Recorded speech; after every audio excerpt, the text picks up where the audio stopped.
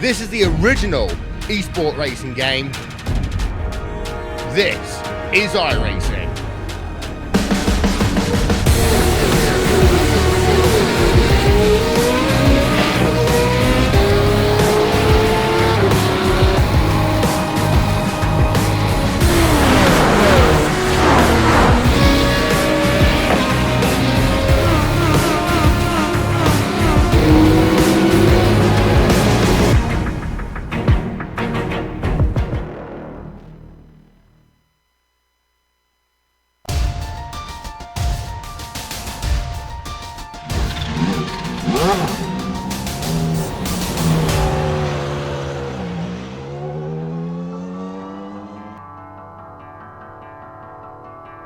Up until now, the drivers have pitted themselves against one another in tests of 4 or 6 hours in length. Those will seem paltry compared to today's behemoth. An incredible 10-hour-long trial faces them. The teams have been preparing, the drivers have been practicing, but with double points available, everybody knows that the pressure is on to perform. Today we'll decide it all as we get ready to watch the DGFX series finale, and you'll see it all live here on the Global Sim Racing channel and the iRacing Esports Network. Hi, I'm Joe Peak, and with me in the booth is Adam Lindgren and Jeff Smith. Behind the scenes is our director, Sean Crackers Ambrose, and he's using cameras provided by Dougie Beer. One of the newest tracks on iRacing is our battleground today. Barcelona should offer little in the way of advantage to most of our drivers, but to really get a feel for this latest circuit, let's head down to our track guide.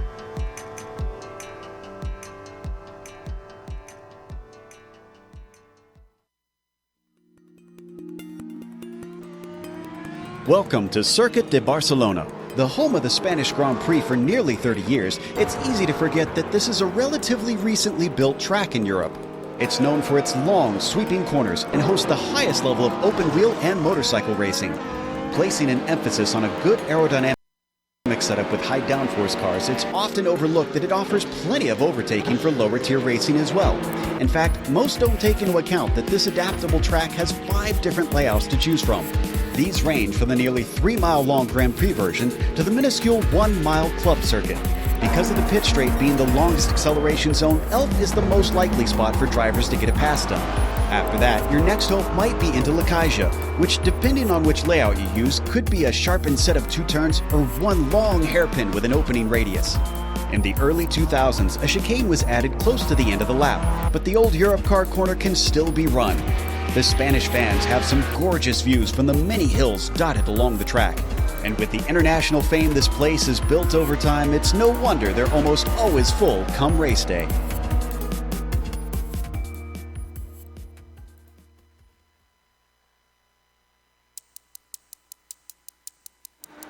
You see some sights around here at Barcelona, but Adam, tell us a little bit more about this track that these drivers are going to get very familiar with. Definitely, Joe. The circuit to Barcelona-Catalunya has long been a test bed for many an automotive machine today, and today is no different. Racing the historic circuit of 2003 today, which is 2.94 miles or 4.73 kilometers. The prototype classes will be much happier with that, as turns 10 and 13 are extended a little bit, making their additional downforce much more viable. The high curbs around the second sector of the circuit will be very threatening to them, though, so expect the drivers to give them a wide berth today. The GT cars will be fighting tire wear all race, as many of the camberless turns will put a lot of pressure on the front tires. The speed differentials within classes today will be some of the highest all season, as the aforementioned downforce from the prototypes will make their cornering speed around the many medium speed corners of this Italian circuit very high, but they will have to look out for GT cars washing out from the apexes later in runs. all in all, we're in for a very interesting race today, Joe. Certainly are. And, well, it's the last one of the season, as we mentioned. So let's look at that championship again. Double the normal points are available today. This is the GT-AM standings, which are qualifying currently. Only 5 points separating TSB Racing's number 305 and the Real Pixel Motorsport number 312. And from there on back, it is still possible for third and fourth, Turbium and the World of Sim Racing 351 to win this championship because it's 40 points for a win. Graphite Racing back there could tie, but I do not believe they have enough wins to be able to challenge for the overall championship. They are fifth in the points. Right now, we've got most of the cars having put times in. I'm only seeing Usagi Racing having not set a time.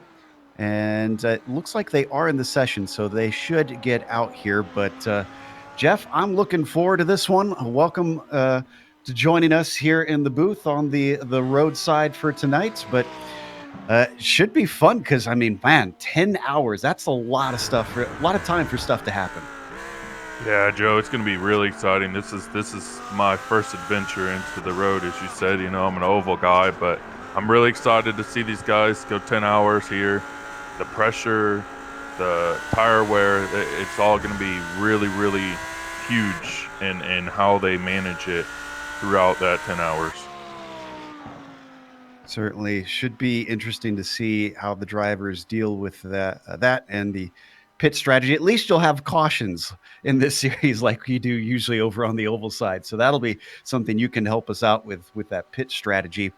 Right now, Adam, it looks like Till Norwig has our provisional pole, but that's only after one lap he's put down.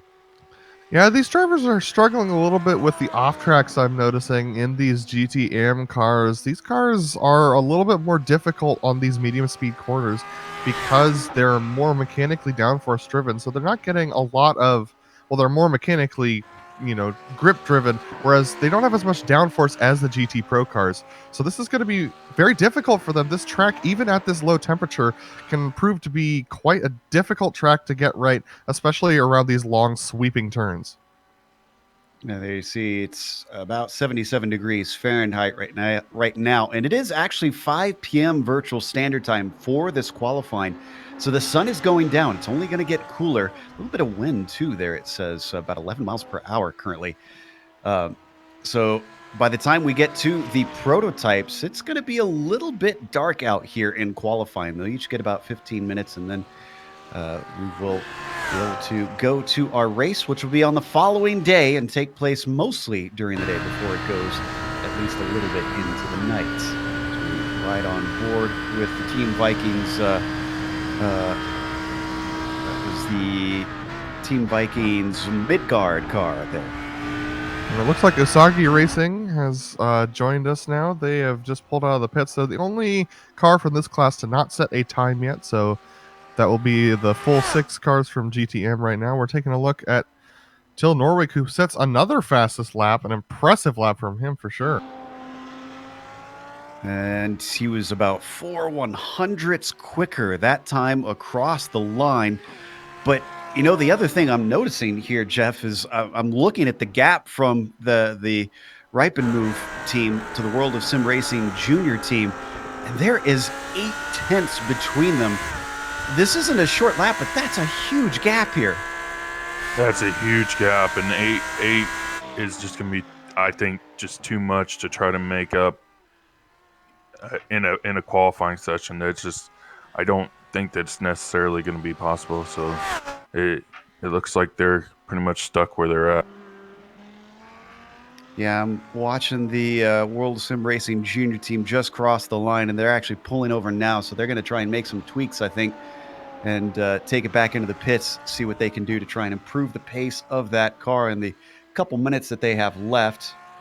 Still watching that Midgard car down in 4th in the qualifying, coming around New Holland now towards the line. Let's see if this is an improvement for them. It is not. That 40.4 is going to stay put. Still waiting for Usagi to get a timed lap in. I believe they're on their out lap right now, so this is them just starting. We're taking a look at the Graphite Racing AM team right now and their current challenges. And like you said, that 140.4 is just, it's like 1.3 seconds off of the lead. So they're quite a ways back. And my guess is that that's, it's probably mostly down to setup adjustments, and maybe they weren't quite ready for the weather that we're having today, but also just this track is super difficult, and not a lot of drivers have had as much practice as, well, I mean, no drivers had as much practice on this historic layout, much less any layout of this track as the other tracks on the service, considering it's brand new. So this is a big surprise to everybody. Certainly throwing everyone for a little bit of a loop right now. As we continue to watch Graphite finish up their lap through Europe car and then up into New Holland. That 140.439 has them in third place, but they won on the front row. Is it going to be enough? They crossed the line. They had an off track, so that one will not count for them. It's World Sim Racing Junior Team, second place, looking to steal that pole away. Can they find something in the 8/10? I believe they're on an out lap since we saw them duck into the pits. And as they come across the line, yep, that one did not count. So they're just getting started now. The Usagi Racing driver of Haynes Pitkanen is coming across the final corners now. He's going to be trying to set a lap. We're going to see how this one goes, see whether or not he can get somewhere up there in that top three. This is going to be... Ooh, and they get one down. It's a 42-2. That'll put them in sixth. That is last on the board, but it is a time. And they've got about 1.5 seconds to make up to our pole sitter. No, excuse me. That's 1.5 seconds to the next driver, actually. So they've got a lot of work to do. That 333 late to the game, and they're not going to have much time left to try and improve on that. It's going to be very difficult for them to improve on that time. It's when you have gaps of that big, it's definitely down to. It's one of those things where, as a driver, it could be really disconcerting because you're thinking to yourself, "Man, am I really that far off pace?" But it might not be you. It might be the setup. It might be the day. There are a lot of reasons why the pace differential could be that big, and we're going to see whether that makes that much of a difference when we get to the race. 1 minute warning has been given by the stewards, so we should be getting the checkered flag for this group very soon. Duenas coming around for the World of Sim Racing Junior Team. They can count this lap, and I believe they should cross with enough time to start their final hot lap. As they come down, is this one going to count this time? It will, but it's not quicker. They were 2 100ths slower than their quickest time.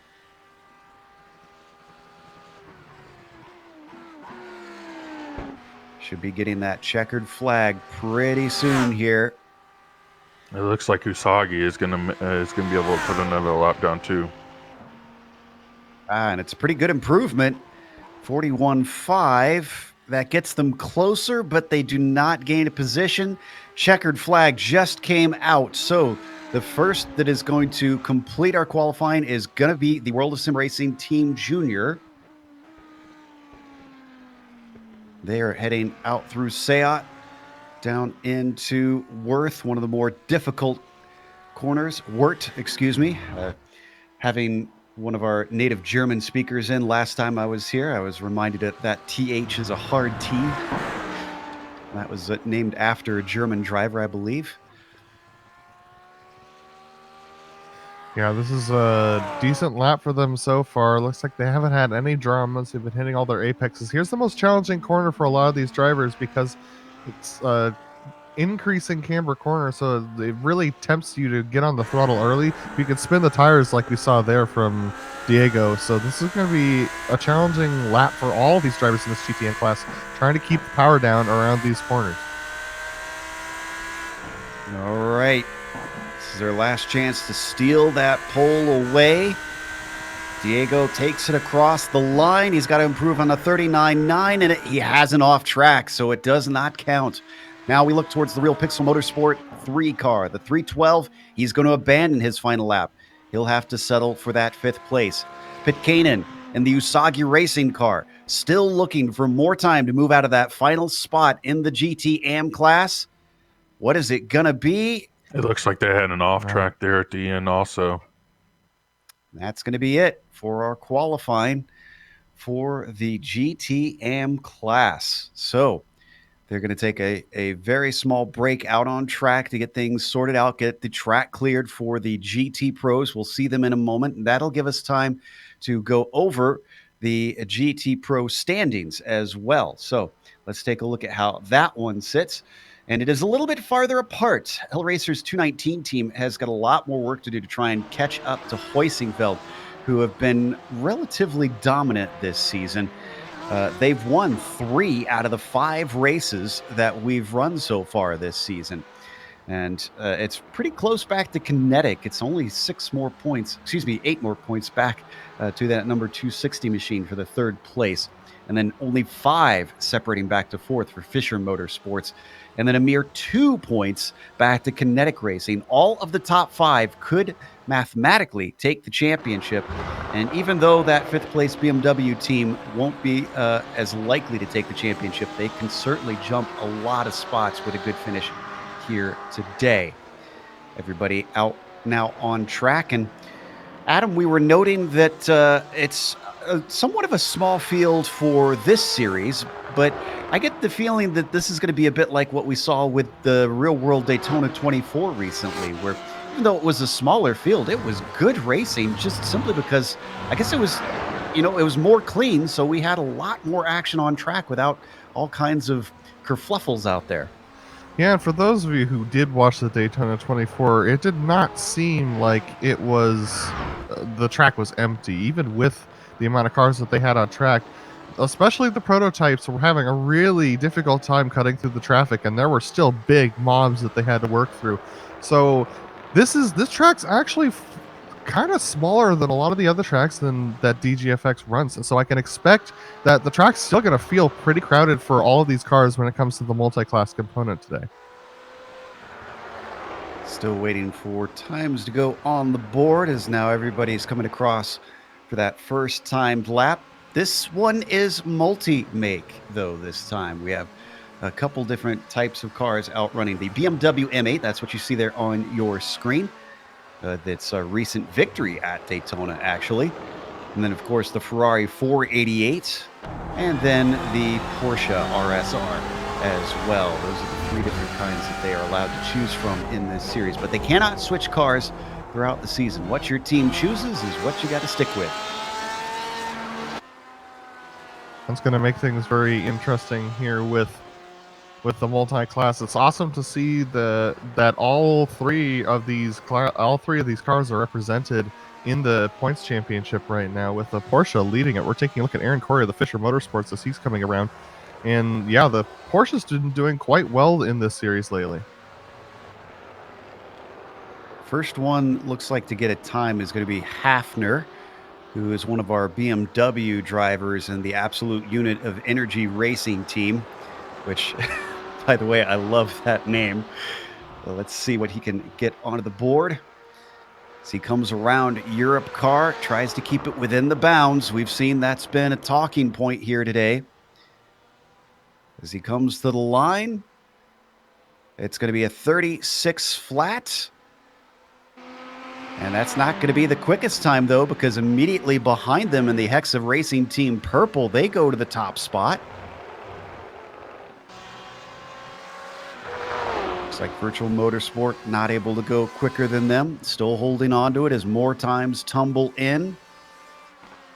Yeah, these first laps I'm going to expect to be a little bit slower than we're going to see once they get everything warmed up, once they get their feet under them. It takes a little bit of time to acclimatize to as drastic of a different track temperature. This track is usually warmer than this at this stage of the race, and a lot of drivers, especially when they race official series with this track, the track is significantly warmer.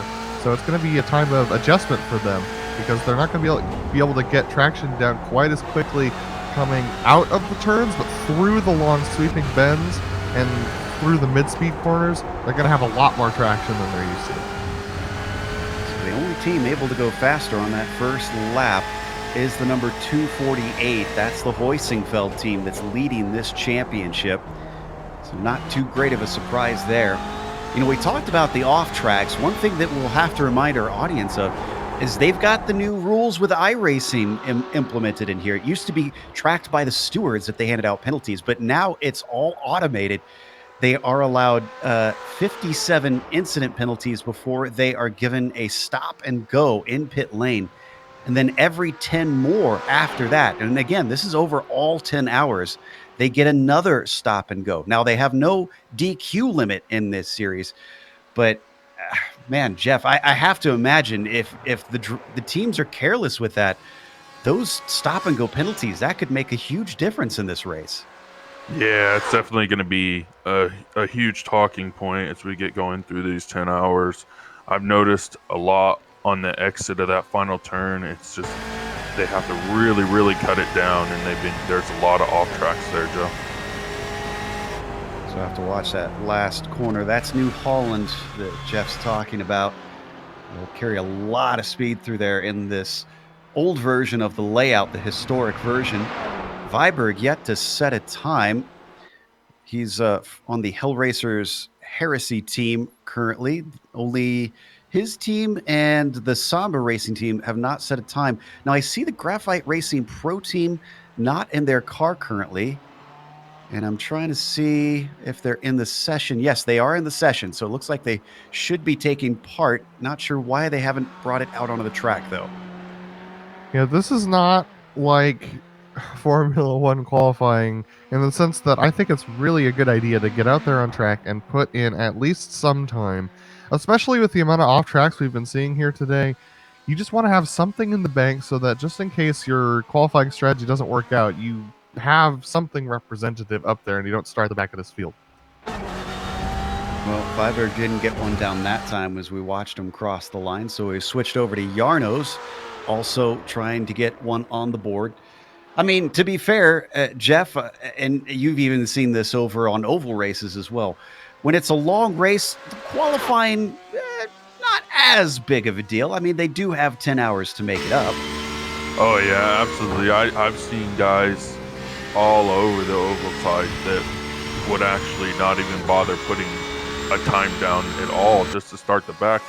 But a lot of that tends to be on who you're racing with, who you can trust, who you can't, and what's going to go on, throughout the race. Now, 10 hours is a lot of time. A lot of things can happen, but you really got to be careful on how much you trust yourself and your team to make up that time. Yeah, and I'm with you, Jeff, here, because like one of the things to note from the real Daytona 24 was that the 77 car, the 77 DPI rather, he had one pit stop mistake, and that ended up costing him possibly a chance at winning the race. So even over the course of a long endurance race, just one mistake here or there, or even starting at the back, could affect whether or not you're able to finish in the lead today. And you really got to just choose whether you trust yourself. Again, not to mess up during the race. If you're going to take that risk, it's going to be rough. And to the pole goes the Hellracers Heresy machine. Wow. So it took them a bit to get one on the board, but when they did get a clean one, it was fast. They're about half a tenth up on Team Hoisingveld's 248 machine, who are currently sitting in second. Hexa Racing Team Purple still on the inside of row 2. It's a lot closer up at the top of this GT Pro class. We're watching the Fisher Motorsports machine finish another one. It's interesting to see where each driver's fastest time is. I'm seeing some drivers putting in their fastest time the first lap of a stint, other drivers putting in their fastest times the third lap of a stint. So it's either setup dependent or driver dependent, but in these cold temperatures, it really isn't a one-lap wonder. You can't just go out there and set a time and then drop back into the pits and restart. Looks like some of these times are being put in, the fast ones, later laps in the run. And we saw on screen that Fisher Motorsport machine, the 284 with Pascal Tice in the car, managed to put it into third. That pushes the Hexa Purple team out to the outside of row 2 now. Viberg coming back around, trying to improve on that pole time. Definitely not safe with only half a tenth separating, but he's pulling over. He's not happy with that lap. He's going to take it back into the pits, reset, and see if he can tweak some things.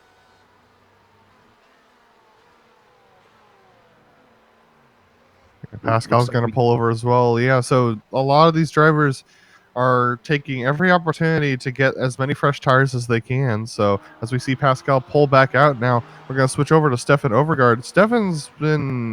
He's been struggling a little bit today. He's not got the quickest time. In fact, he's down in 10th position right now. It looks like that BMW is just not treating him right today. He's done a lot of sliding out of the corners. So it looks like he might have a little bit of oversteer to contend with. Yeah, we're used to seeing him be much quicker. So let's see if he can improve. 36,329. And indeed, that'll bump him up to 7th. And the thing that I had noticed before was Graphite Racing is out there. Julian Bell is in the car. And now they are finally setting times. Very similar to what we saw with Usagi, where it took a bit, but they got it going eventually. And the other team Hoisingfeld entry, the 248 coming around.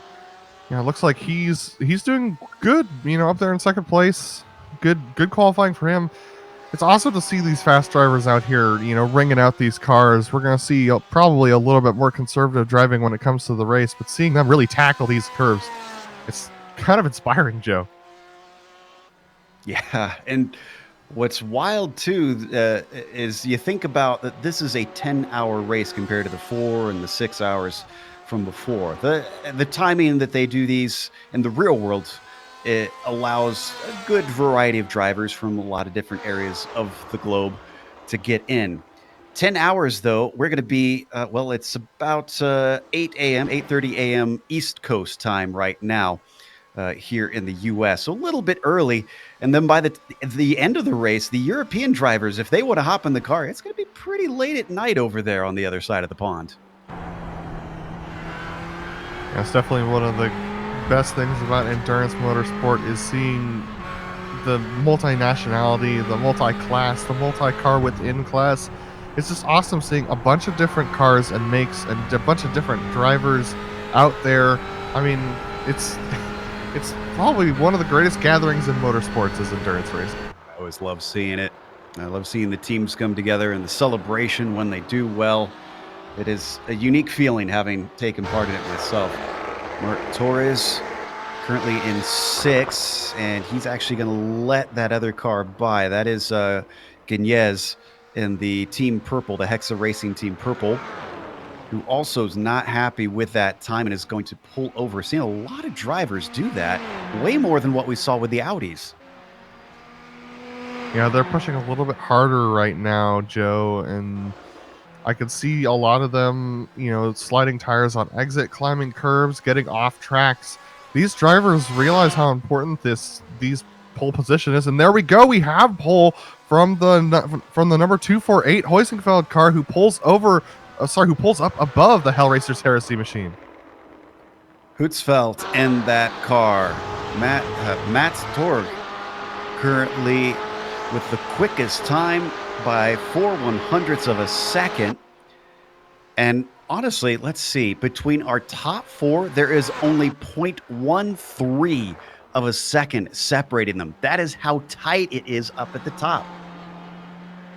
Yeah, and even all the way back down to 10th is only 0.8 of a second off of pole. So any of these drivers have an opportunity to get this pole at this point. It's about a 12-car field. Yeah, 12 GTE cars out there for our GT Pro class currently. Julian Bell goes a little bit quicker and moves himself out of last place. That leaves Nacho Yarnos and the Samba Racing team to try and improve. Looking through to see who's on a flyer out here. See Bosman in the Virtual Motorsport number 278, who sits in 10th, is coming around. Let's see what this Ferrari has. Doesn't set a time, so he must have had an off track. Torres behind him also didn't improve. Hundhedge, looks like his was still slower than that 36.3 that put them in 8th place. Pascal it on looks an like out we're going lap. to be.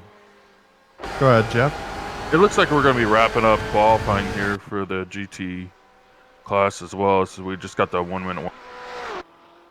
Indeed, and that means that if they want a flyer, they got to start one now. So Hafner crosses the line for the absolute unit of energy, does go quicker, and that puts him into 5th place. Yeah, after a good climb there. I've been actually keeping my eye on the Hexa Racing Team purple car with Corentin Guinness in there, and he's struggling a little bit with this BMW. It's quite a challenge. Take a look at this though. Mark Torres on screen with Kinetic Racing Velocity in the draft of one of the Ferraris, trying to see whether that's going to be able to gain him a little bit more time. Interesting strategy. I mean, it's not known as a draft track, but I guess take out anything that you can get around here. The qualifying is over, by the way. These are going to be our first drivers to take the checkered flag in this session. The virtual motorsport machine is pulling away, and indeed that BMW is going to pull in. So Kinetic is going to abandon that last lap. What can the 278 do? They improved with 36.6, and that does not get him a position, though.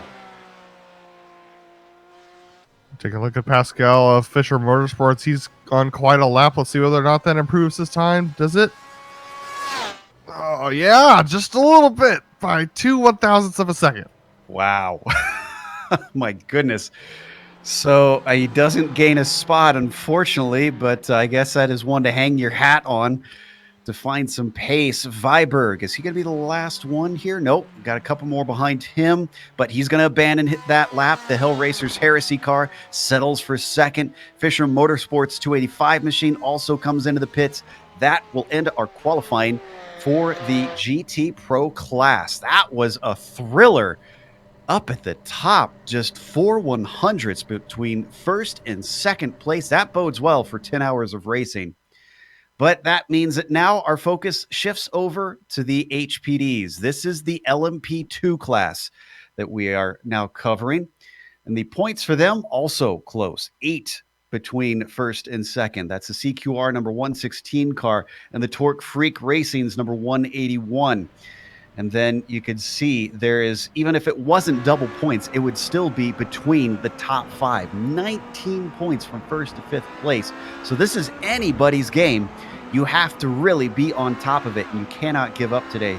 The World Sim Racing 151, Adequate's 193 car, and then Nomad's 122 round out your top 5, all vying for that championship. And look, it's a traffic jam out here, Adam. This is ridiculous looking.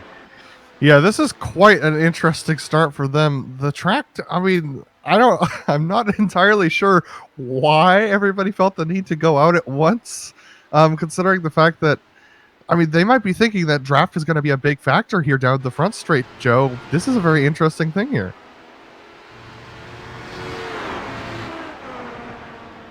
So as they get ready to set a time, again, this is just the warm-up lap. Track position, I guess, is everything for these drivers. Laps will be much quicker than what we saw for the GT classes. We're looking at over a minute and a half for those GT Pro and GT AMs. Now we're going to be getting down to under that minute and a half, probably in the realm of about 125 to 130.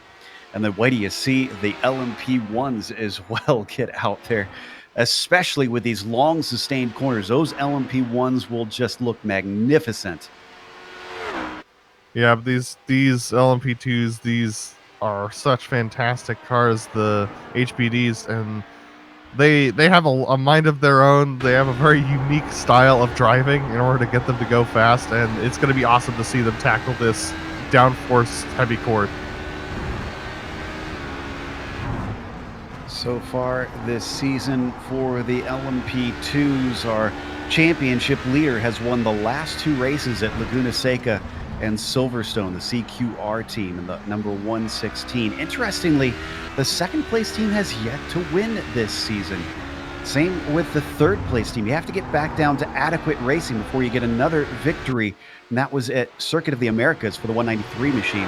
Nomad Sim Racing took honors in the first round. So it's been pretty spread out amongst this class on the drivers. Well, I mean, when it comes to endurance racing, you have to be consistent, and the number 2 and number 3 teams in the points, consistency seems to be their strength. Whereas they may not have a win, but they're still up there challenging for the points championship. But that being said, they're probably going to have to get a win today if they would like to win the championship. No doubt. Tile guard coming around. Let's see what the Vikings Fenris machines got. It's a 129.7, but they're quickly displaced. Schlax manages to take that away. And then, of course, we have more of them going even quicker, faster than you can keep your eyes on it. More and more drivers finding time to really see how dark it's starting to get out on track as well. Yeah, Joe, you can really tell that this track was developed with Formula One in mind. These HPDs are much more comfortable out here than the GT cars were.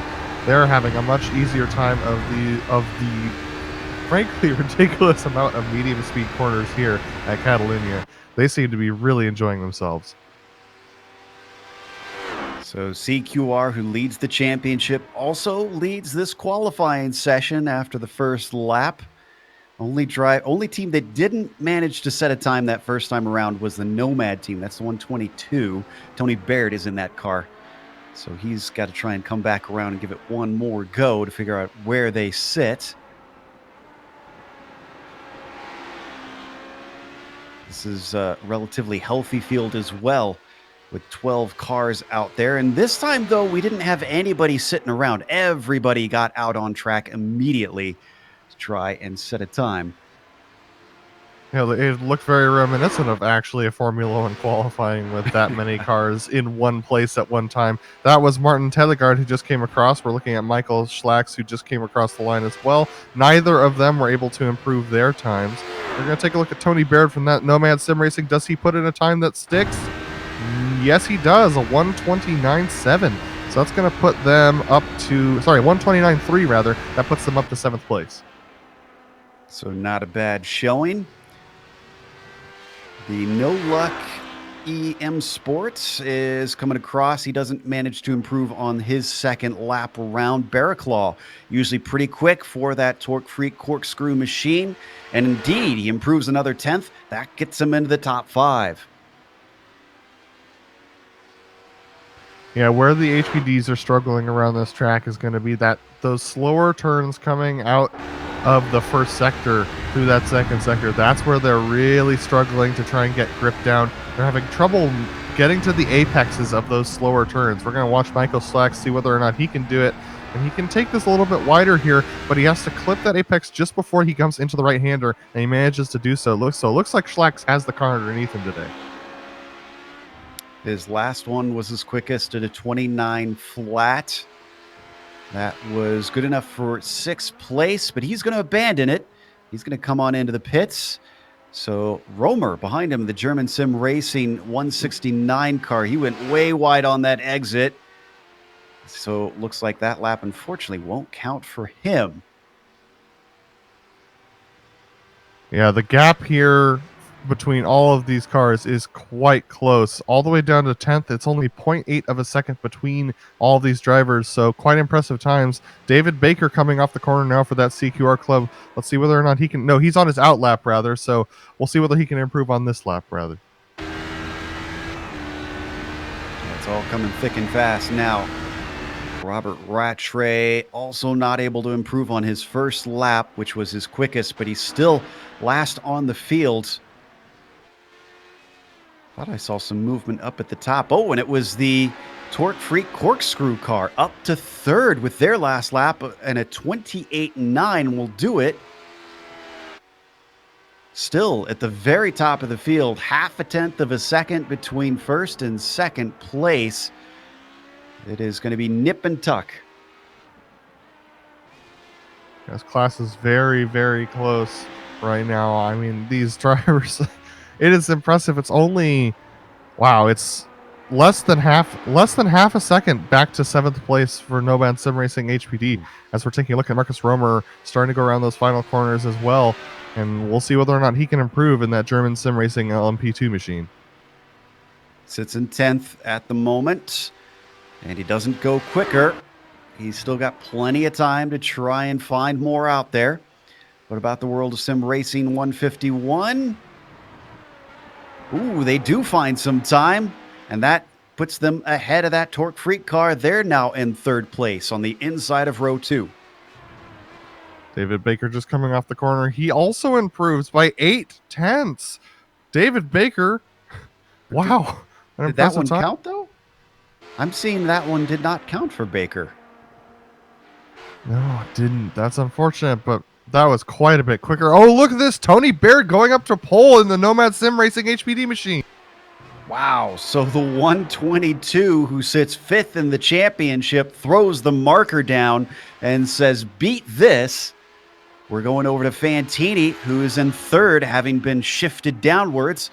He's going to try and get higher up on the 101 machine. Let's see what he's got across the line. Oh, and it's another non-lap as he had an off track somewhere. Yeah, Jeff, it looks like these cars are starting to get a little bit faster here as we get towards the later stage in this run. Have you been noticing any places where they're improving time? I feel like a lot of it has to do with the weather. With the track cooling down, it looks like a little bit more grips coming in. These guys are just whipping it, and it is crazy to watch these guys get around here.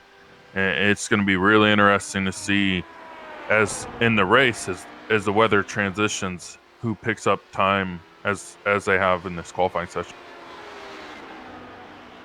So we watch Middleton come around Renault, starting another lap. His last was his quickest, a 29.2, puts that Adequate Racing machine up to 8th. And they are the ones that sit in 4th in the championship. So that's not really where they want to be right now. Probably looking to find a little bit more pace. Schlack's down in 7th, just in front of them, comes across, and he gets to a 28.9.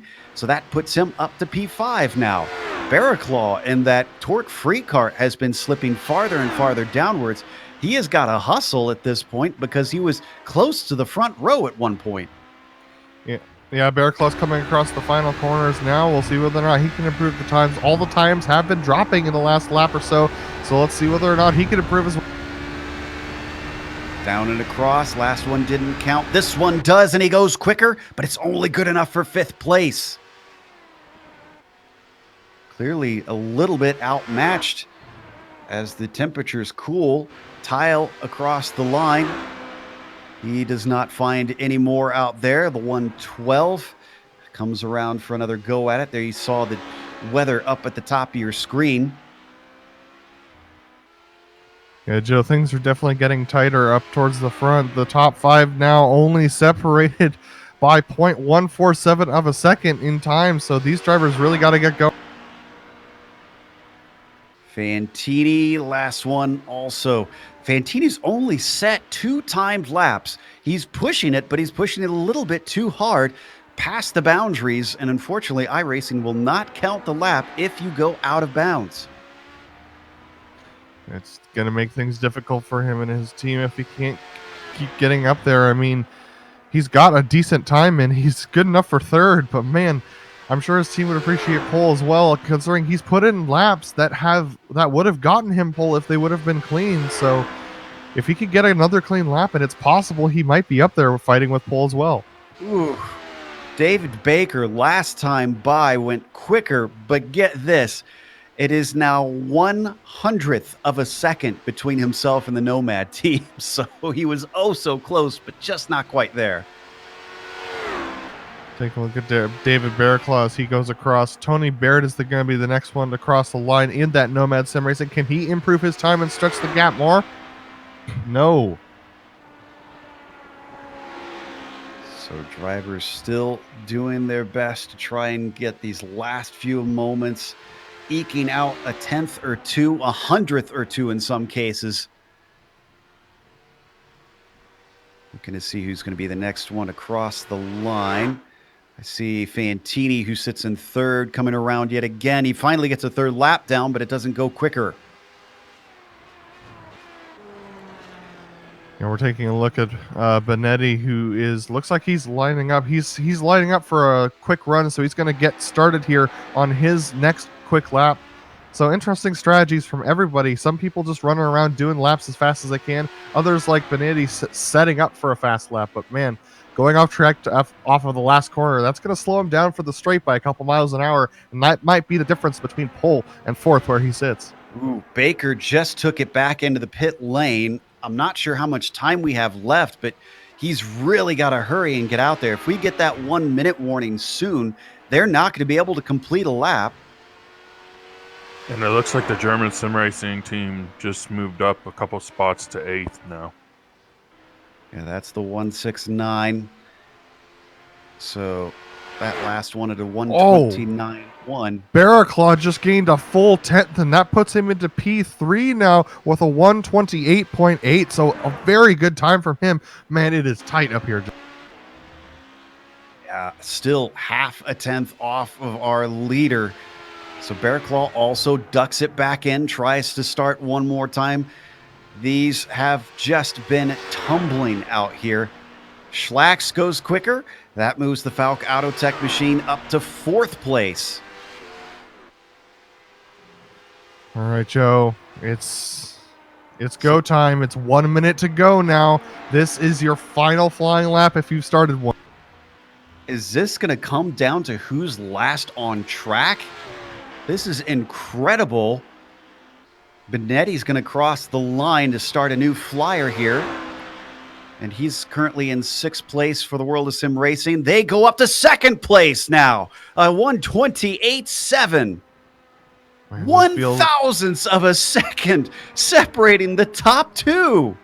Here comes Marcus Romer around the final corner. He is going to go back into the pits. So we've got David Baker, who previously was in 2nd, now in 3rd. Here he comes across the line. Does he improve? No, he does not. Martin Talgard comes across. He's just starting his flying lap as well. So a lot of people just starting their flying laps. Here we go, Joe. It's going to be intense to see who finishes in first. David Barraclaw hurrying to the line to try and start before the qualifying is over. And there's the checkered flag. So is Barraclaw on a hot lap? Did he manage to get around? I'm trying to remember. No, he is coming to a halt. He's done. So he'll start from 4th. If no one else improves, Joe, we have 2 other drivers who are 5th and 10th who are still going. So here comes Benetti coming around the final sectors now. World of Sim Racing team moved themselves up into 2nd last time across. The 151 could steal the show here. Can they go faster than that Nomad 122 machine? Out of Europe car, through New Holland. He's got to make up 1/1000th of a second. It's small margins, and he doesn't do it, so he stays in 2nd. Michael Schlax comes across the line, and he is not able to improve. That was his outlap, it appears. And David Baker has decided to pull off to the side of the road. That leaves Team Vikings Fenris coming across the line. He's coming through the final corner now. But he goes off track, so he will not improve either. Oof. So the Team Vikings Fenris car, unfortunately, a little bit too late in the game, and they are the last one of our LMP2s to come across the line, finishing up their qualifying. Let's go to the big boys now. This is the LMP1 Championship. This has been incredibly one-sided. PCDC Motorsports number 18 has won every single round. But to tell you how consistent the Hell Racers number 19 team has been, only 21 points behind. So as you can see, it is only going to be between 1st and 2nd place in this class, because 45 points back, the old dogs number 47 can't take the championship away. PCDC 54 and SKS Tribute round out the top 5. So got to watch out for PCDC. Can they win every single round? And also, can they maybe be routed in an incredible upset if they don't win the championship? Yeah, that's going to come down to consistency, traffic management. I mean, PCDC's been doing a great job this season, but we saw last season where they got into a little bit of trouble in one of the final rounds. So it's going to be impressive to see these LMP1s come around and do qualifying. Qualifying does not ensure you a win here at Catalunya. Yeah, also sort of fragile cars too, Adam. So I have to imagine keeping the thing in one piece is going to be critical over this long of a race. Yeah, and there are a couple of well, I mean, they're not very tall for a GT car, but for these LMP1s, there are a couple of very tall curbs around this course. You're going to have to be very careful not to clobber with that LMP1. Otherwise, you could upset your hybrid regeneration or your hybrid boost capabilities that come onto those front axles. So you have to be very careful with these LMP1 cars not to hit the curbs too hard. First one coming around is Hampus Boz. Hellraicer's gluttony machine. Believe this is just an outlap as they only came out of the pits recently. And indeed, yeah, they're just getting some laps started. This one going to be much easier for our audience to keep track of. If you watch the top left of your screen, that clock will count down to 0 when the qualifying is over and the checkered flag will come out. I love this onboard. This will give us the best sense of the incredible downforce and speed of these machines. Yeah, taking a look at Hampus Baz going around the corners, man, he is struggling a little bit with front tire grip. Looks like this car isn't quite up to temperature yet. I saw him weaving down the front straight, so while this may be a timed lap for him, this is just going to be a banker. He's going to be looking towards his second lap to be his quick one. This is F1 levels of downforce that these cars operate on. So if you have watched a Formula One race around here at Barcelona, this will look a little bit familiar. And just diving it down into Lakaja. Different track than what F1 races nowadays, though. With that being a sweeper, and then, of course, they completely bypass the RACC chicane here in the final portion. Yeah, and those are small consolations made for the GT cars and the HPDs where this would be very difficult. Also, the LMP1s are actually quite a long chassis, so as we see Hampus go across, he sets a 122.95. That's not going to be good enough that is going to be good enough for a time, so we're going to see the next times trickle in, but expect their second laps to be quicker. The SKS Tribute goes quicker, and so does Element Sim Racing Fire. Hoffman now on provisional pole. Nossing, the first of them not to take the pole position away from the others. Looks like the PCDC Argon car, the number 18, didn't set a time, so I think they're slowing down to recharge. Satellite Racing driver of Patrick Pelchak just coming around now. He looks like he is on his first flyer of the day, so he'll be able to put in a time before we get back to Hampus Boz in the Hellraicer's Gluttony vehicle. Another smaller-ish field here in the prototypes, but understandably so, as these are very difficult cars to drive and manage. Boz is just coming around through Bonk Sabadell right now. So can the Gluttony machine get back to the provisional pole for the second lap, or is this a recharge lap? Nope, it is a quick one, a 21.5, and that will be the top spot. Next up will be Lucha Mateo, who's coming across the line now. He's going to set a 131, so I think that was, so he's quite a ways down the field at this point, but I'm pretty sure that was just his first banker. So here comes Christian Nussing coming across a 127.8 for him, so that's able to keep him in fourth, rather. Yeah, it looks like he had an off track, because I'm not seeing that one counted on mine. Ribolo also same situation. He didn't seem to set a time. Pelchat will be the next one.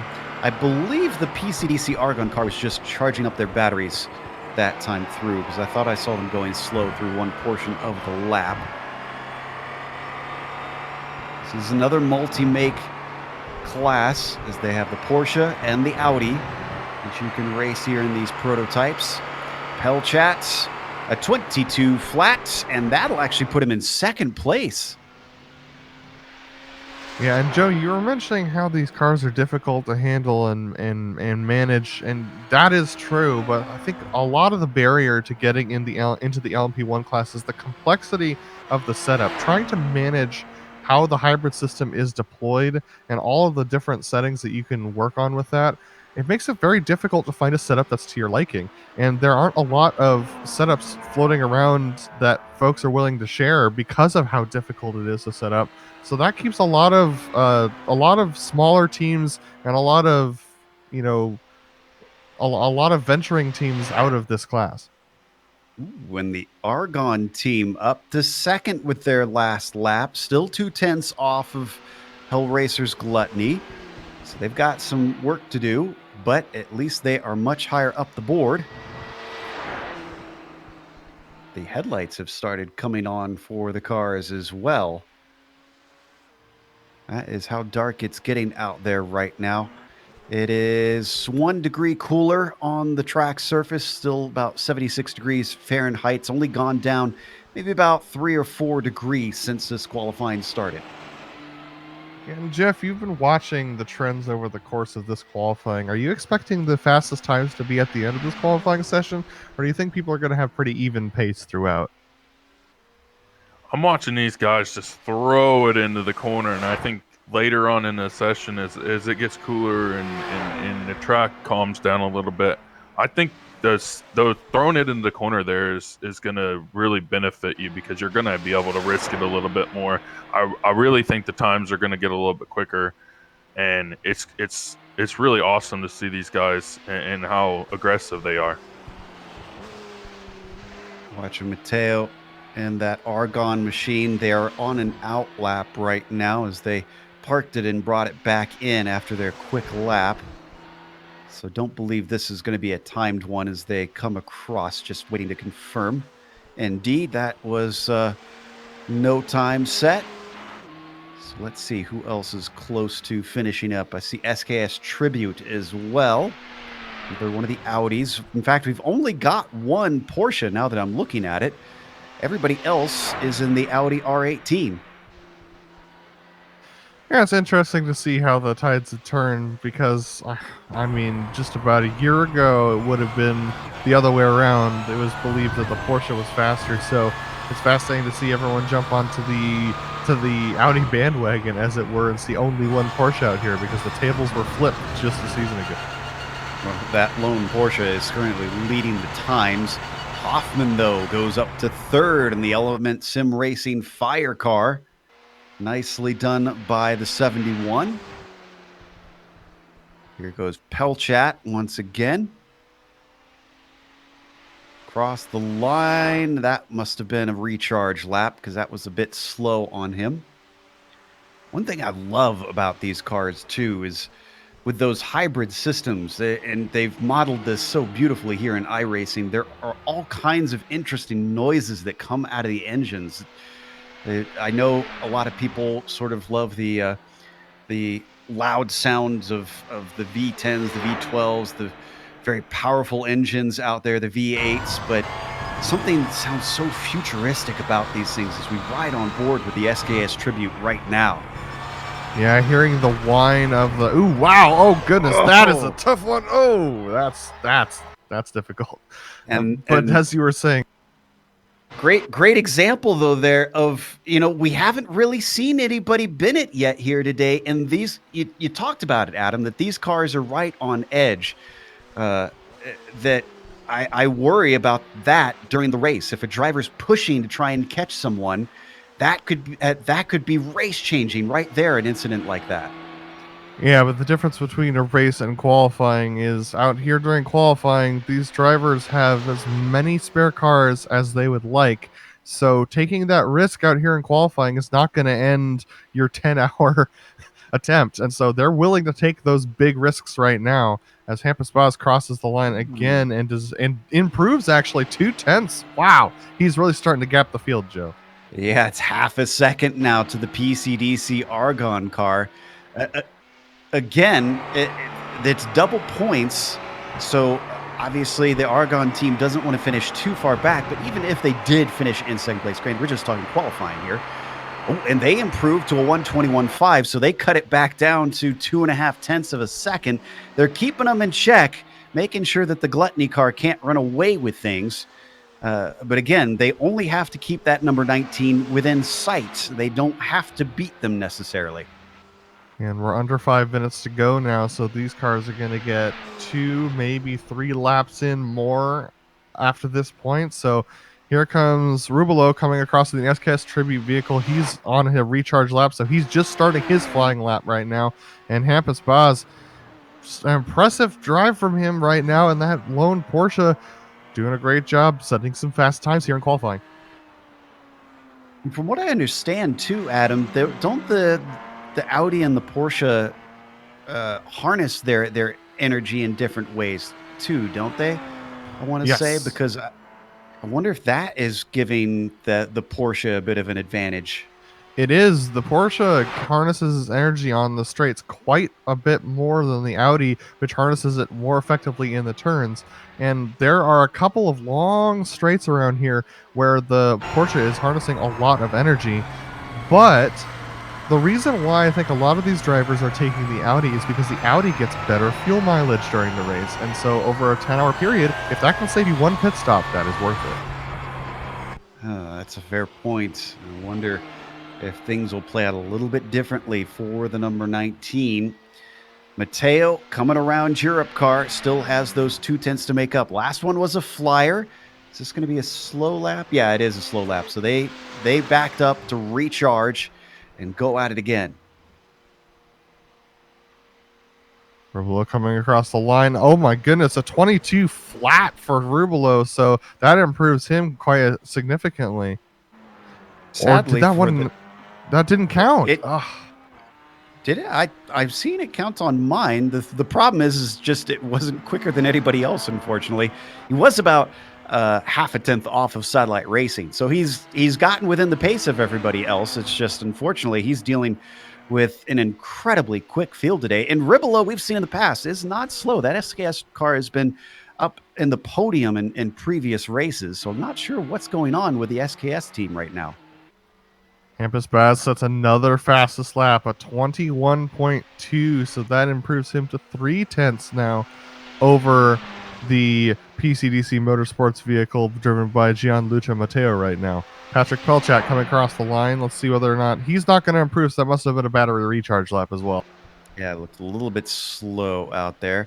I see Hoffman around out of New Holland, a 21.8. That's his quickest, but he stays in 3rd place. That means Matteo can maybe try and go quicker than Boz here and go up to the pole. It's a 21.4. That's a 10th quicker, but it's still not enough. So we're seeing Boz keep a consistent about 0.2 second gap over Matteo right now, and I think that might have to do with just the difference between the Porsche and the Audi in qualifying, because these are very consistent gaps between the two drivers. One shaves off 1/10 on the lap, the guy shaves off a 10th the next lap, and so we're seeing that gap stay very consistent. That's been very fascinating to watch, because usually we don't quite see it play out like this. Rubelo didn't improve last time by. 1 minute to go, Joe. Boz coming in. Ooh, so Boz feels comfortable, I guess.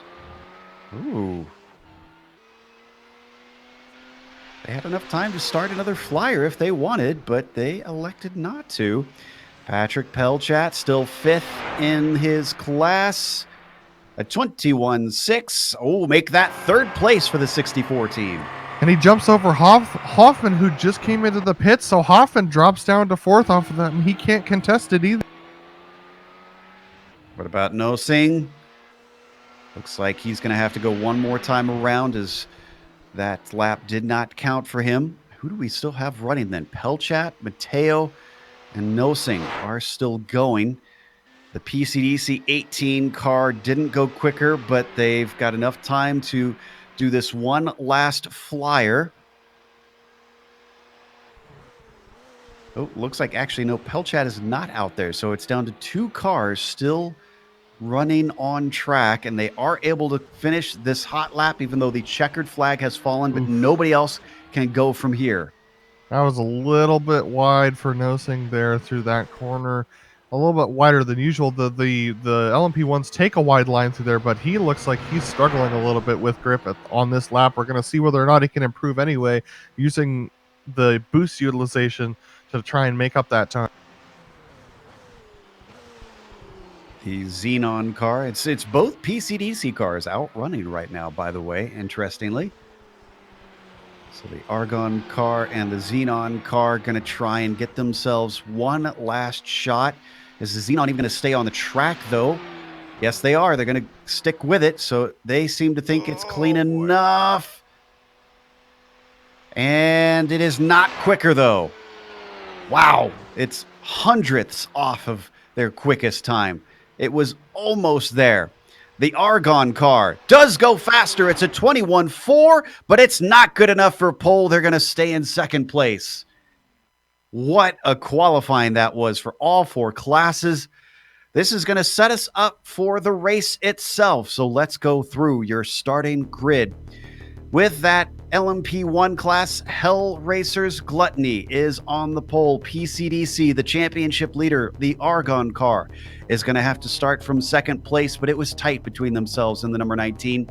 Satellite Racing will be starting in third. Element Sim Racing Fire will be P4. And then row 3, the last of our 6 cars that will start here in this LMP1 class, is PCDC Motorsports Xenon in 5th and SKS Tribute starting in 6th. Adam? The Nomad Sim Racing HPD vehicle takes the pole in the HPD class, with World Sim Racing Team coming alongside him in the second position. CQR Club is going to start off in third position, with Torque Freak Racing Corkscrew in fourth. Fox Auto Tech Sim Racing starts off in fifth position, with Team Hoisingfeld starting off in sixth. Real Pixel Motorsports in seventh. Alongside them is German Sim Racing LMP2 DGFX. Adequate Racing is going to start off in ninth position, with Team Vikings Fenris in 10th. VPEX Racing Group Blue and No Luck EM Sport round out your HPD field, Jeff. Team Hussefeld 248 will start the first. Hellracers Heresy second. It'll be Fisher Motorsports will be third. Heska Racing Team Purple will be fourth. Absolute Unit of Energy Racing will be fifth. Kinetic Racing Velocity sixth. Kinetic Racing Speed will be seventh. Element Sim Racing Water will be eighth. Fisher Motorsports will be ninth. Virtual Motorsports will be 10th. Graphite Racing 11th. And Somber Racing will round out 12th. We get to the GT-AM fields. TSB Racing Ripe and Move will be starting in first. Second will be World Sim Racing Team Junior. Then in third place, you've got Graphite Racing Team AM. Team Vikings Midcard in P4. Real Pixel Motorsport 3. That's the 312 car, starting second to last in Usagi Racing, the last of our 36 car field. You can see we have, through the magic of sim racing, already gone through the night into the day. It is morning time, 11:30 a.m. virtual standard time here in Spain, getting ready to go racing for 10 full hours, rather, as we wait for everybody to grid up. Looks like we got everybody out there. Rolling starts as the LMP1s take off behind that Porsche pace car. It didn't have any protests at all during the qualifying, interestingly. So no drivers getting in the way of one another through that quali session. That is a good sign. We'll see if it stays as clean throughout the race. We'll keep you up to date on any action the stewards have to take. Hopefully there won't be many, if at all. Out of Europe car now. Hell Racers Gluttony with Hampus Boz in the car will have control of the field. Pace car is in. He's waiting patiently. He's keeping them stacked up back there very, very closely. He's waiting a long time for this. Now he gets going. Oh, and this absolutely checks up the third-place car. I think that's the Satellite Racing Team and the second-place car. Magnificent start from Matthias Hoffmann, the number 71, looking for the lead as they come down to Elf in the very first lap. He goes around the outside. Has he got it? It's going to be tough, and they almost come together, but it isn't quite there. Let's go to the LMP2s, Adam. LMP2s have kicked it off quite well with Nomad Sim Racing in the lead, but we have a stern battle for second place with CQR Club taking the inside of the corner in front of World Sim Racing Team, whereas Torque Freak is trying to go around the outside. Looks like CQR starts to lose it a little bit, so that's going to allow Team Heusingfeld to go inside of World Sim Team Racing for 5th place, and they're still side by side as they come off. Let's go to the GTM, or the GT Pros. Yeah, Husafel 248 just got a magnificent start right there and was able to pull out a little bit there. But they stacked up behind him. It's going to be interesting to see if they can sort that out. They really got 3 wide there going in the first corner there. It was just crazy. So far, so good. But the GT AM is very spread out on that start. Norwich leading the way in the TSB Ripen Move car. In fact, he's Gap Oysterhouse in the Graphite AM machine. So the GT AM's probably the most tame of all of our classes. Our leaders are actually already heading around to finish lap 1. Gluttony leads, number 19, 71 up into second place, almost took the lead away, but it looks like the PCDC Argon car already stalking that number 71 as they close in down to Elf. They're going to have to do that in order to keep the gap. They don't want to lose the gap before they hit traffic. Once you hit traffic, all bets are off. But right now, you need to keep that gap to the cars in front. Stay in their draft. Stay within a second. And maybe even save a little bit of fuel here. But it doesn't look like anyone's thinking about that right now. A lot of hard racing going on throughout the field. Looking back to the LMP2s, it is still the Nomad team leading with Baird in the car. Baker in the CQR hasn't been able to attack. The closest fight really up at the top there in the LMP2s is for 3rd and 4th. Barraclaw in the Torque Freak car with Ronnie Fantini challenging, trying to get onto the podium. Difficult to pass here. It's known for that. And as they swing it into Repsol, he's not nearly close enough for now. Yeah, it looks like the battle for the lead in the GT Pro class is getting pretty close, Jeff. Yeah, it's interesting to see they're super aggressive here early in this run. There's 10 hours of this. I can't wait. This is awesome. Viberg right now chasing Heutzfeldt, and he's not really got much of a gap. In fact, look, you can see the top 3 are nose to tail.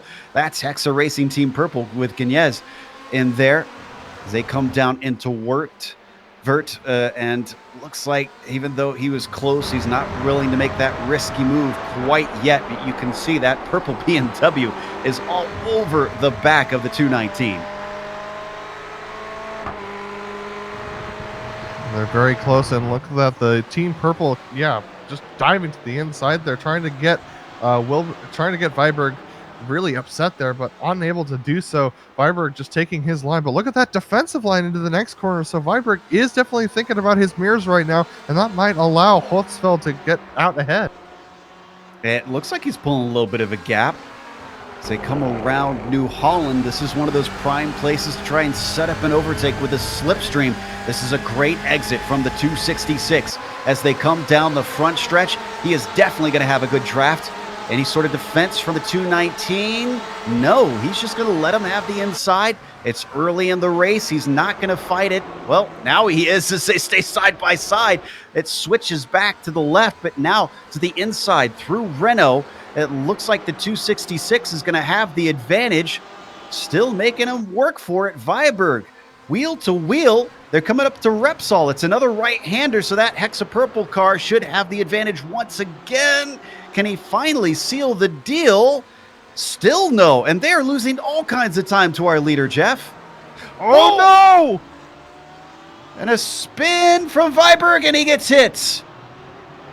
Everybody else manages to avoid. That was the Fisher Motorsports 284. Just unlucky from them coming across the line, coming around the corner and just unable to do it. Very difficult. We're going to jump on board with the replay for this. It looked like Viberg tried to get going, and Tice was he was on the inside line, but he saw him move and he thought maybe he had to duck to the outside. Unfortunately, that's when Viberg hit the brakes once again. So let's see, looking on Viberg's car, damage isn't too bad.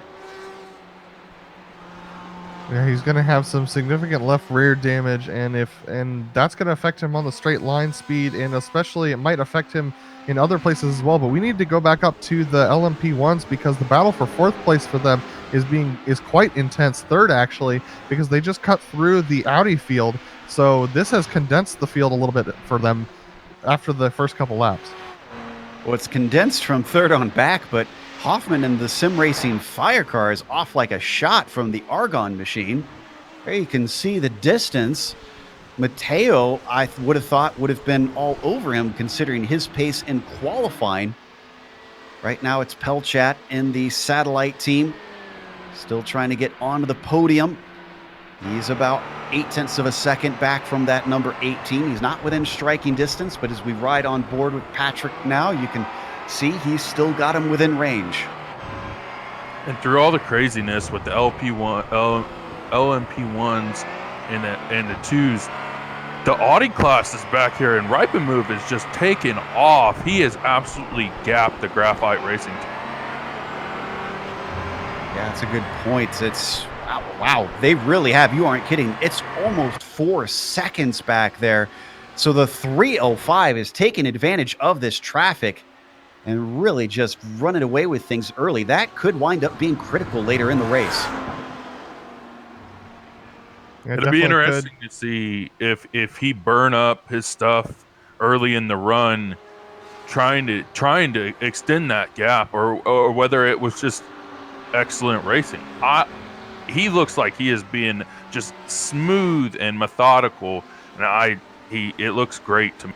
Ooh, let's head to P4 in the LMP1s because the satellite racing car looks like they might lose a position. The traffic held them up, and the PCDC Xenon machine gets right up behind them by the time they break for Elf. It's just not quite there. Look at the traffic, though. Now they are hitting the thick of these GT cars. They're into the GT Pro class at this point, and they're having to weave their way back and forth through them. It is very challenging for them to cut through this field. The GT field's doing a great job of just running their line. It's allowing these LMP1s to side in and out of them. But man, it is very close now. And now Pelchak has now been able to catch up to Mateo in third because of some traffic. But now he falls off because of that same traffic. So it's just a give and take right now, Jim. I'd say that Nosi's got the bit between his teeth.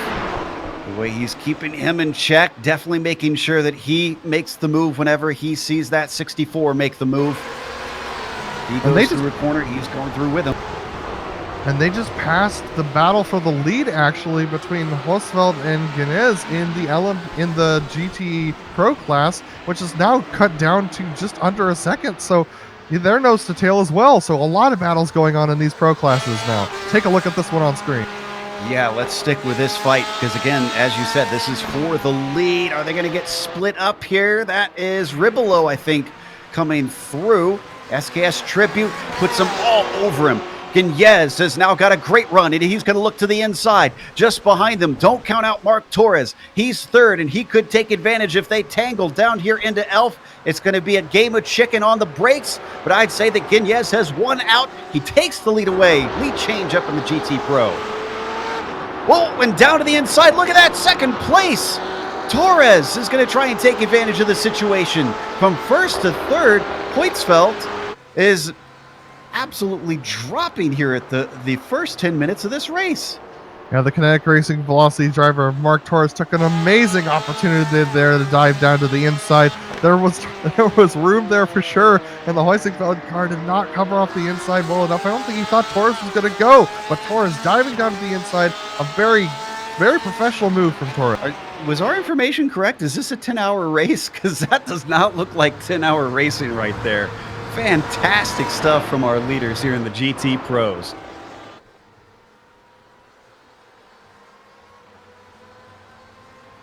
Finally, they settle down a little bit, getting a gap between themselves, especially without the traffic coming through as quickly. But they'll get the LMP2s in through soon, which we haven't looked at in a while. So let's check in on those leaders.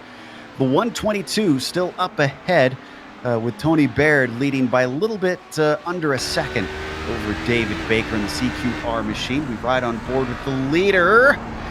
Definitely trying to push through some of these. Is this our GTM class right now?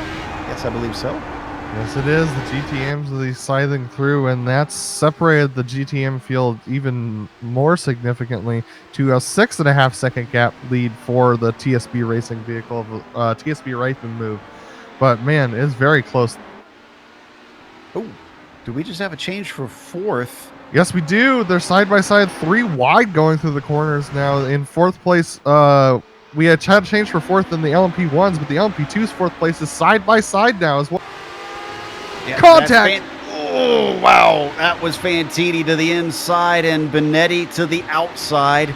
Again, guys, 10-hour race. I can't believe we're seeing this sort of racing this early.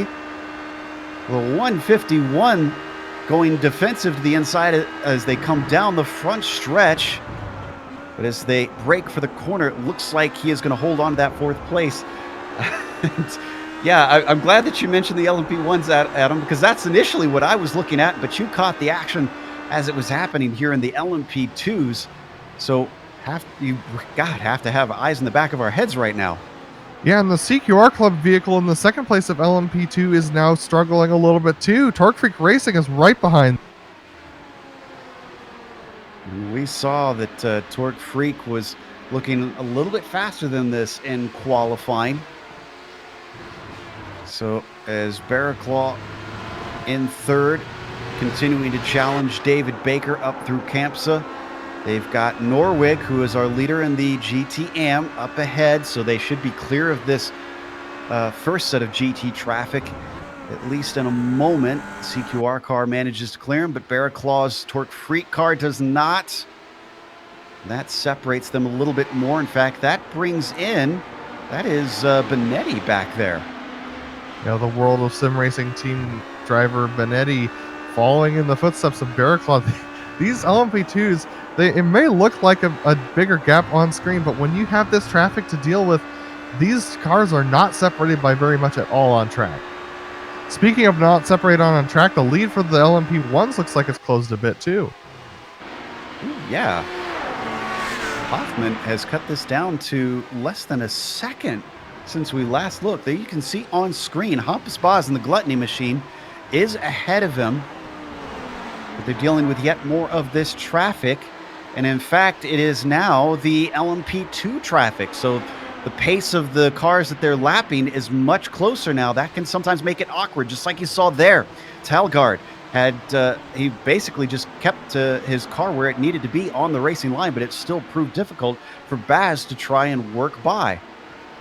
So these are the LMP2s who are working through the GTM class, and then we got the LMP1s also trying to work through the GTMs and the LMP2s. So here's multi-class racing at its best, and this is when it's going to be the most intense in the first couple hours of this race.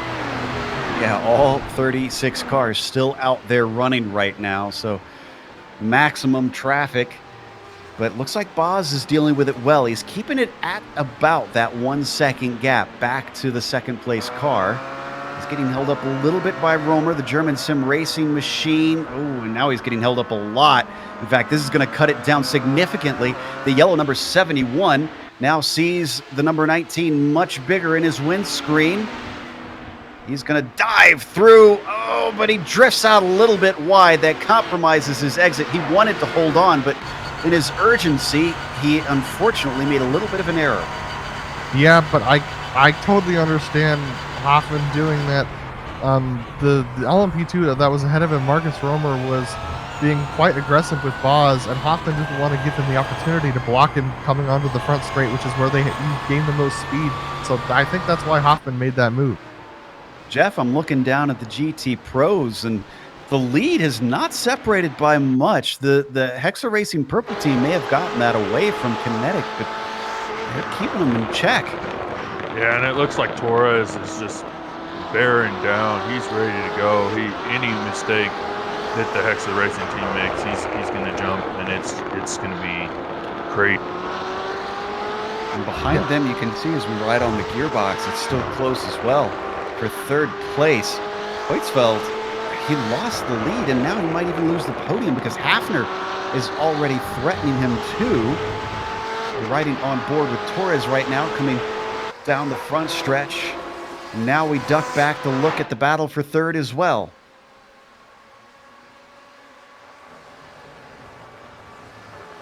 That's Torg holding off Hafner. Not close enough to attack down into Elf. Just stays in line. Oh, but he looks to the inside. Oh, and they come together. The Hoisingveld 248 goes around. So does Hafner's absolute unit of energy machine.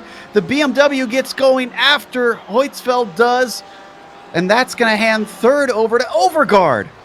The Kinetic Racing Speed 260 up a position. This was quite... I mean, this was a stick in your nose in there. It was, I don't think there was a gap there, and he just dove for it. Hafner putting his nose underneath the Hoisingfeld machine and sending it around going through the corner. That's a tough one. I expect to see a new entry into the race control decisions here soon. Because that was a little aggressive. We'll see what the stewards think of that. I'm already seeing some information entered in. We'll update you once we know a little bit more.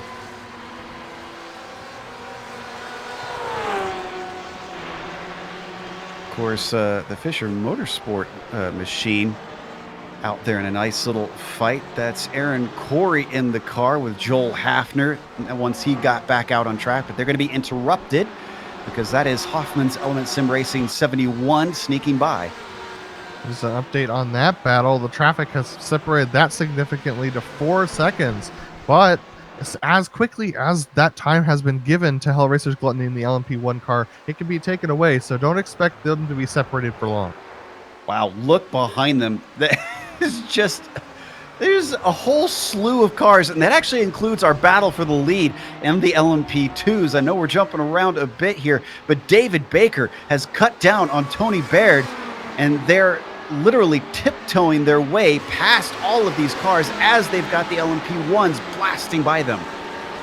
Yeah, and this is really, really close. Take a look at this. It's going to be 3 wide as they exit the corner. This is as close as you can get. David Baker looking to the outside of Tony Baird. This is a very close battle for these two. I don't know how they keep track of it all, knowing who to let through, who to try and go by themselves. Baird managing to keep back Baker. Oh, but he spins the tires coming off of Seat. Is this going to be enough? Is he going to try and dive it in down in a vert? No, he's not. It is going to stay in second place for that number 116 car, but he's certainly licking his chops.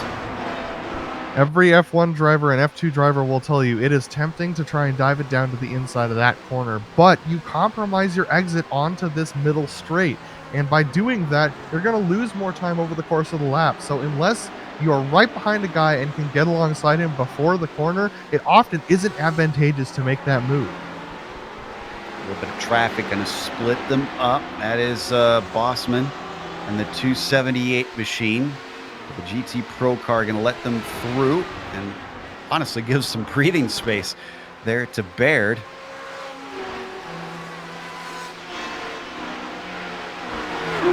Goodness, this has been a lot of action here at the start. We're only 20 minutes into this thing.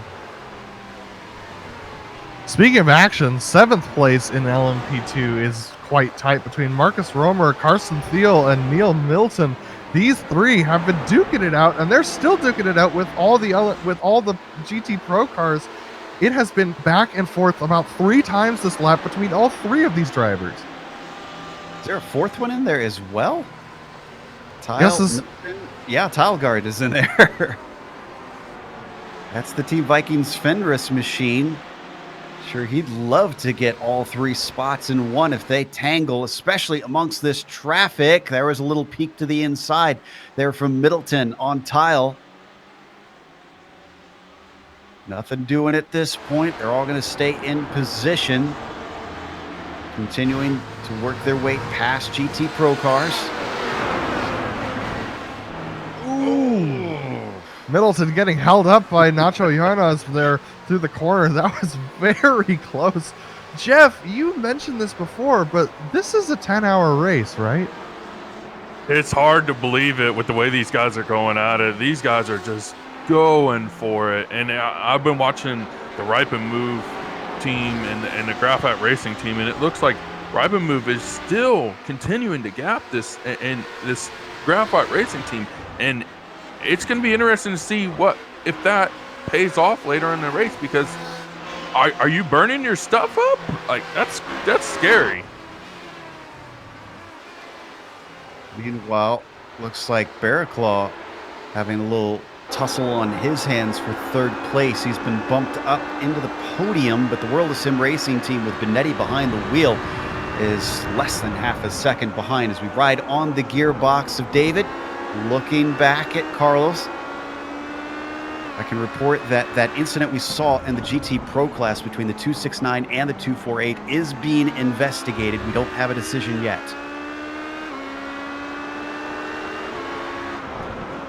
Traffic. Ooh, wow, great move there for David Barraclaw. Put a car between himself and Benetti, but unfortunately, what goes around comes around, and with Guignez up ahead of him through camp, so that slows him up. Can Benetti maybe attack? Defensive move from David Barraclaw just to keep him from getting the inside into Lakaija.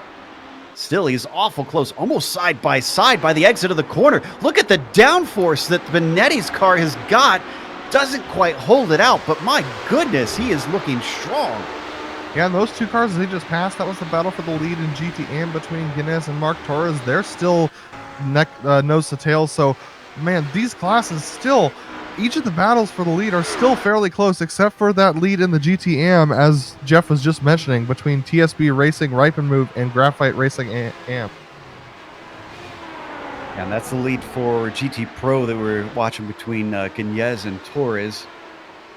Still sticking with him. Looking like very different setups between Benetti and Barraclaw, the way they ebb and flow together here. But meanwhile, Thiel and Romer are going to swap positions, or are they? Romer's got the inside. No, he's on the outside, excuse me, as Thiel is trying to hold him off. They come down to the braking of Repsol, and Karsten has got the inside, almost runs into the side of Romer, who goes deep through the corner, still holds it with a nose in, coming down at a Seat.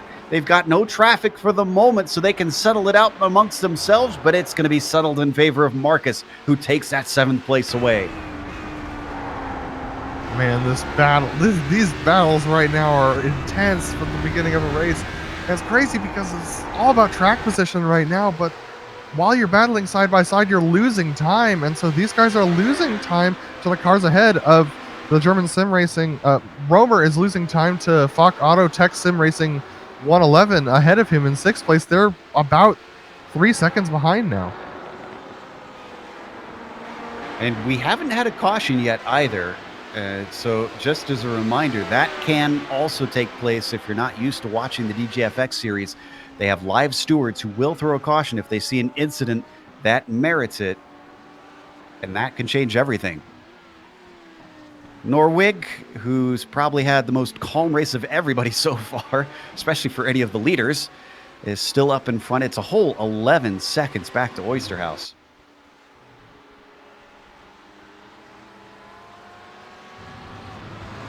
Really, the action in the GT leads is that battle up in the GT Pro still up, and they're going to be split on either side as the LMP2s come through. This is all for position among them.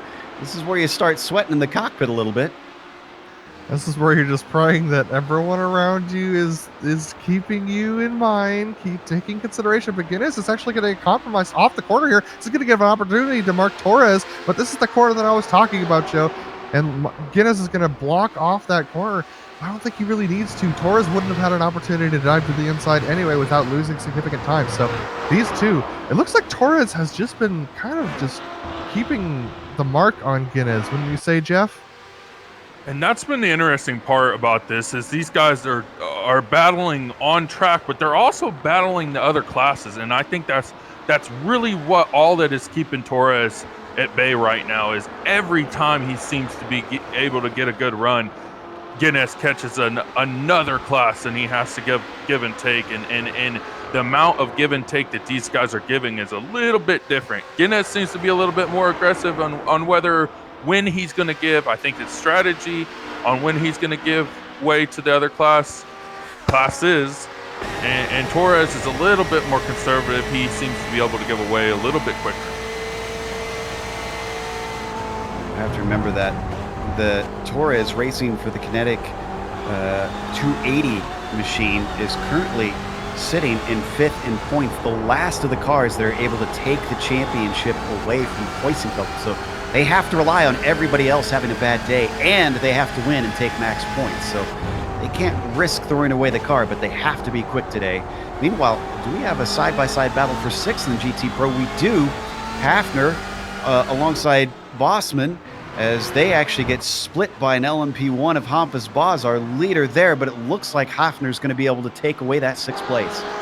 Yeah, Bosman got stuck on the outside through the long corner, and that really starts to burn up your right front tire, and that can make the setup feel very uncomfortable when we start getting into these left-handers here, so that is very stressful for him. So they're able to settle that out, and things calm down for at least a moment before they get another LMP2 squeaking through.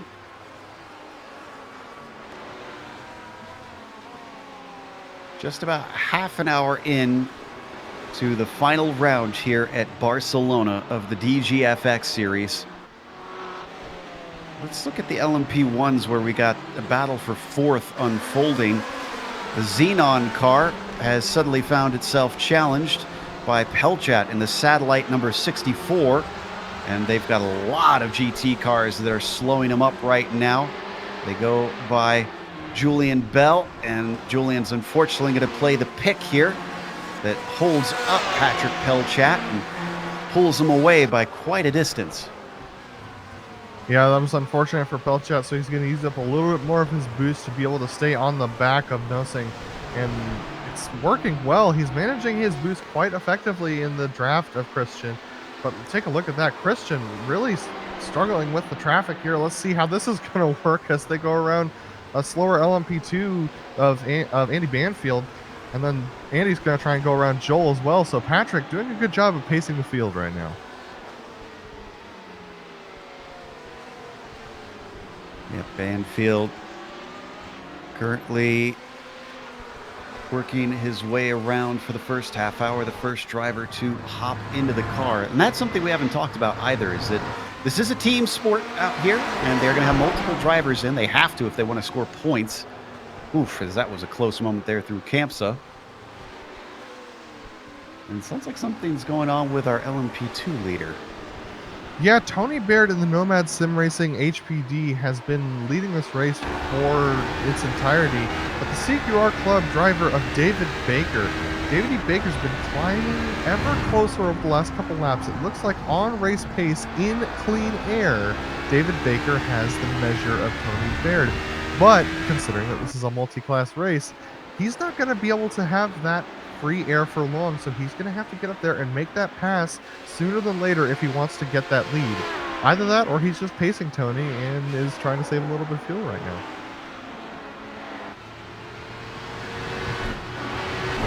That fuel, you have to wonder, especially if it stays green, is that going to be a talking point? Will drivers have to watch out and start thinking long term? You know, we also saw very few cautions in a race distance record at the Real Daytona 24. Could we see very few cautions here today as well? Could the drivers wind up having to think about green flag racing instead of using the cautions to determine their strategy? And Joe, I have an update on the accident between car 269 and 248.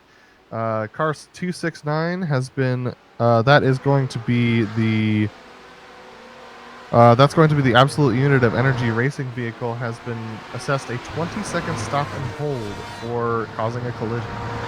That's Hafner. That's the one that stuck his nose in. Didn't have good presentation, the stewards felt.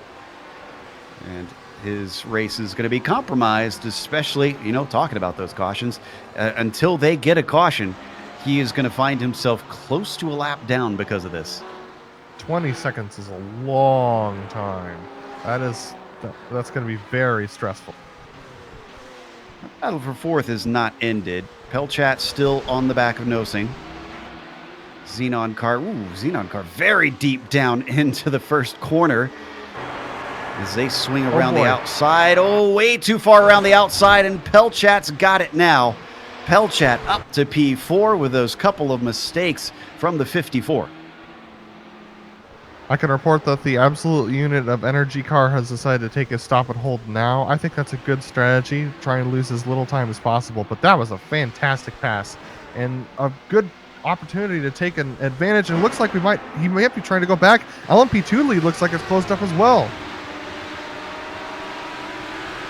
Is this the lead? Or rather, this is for 8th position, actually. And wow, dive to the inside, almost losing it. Middleton having to catch the car, manages to hold on to it. Teal is still to the inside as it switches around up through Bonk Sabadell. 3 right-handers in a row. That bodes well for the 112. And now he is fully passed as Middleton gives it up before they get caught by Tileguard. And they're going to be overtaken by the lapping LMP1. That is the speed difference. You can see him just blasting by now. Ooh, this might be a good chance from Tileguard. He's a little bit too far back. He thinks about it, but he stays in line, yeah. He's just a little bit too far back, wasn't able to get quite the run, but this battle between these 3, I mean, we talked about it earlier on in this race, it's not gone anywhere. These 3 are still duking it out, and the traffic has been really helping to keep them together. This is Christian Nosing coming through, and Patrick Peltrak coming through, and Christian Nosing coming through as well. These 2 still not separated. Ooh, a little bit of a block there from Middleton on Pelchat. That's going to be stressful coming off the corner. Very close between those 2. Oh, my goodness. I think Pelchat's in a hurry. He wants to try and put as much distance between himself and Nosing as he can. He's certainly using this traffic to his advantage as much as possible. Oh, and that's certainly put Nosing in a compromising position. Still, he got a great run out of Campsa and keeps Pelchat within range.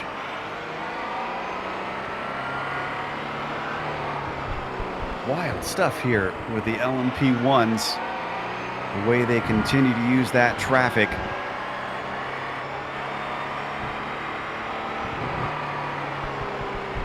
Still haven't seen anybody come in and take an early stop here. Curious, actually, when we'll see the LMP1s come in. They're usually some of the shortest stints of the field.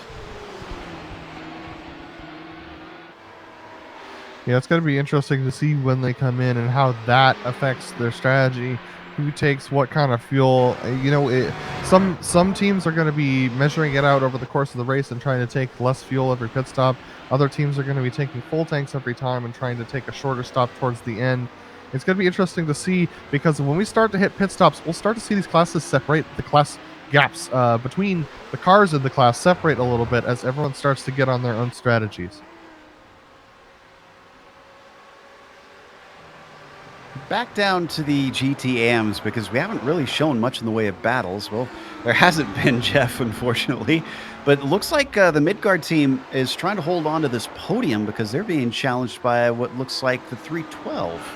Yeah, and every single time you think that these guys are going to space out and get going, they seem to close the gap. But these 2 have been going at it for a good couple laps here.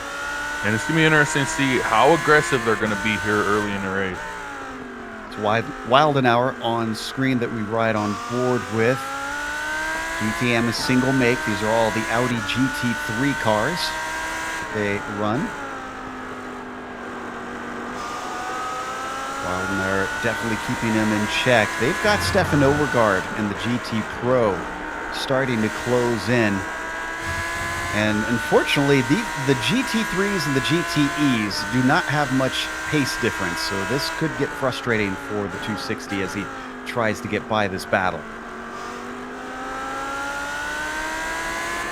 Yeah, the GTMs are only about 2 seconds a lap slower than the GT Pros, but it may seem like a lot, but when you're going through the corners with these GT cars in front of you, you get held up significantly because you're losing about, you're losing that 2 seconds a lap if you get stuck behind him. So as we see Stefan Overgaard, he had to hold up for Wolfgang as he went through those corners. And that's going to slow him down on the straights. And as you can see, those GTMs are quite quick through the straights as well.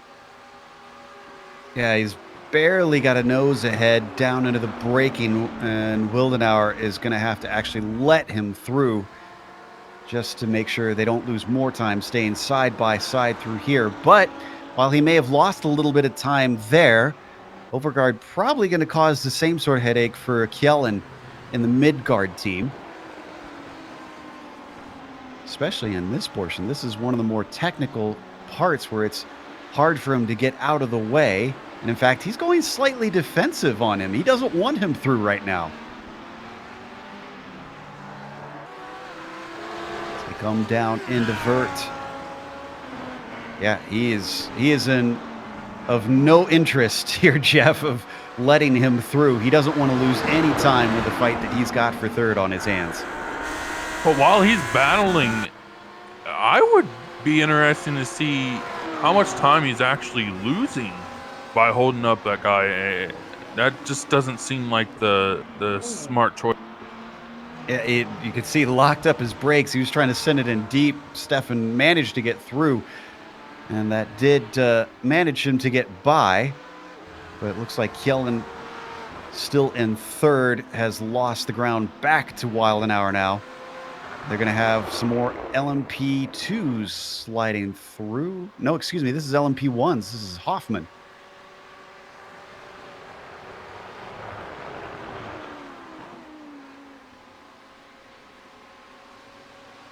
And we had, well, it looks like we have had 2 more protests filed. Looks like there was contact between the 193 and the 112. That's in the LMP2 class. That's between Middleton and who's the 112? I'm trying to find. Deal, yeah. I think we saw them make that contact. Ooh, change for the lead? LMP2s. Oh, and there was just an accident as well in the... Yeah, we just saw that. That was a Ferrari. That was Element Sim Racing Water Nils Hundredge and getting into the left side of Mats Thorts Hosfeld in Team Heusingveld. All right, so we're watching, I believe, yeah, this is Niels Hundhead's incident, so it should be right here coming into Seat. It looks he like tried to come back to the racing line and didn't realize it was 3 wide. Yeah, it doesn't look like he got that much damage from that, fortunately, and it didn't affect the Heusingfeld vehicle very much either. So, fortunately, I think they're both going to be fine, but that's a lot of positions lost for Nils. So, I don't know if we can find the pass for the lead here for the LMP2s, but this was started way back out of the final corner, so it might be more than a minute ago. Oh, looks like we have it spooled up. Let's take a look here. You can see he already got a run, and then on top of that, that's one of the LMP1s. That's Nosing sliding through just to complicate things. Baker's got the inside as they come into Renault, and as they come through the traffic, well, he just had the desirable shorter line that gave him the lead. Yeah, and while that gave him the lead, the gap between the top 4 has decreased significantly all the way back to the World of Sim Racing team. These guys are only separated by about 3 seconds. So the top 4 in LMP2 is quite close now. So who was it that Hundhedge ran into? I'm trying to remember here. You said it was Hootsfeld, right? I believe so, yeah. The 248 Heusingfeld team. I wonder if we could get a look at each of those cars, see what kind of damage is on them. I think it was a light touch. There's the Heusingfeld car. Yeah, I don't see anything on that, so I think he got away with it. What about Hundhedge in the 271? Again, it's very early. You don't want to have to deal with damage at this point in the race, and I think they got away without a scratch as well. Nicely done by both drivers to keep that from being worse. Just a little bit of pride hurt, as he's also dealing with a lot of traffic now in the GTM of Wildenauer. Still giving chase to Kjellin. They haven't separated. On Bearclaw and Benetti are fighting it out. Yeah, look at this. This is for third place in class. That's Bearclaw with the nose ahead, but not anymore, as he is slow through Elf. And Benetti up ahead into third place. Great stuff there from the 151. That was a great pass. That was just Bearclaw getting a little bit loose on the power coming out of the corner, and that allowed Benetti to get the run, and then Benetti just closed the door through the corner. Great work from him to cut off the nose of Bearclaw and force him to get a little bit of arrow push through the corner, making him lift. So will we see him try and fight back? From the Bearclaw I've gotten, no, I don't think he's going to take that one laying down if he's got the pace to keep up with the 151. Right now it's not looking like it, though, as he's dropped back slightly.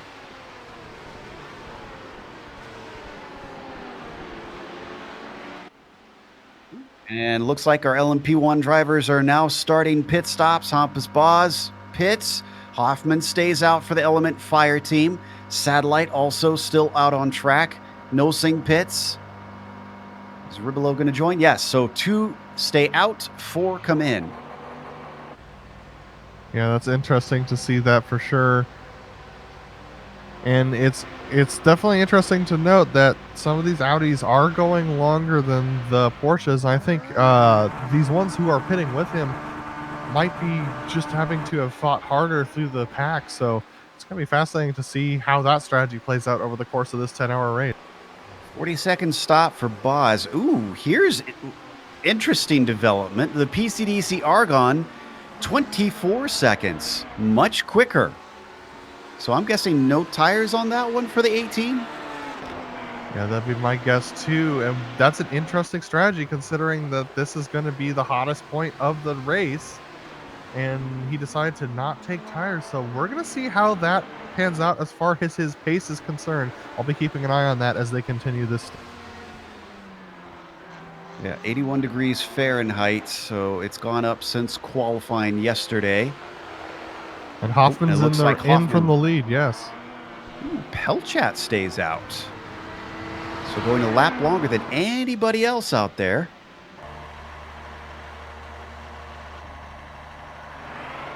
This should give the lead back to our Porsche, though, unless we get Hoffman also taking no tires. It's a 24-second stop for Mateo. So what's it going to be for Hoffman? 18, 19. As the clock ticks up for him. No tires. Ooh.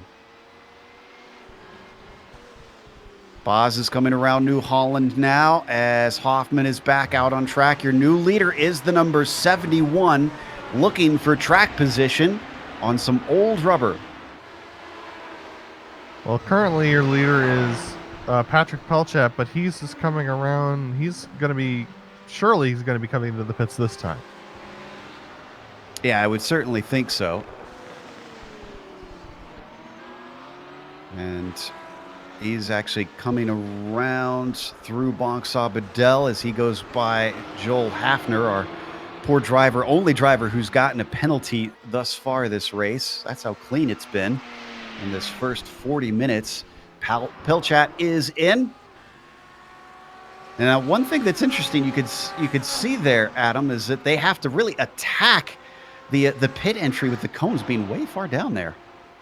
Yeah, they really do. They have to attack it very hard, and that's a very narrow pit entry. It feels like you have no gaps on either side of your car when you come in. So these drivers definitely had to practice that before this race. Pelchat hitting his box right on his marks.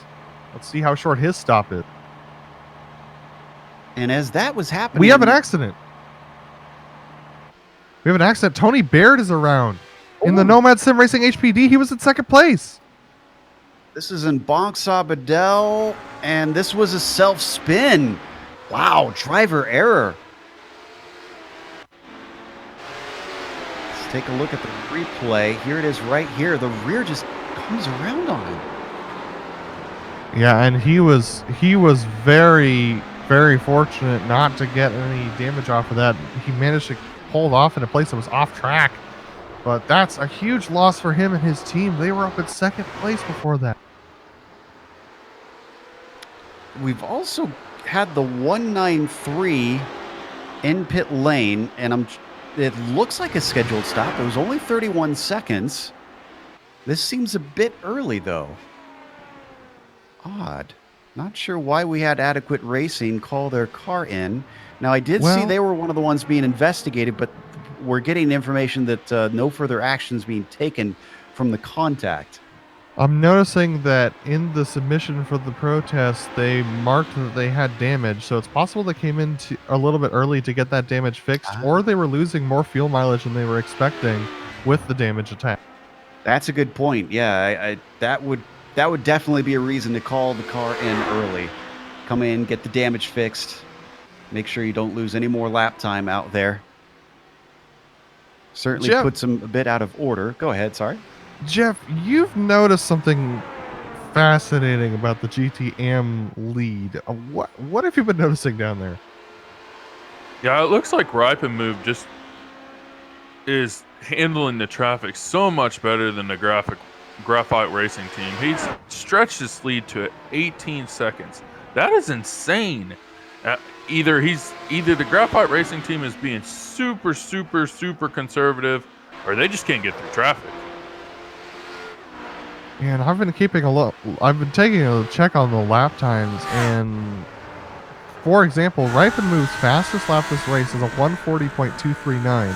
Graphite Racing's fastest lap this race is a 141.223. That is nearly a second that Ripe and Move has in pace over the Graphite Racing team. And we're going to take a lap comparison here and take a look at that. That is some significant gains that the Ripe and Move car is making over the Graphite Racing team.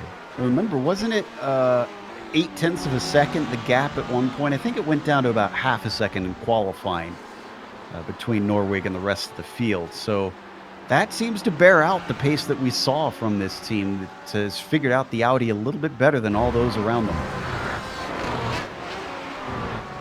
By the way, as we've been watching our leader, giving them a little bit of love, I've been keeping an eye on Fantini and Barraclaw, the 181 and the 101.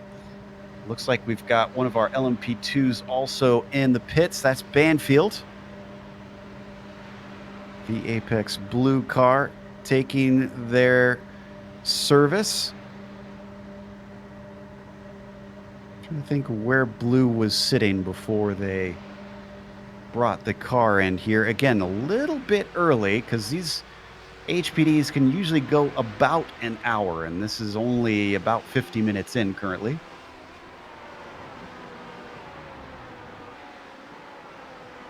Back out without dramas. Looks like another scheduled stop, 29 seconds, relatively quick. I'd like to give an update on the GT Pro lead as well. This is between Hexa Racing Team Purple and Kinetic Racing Velocity. We're going to take a look as the Hexa Racing team coming around the corner just behind Teelgaard. And that is Quarantine Guinness in the Hexa Racing Team Purple car. And he's been able to pull a gap over Mark Torres in the Kinetic Racing Velocity of 2.5 seconds. So it's possible that Mark was burning up his tires, his stuff a little bit more towards the beginning of that run to try and keep up with Guinness. It'll be interesting to see. I would expect all the GT Pro cars to take tires on their first pit stop, but these guys, I mean, because you don't take tires with fuel, it's going to be an interesting thing to see whether or not anyone decides to not take tires. But with the track as hot as it is, I would expect people to.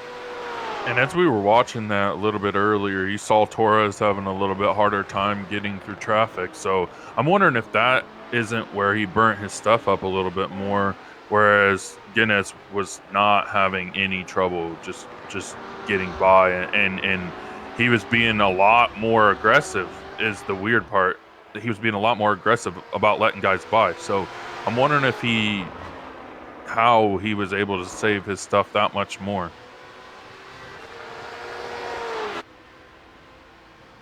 So as he continues on, trying to pull that lead away, One thing that I should mention is that we had no driver changes for our LMP1s now that they've all taken their stops. Not too great of a surprise. Everybody, all the teams seem to be content with the job that they are doing out there. And again, with it being 10 hours, there's a lot more driving to be done for each of the drivers. So might as well keep them in after only an hour done here for the finale of this season. Mentioned earlier about Fantini and Barraclaw.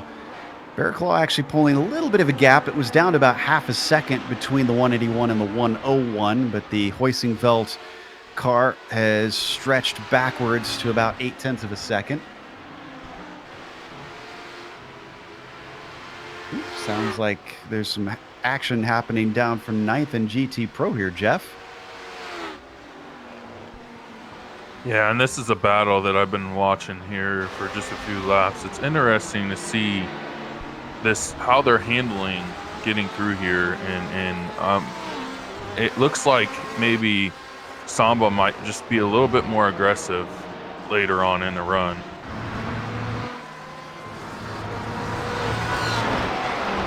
Certainly looks like Samba is feeling strong right now.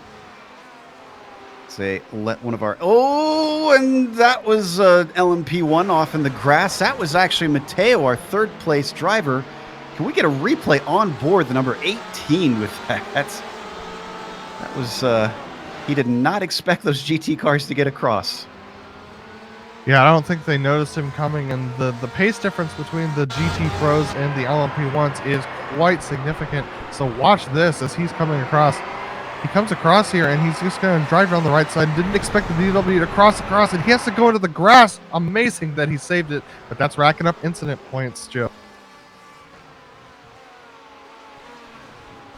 So Mateo at least able to keep going, and the car is relatively clean. We saw Banfield take a stop. He stayed in the car. Hamilton as well in the adequate racing machine after their pit stop. Looks like we've got more stops here for our LMP2s as Fantini is in. Now, he was held up quite a bit with all the traffic right before this stop. In fact, it was 3 wide through Europe car. Yeah, these guys have been very, very close, and we saw that Fantini coming in, and it looks like we've got all the stops happening now in the LMP2 club. Wow, so wonder if this is towards the end, or this is interesting. Oh, looks like only 3 of them, so I don't think we're quite at the end of the pit window. We do have Robert Rattray coming in. You know what's interesting here, Adam, is it looks like it's a lot of the midfielders. All the drivers up towards the top are staying out. Yeah, it's possible that the top drivers are getting better fuel mileage because they haven't had to be battling for as long. But it's also possible that these midfielders are trying a different fuel strategy to see whether or not they can get off strategy from the leaders and maybe make up some time that way. So it'll be fascinating to see how it works out coming later in the race.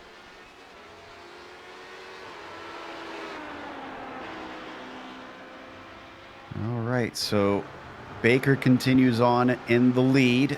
Benetti still in second ahead of Barraclaw. Although, remember, we saw the World Sim Racing 151 pass David Barraclaw a few laps ago, which looks like the World Sim Racing pitting now. And they stretched that gap out to about 4 seconds. So the 181 not looking that quick in the race at the moment.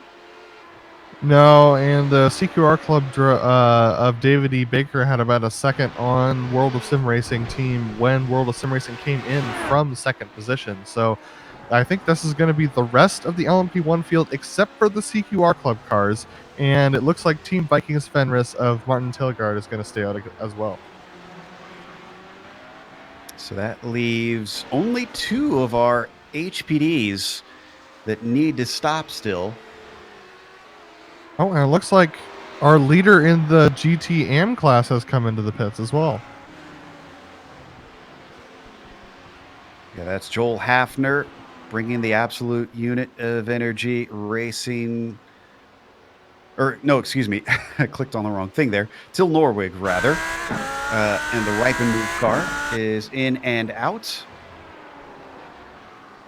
Pitkanen, did we miss a wreck for Usagi Racing? Hold on, I'm going to do some investigating here.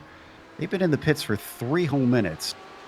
And while you're investigating, I'd like to go to the lead in LMP1 because that has closed up significantly with Hampus Baz with fresh tires closing in on Matthias Hoffman in the Element Sim Racing Fire Car. This is Hell Racers Gluttony who's closed in the gap. And these two have been neck and neck for about 3 laps now, and Hampus Baz is not able to get by. If he's not able to get by during this stint, that's a huge, huge boon for Matthias Hoffman in this race, because that means that he's negated that tire advantage from Hampus Baz.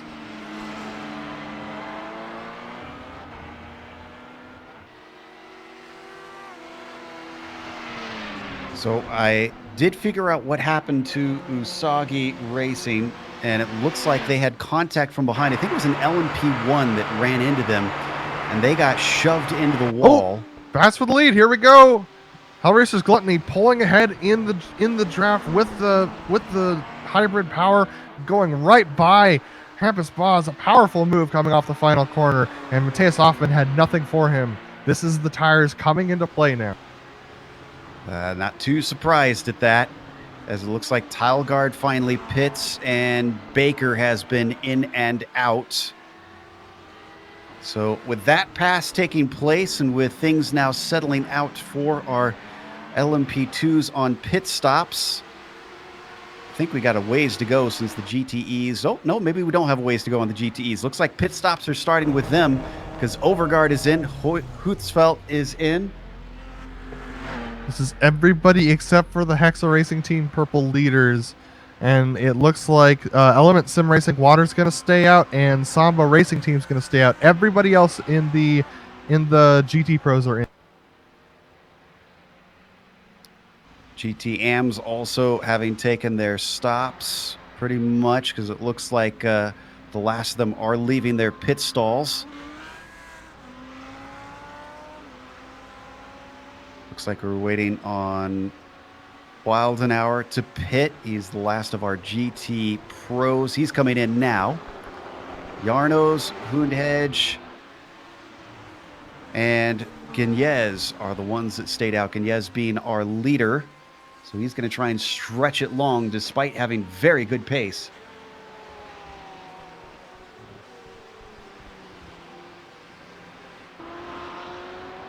I got information on the car that hit Usagi. It was the PCDC Xenon car. Yes, that's Christian Nosing, who's in last place in LMP1 right now. And take a look at this. The leader in GT Pro is in. That is Guinness in the Hexa Racing Team Purple car.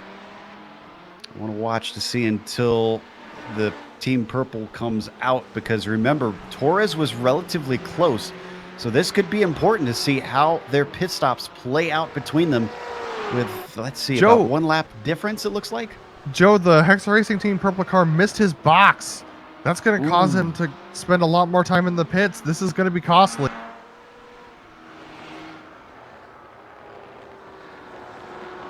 So Torres certainly has an opportunity here. Could he take the lead away? We're watching that Kinetic BMW come around the final corner.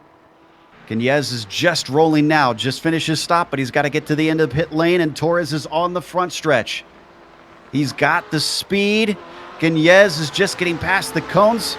Torres is going to be close, and he's going to be by as they break for the first corner. The lead is going to be handed over in GT Pro off to the Kinetic 280.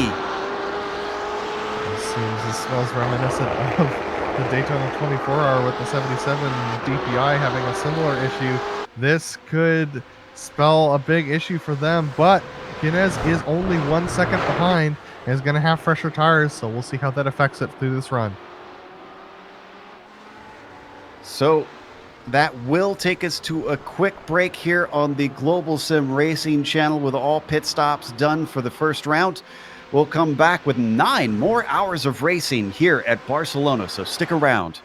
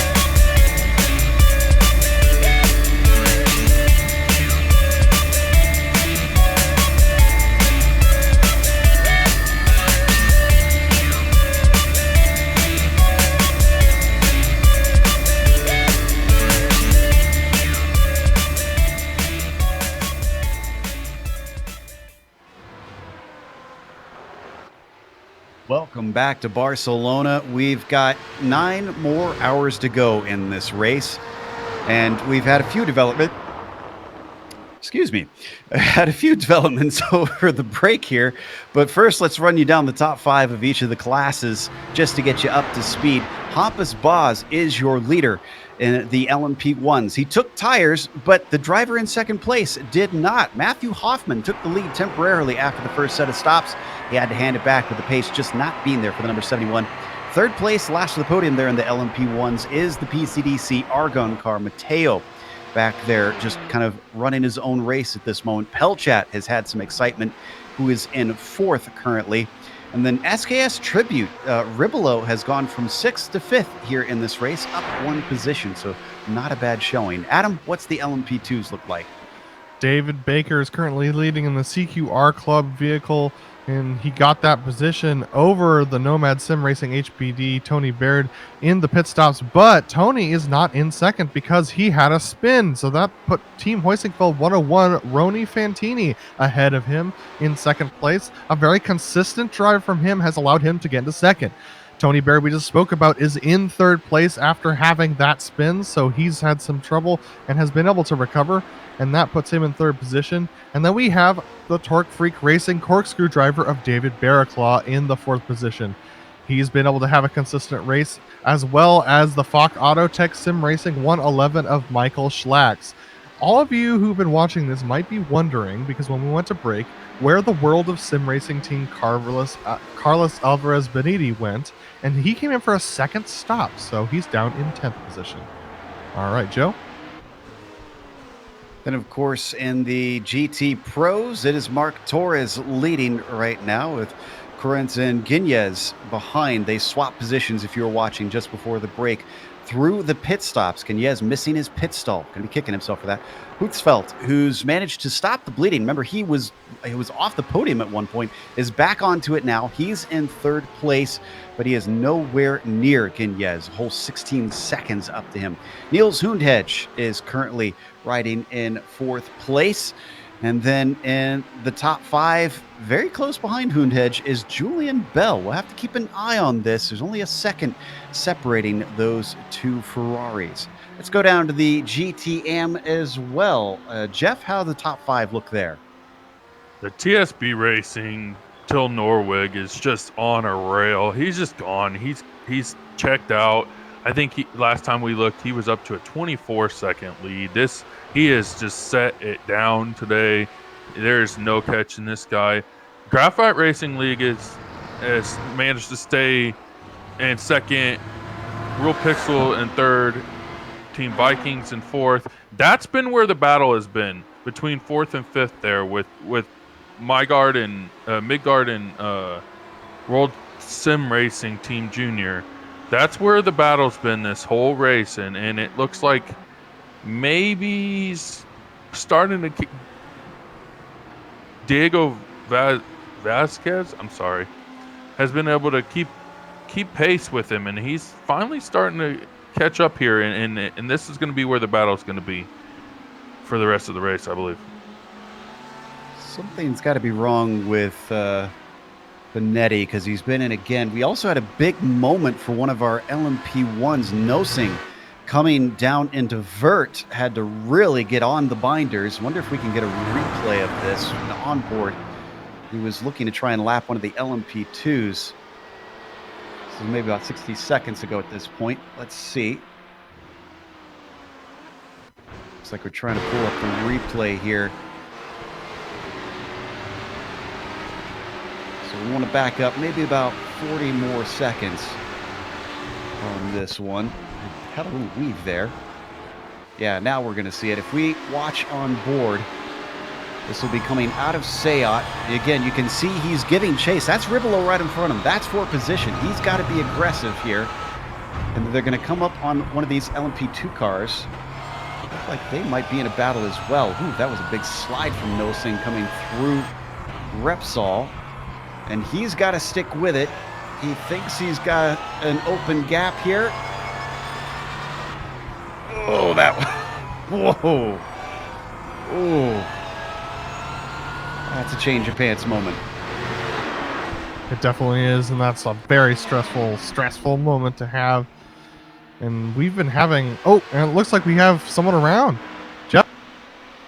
Yeah, it looks like the Team Vikings driver has managed to get loose and just loses it on his own, and he wasn't able to gather it up. Lost a spot. No, Yeah, actually, he was not lost a spot. So that was interesting. That was the 301 car, who's down in 5th in the GT AM class right now. So yeah, there we've got him on screen. So thankfully, like you said, no positions lost. But part of that is due to the fact that Pitkanen, who is back out on track, has been in the pits for 13 minutes. They're 7 laps down from the leader in their class.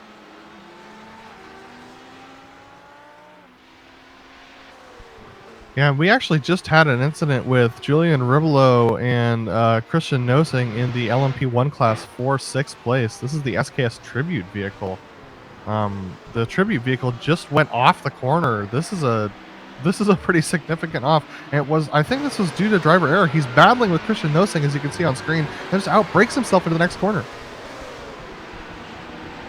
Yeah, just out into the kitty litter there. That was while battling with Nosing, who just breezed on by, so the PCDC Xenon car happy about that. We had another penalty. That was the 151, which, again, that was Benetti. That was the reason they came in another time. They got a 20-second stop and hold. They have another investigation for the 101, and that was with the 54. That's the replay that we showed. The Xenon car having to back up. They protested that move as they were not happy. Yeah, we're taking a look at the battle for 4th place in the GT Pro class. This is the Element Sim Racing water car of Niels Hundage, really leading this pack, and he's actually starting to hold up the Graphite Racing Pro, Hell Racers Heresy, and Kinetic Racing Speed cars right now, as we have Hampus Boz, the leader in LMP1, who's going to come through this pack. Let's see if Boz is going to cause any sort of interruptions. He's got more downforce. He can go around the outside here while there's no marbles out quite yet, which is still a relatively clean track after, what are we, at hour 15 minutes of racing. Probably can't say the same when it reaches 10 hours. Yeah, this is a close battle for all these drivers, and this is a chance for especially the drivers in the back, Wilhelm Wilberg and Stefan Overgaard, as we see Christian Nosing go by, who's been lapped now by Hampus Boz. This is an opportunity for those drivers in the back of this group. Stefan Overgaard is actually going to look to the inside of Wilberg. Wilberg's going to outbrake him, though. But this is an opportunity for those drivers in the back to make a couple positions up. This could be big going into the rest of the race, and they've actually caught up to the back of a GTM car. That's Jean-Philippe Vide. Yeah, 312. Let's see if he is willing to give way a little bit more. Overgaard was able to make the pass on Viberg right there. Of course, he doesn't want to lose too much time because, well, no, that's not for position with Viberg, excuse me. And still probably doesn't want to give away time regardless. He's going to stay off the racing line a little bit there, letting through Hundage. And then, of course, that's Ribolo. Oh, it takes away the apex from Philippe Vide. We got another LMP1, and he's getting all kinds of held up here. Absolute traffic jam in there. Julian Bell still able to hold off Overgaard in all of that mess. Viberg also not able to get by the Dane. Somehow no change of position in that GT Pro class in spite of the chaos. This is the beauty of these battles. And we actually need to go to the lead of GT Pro because it looks like Hexa Racing Team Purple has really caught on to the back of Mark Torres. This is the closest they've been since they got separated in that last, before that last pit stop cycle. They're also being caught by Hampus Boz right now. Granted, it's not going to be a lot of traffic. Boy, that BMW is close. Looks even bigger when you're riding on the gearbox there. So this is going to be one LMP1 at a time that's going to start catching them here. So thankfully it shouldn't be too much of an issue. Stays right with him in those tire tracks as they come down into La Caija. Doesn't poke his nose out. Guiñez knows he's got opportunities. He knows he's got a lot of race ahead of him. But now you can see Boz in the background starting to close in. So Guiñez is going to have to hope that Boz catches him at the right time. He does. Is he going to block off the apex? No, Torres takes the apex from Boz. So that means that he's able to get through the corner well and does not compromise his line, but he's a little bit off of the apex on the final corner. That allows Guiñez to get a good run. I think he's still a little bit too far back. I don't think this is going to be on, though he will gain a little ground by the time they hit the braking here for Elf. And you can see they stay in order. Up next is going to be Christian Nosing, the Xenon car. And if we could actually go back to the P5 in the GT Pro class, this is kinetic racing speed. Steph Overgaard going on the outside of Julian Bell in the final corners, and he's able to make that work. Steph is on a roll right now, Jim. I'm not surprised. I told you he was a fast driver, but he might have to take a challenge because Bell's got a great run. That Ferrari is closing in, but he lifts by the time they hit the binders here for Elf. So he's going to settle for that 6th place. We had a change for position recently in the LMP1s. I believe Pelchat took this from Mateo on the front stretch. Yes, he did. Looks like, oh, this is lap traffic. Booster house. Yeah, there you see it. Unfortunately, just the wrong place at the wrong time for Mateo. Pelchat said, thank you very much. It's going to get me onto the podium. Great move by Pelchat, and that's a great time to use all that boost that you have saved up and really use that allotment, see how much more. That's where it comes. See, one of the things that drivers who don't drive the LMP realize is that they have a certain amount of boost allotted per lap, as well as a maximum boost that they can do. And so if you save up some of the boosts that you have allotted per lap for that final exit, you can really shoot down the straight because you get that reset as soon as you cross the start-finish line, which is just at the beginning of that straight. So you can really get going quick. Let's get back to the lead in the GT Pros because they've got traffic, even though it looks like he's not going to be able to make a move right now. Ribolo and Hoffman both got by with ease, so fewer dramas than you could expect there. Pelchat coming up behind them now. We've had no DNFs so far in this race. Again, really the biggest issue we've had is Pitkanen and the Usagi Racing team, the 333, getting shoved into the wall by the Xenon team, which I'm surprised we didn't get a penalty from that for the number. That was the number 54. Yeah, the 101 HPD of Team Hoisingfeld was given a warning for that incident between the two of those, so he's going to have to be careful. He's been warned for blocking. Yeah, to clarify, that was a different incident. That was the 54 being held up by the 101. The 54 made contact with the 333, but they have a certain window they're allowed to make that protest. I guess they did not get that in time. Guiñez looks like he's got a decent head of steam here, but Mark Torres just has that final corner down. He's got a really good exit going onto the front straight, and so that's keeping Guiñez behind him at this point. This is actually one of the best battles we've got out on track right now. Other than that, the mid-pack that we watched a couple times here in the GT Pro is our other good one. Most of the rest of the field is starting to settle into a rhythm now that we're close to an hour and a half into this race. Down into Repsol. If we could take a look at P4 in the GT Pros, this is Stefan Overgaard still on a run, and he's going to try and make a pass on Nils Hundage now in the Element Sim Racing Water Machine. He's got the inside as they come down to the braking for Elf. No defensive move from Hundage. The Sim Racing water car is just going to let him by. So the Kinetic BMW now up to 4th.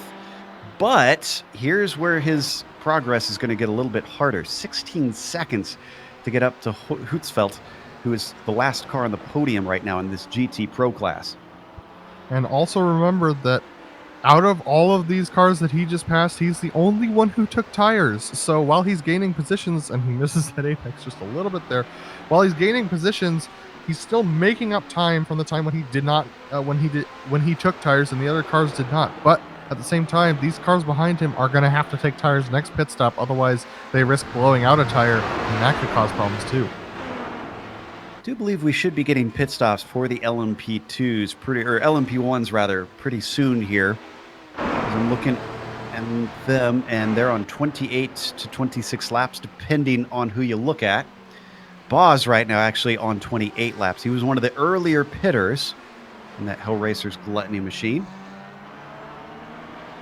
And the cars that they just passed, that was the Nomad Sim Racing HPD of Tony Baird and the Torque Freak Racing Corkscrew car of David Barraclaw, who are battling it out for third position in the LMP2 class.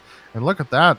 That's Tony getting held up by Frank Oostrace rather, and he's going to lose a little bit of time, a little bit more time to David Barraclaw now. So, and Gluttony is in. So the number 19 down into his stall. So we continue to watch Barraclaw try and give chase on Baird. So our lead LMP1, the Hellraiser's Gluttony vehicle, is the first to pit. Remember, he was the last to pit on the last pit cycle, so this must be fuel limiting, I guess. Yep, Mateo down and in. So make a note, 28 laps, about as far as you can go, at least from what we've seen. When a new driver in our lead car, or excuse me, no, in the Argon car, and Adrian Refnes is hopped in. Boz is going to stay in there in the Gluttony machine. That's our first driver change of the day. First driver change of the day. He's still in his pit stall, whereas the Hampus Boz of Hall Racing Gluttony just came out of his pit box, and so he's going to resume the race in third position before the other cars have taken their pit boxes. That was a 40-second stop, so an interesting in-between from a couple of the other stops we've seen today. And that means that Boz is taking tires both times. Granted, that's worked out well for him. He got the lead back relatively easily. Again, I know we're talking about the LMP1s, but we're watching on screen, of course, this battle for LMP2. Now we've got the LMP1 there back out on track. He's returned in third place, but he should inherit the lead right back again, unless we have some alternate strategy from other drivers, which, let's see, Sim Racing Fire out on lap 29. So the 71 going a bit long. Yeah, and this is what's going to affect their pace over the course of the race. Sim Racing Fire is making much better. Oh, we have a wreck ahead of them. Look at this. They're going right by it. That was Nils Hundage in the Element Sim Racing water machine in the pro class, and he got into it with Frank Oostrace in the GDM class. Yeah. So two cars in different classes, and here's the replay. This is coming out of Repsol. Oh, it was 3 wide. Unfortunately, that was Romer. There's nothing he could have done. Nothing he could have done there. It looks like he was just trying to hold his line. It looks like Romer kind of whipped his back out. Oh God. Yeah, Romer drifted. He had to drift out a little bit on that corner exit, and that 3 wide situation just didn't end well. Wow. I have to imagine we'll see a protest be filed out of that one. But Joe, amazingly enough, neither of those GT cars ended up in the wall there. They were both able to keep it off the wall, so neither of them should get significant damage, but it has impacted their race. That's Nils' second spin today, and that puts him down in 9th position. They did make contact with one another, so there could be some damage on either car. So we take a glance here at the battle for P5 within the GT Pro. Julian Bell trying to hold off Viberg.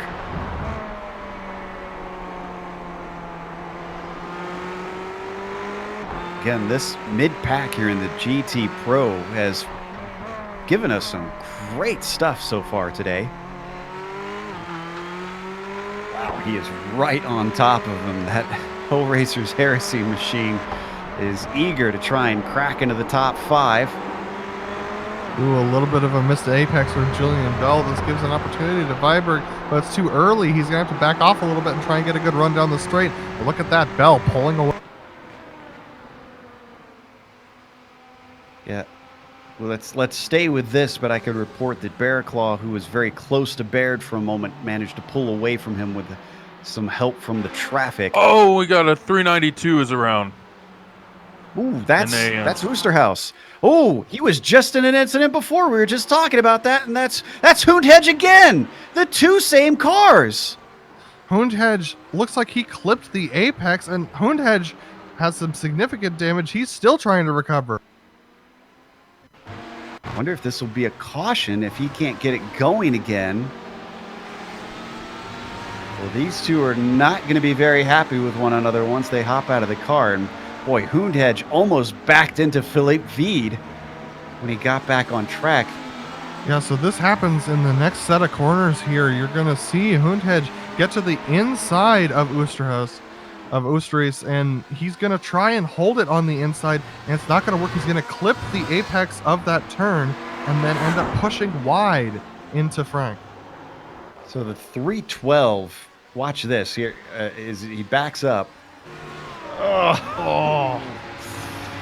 If we get an onboard of the Real Pixel Motorsport 3 machine, certainly had an eyeful coming through Campsa.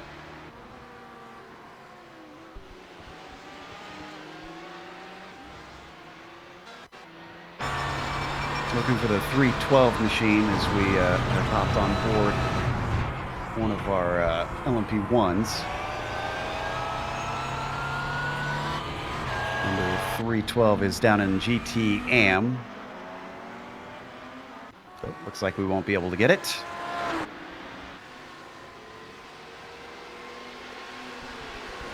Hour and a half into things, and I believe we've got our last of our pitters for the LMP1's. Pelchat is in.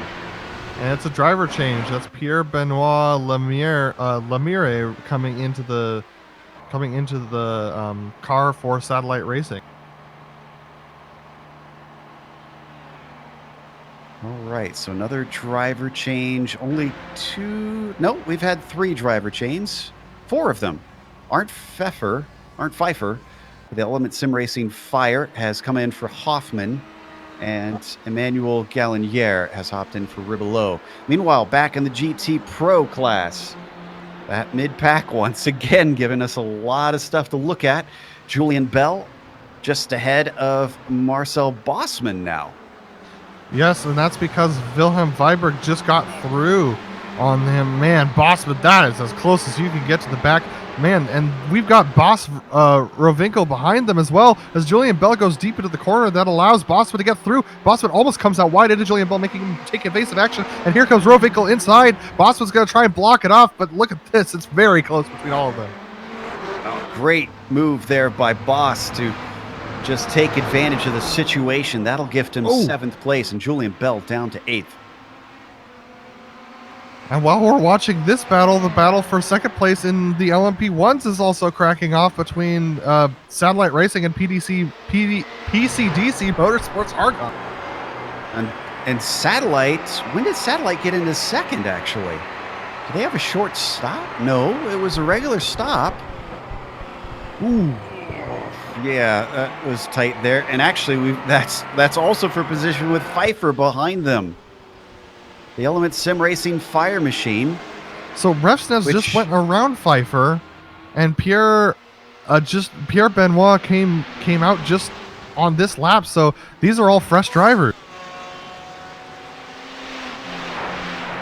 All right, and they're already getting into the thick of it just as they come out onto the track. That's one. Ooh, a little bit of a look to the inside. Going for it, the Argon machine. Refnes thought maybe he could overtake Lumiere, but just wasn't meant to be, and now he's going to get boxed in. That's close racing for sure. Refnes really thought he had an opportunity on both of those occasions. Used quite a bit of boost to do it. Now it's up to Arndt Pfeiffer to see whether or not he can get by Refnes with the reduced amount of boost that for allocation for this lap that Refnes has left. Poor Aaron Corey was the one in the Fisher Motorsports Porsche that they streamed on by. Just basically minded his own business. Let's stay with this battle, but Jeff, you've got an update on what's going on with the GT-AM class of the protest, it sounds like. Yeah, it looks like the Graphite Racing team has two protests against it. One for an unsafe rejoin and one for just a poor overtake. Looks like, and there is no decision yet. We should keep an eye on this because it's going to be big, because these guys have been really the only ones that have been able to stay up with the 305 car today. On screen, it has been frantic as they've been slicing through lap traffic. Lumiere holds on to second place. Refnes not able to manage to make an overtake with that. Pfeiffer still trailing as well. They've got 9 seconds back to the Xenon car, nosing in that machine. So they're not really under threat from behind, but still these three trying to sort out the bottom of the podium.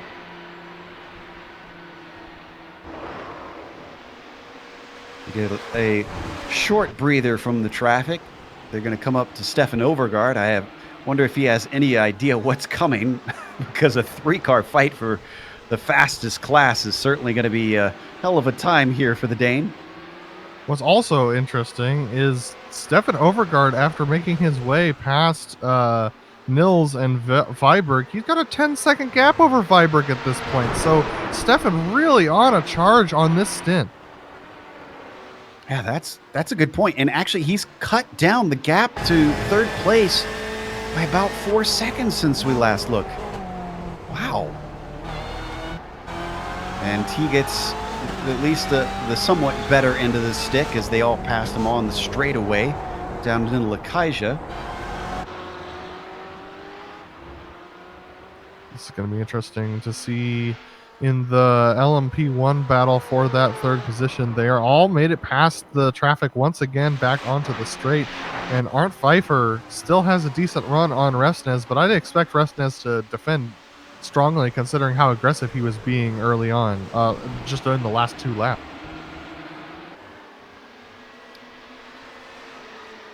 Keep half an eye on the GT Pro cars. And actually, let's go over to that, because I think Rowinkle has a good run on Viberg. He's got the inside. No defense from Wilhelm. Well, if you take a look at Wilhelm's left rear, he's got some significant damage on that car. And so it's possible that he thinks that he's not really able to compete as strongly as he'd like. Wilhelm doing a great job of making the best of it, but man, this is very close racing. Yeah, he's not exactly giving the Wilhelm scream out on track right now. He's unfortunately a little bit disadvantaged on speed, it seems. Now being overtaken by the 258. I'm glad at least one of my co-commentators got that joke, by the way, judging by our chat reaction.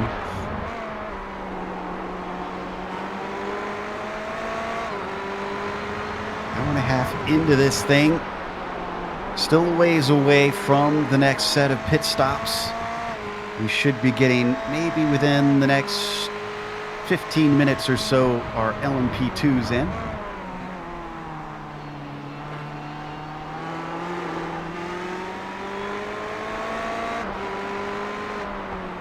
I'd like to give an update on the lead in the GT Pros again.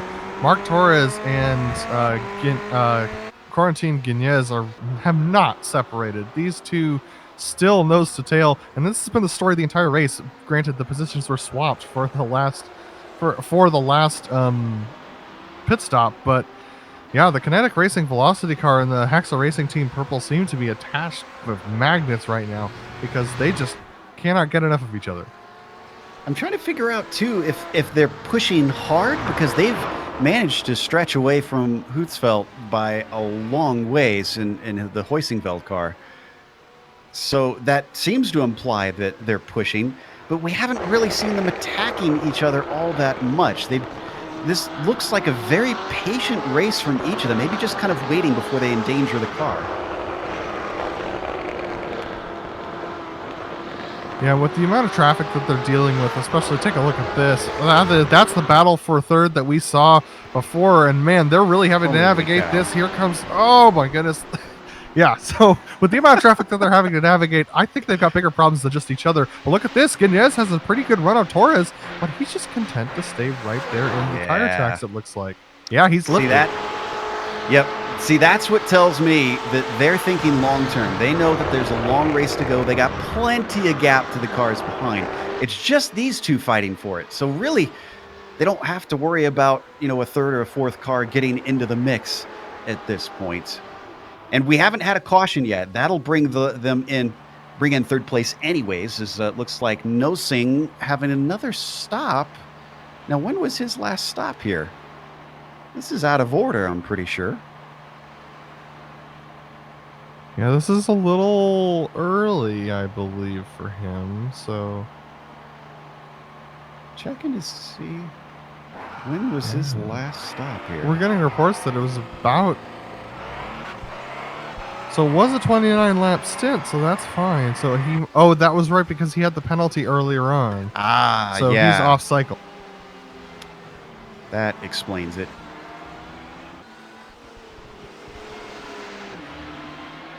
We're seeing that battle for second before. Well, it is not done.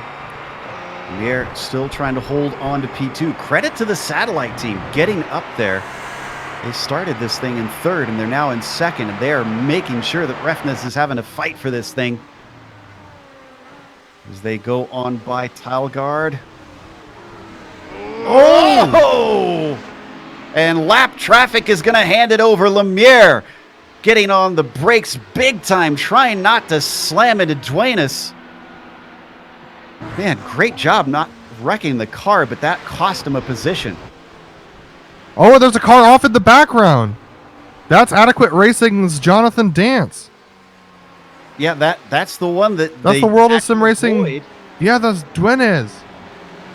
And that happened because he lost it on his own and had to try and steer the car back. If we could get a replay here for the 351.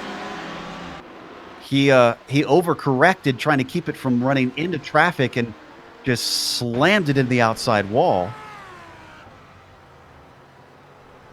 Yeah, that's a big impact. Take a look at those tire marks. Yeah, it went 3 wide, and I thought maybe there was more contact here, but no, the rear starts to go.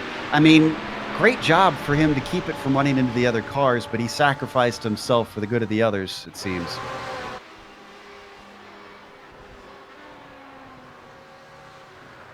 Ooh, man, that's going to be a big repair job for that Audi.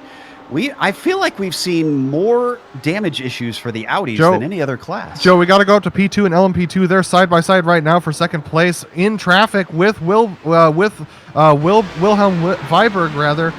And those two have been duking it out in traffic for a little bit. Ronnie Fantini has gotten the best of it, but David Barraclaw has been right there to try and make passes.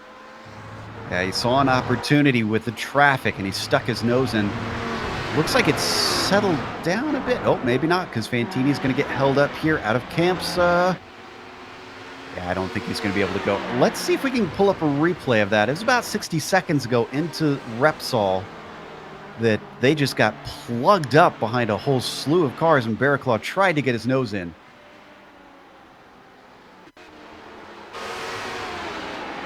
Yeah, here it is right here. Almost a track blockage here for a moment. Yeah, they had a 2 wide. They had a GT Pro passing a GT Am ahead of them, and it allowed them to go 2 wide, 3 wide there for a moment, and they had to almost split Weiberg. So wow, very close stuff. And they're side by side again now as we go back live. Yeah, and it's going to be Barraclaw to the inside, down through Elf, and he cuts him off at the apex of the second corner. Woo! Great stuff from the 181 to take that spot away. That gets him P2. Jeff, you have an update on a penalty? Yeah, it actually looks like the 271 is going to receive the 20-second penalty for the incident with the 392. So the guys at Graphite have dodged another one, but it looks like they have another protest that is getting ready to make a decision on. So that's going to be interesting to see this. Yeah, that was Hoondhedge in the 271. We just saw him there. He's on screen coming off pit lane. Serving that penalty already. Joe, they have two more. They have 2 more protests filed against them waiting to be decided upon. So their race may be compromised fully at this point if they have trouble. I don't believe that the 271 has been able to flow like water. So they need to pay more attention to the name of their team. So we are watching now. Is this the Xenon car on screen? No, this is the Argon car up to second place. Did they get by Lemire recently? Oh, no, they were ahead of them. Excuse me.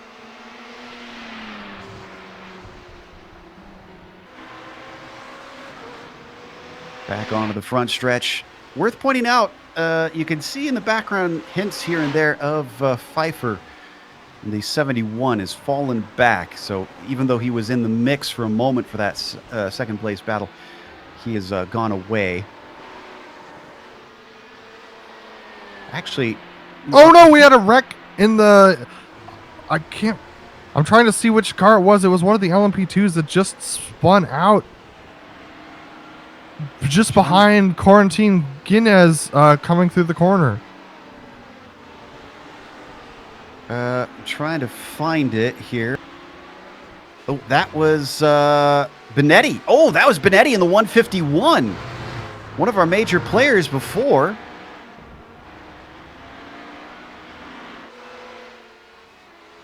Let's see, was this driver error? Oh, no, it was Guinness thinking he was clear when that car was trying to find a spot. You're going to see it coming out of Vert up to Campsa. So Benetti, yeah, this is a great view here from above. Let's watch. Yeah, and that was Guinness coming across the track, and Benetti made some heavy contact with that left front fender into the wall there, so he's going to have some damage he's going to have to work with at this point. He's already back to 9th place after that penalty he received, so they've got a long, hard climb for them for the next 8 hours and 15 minutes. We haven't even talked about in a while the fact that we've been seeing some drivers rack up some incidents, and again, once they hit 57, they have to start coming in for stop and go penalties automatically. So I'm wondering if there's a few teams that are going to have to get on the radio to their driver and tell them to be a little more careful. Looks like Julian Bell in for, is this scheduled service? Yeah, I believe so. Yeah, GT Pro should be taking stops here now, and Casper DeCourt going to get in for Bell. Yeah, the GT Pro cars are going to start coming in for stops. I'll be interested to see what Mark Torres and Quarantine Guinness do in their leading cars. We're going to take a look on board with Torres. Torres fakes a little bit for pit road, but stays out, so they're going around one more time. Guinness a second back now. And, Benetti, after that hit with the wall, has had to take it into pit lane. They're probably going to have to get that damage repaired, so this will put them even more off cycle.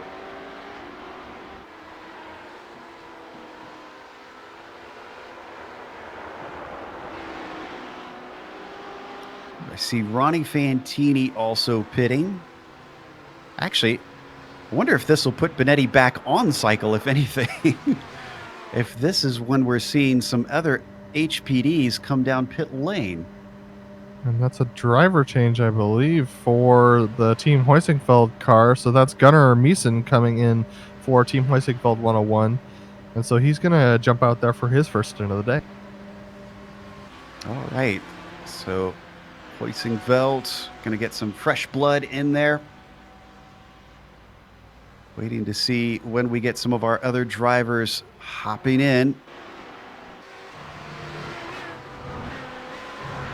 So I think we have a leader down in the GTM here, Jeff, but the TSB Racing Ripen move just never gets any screen time.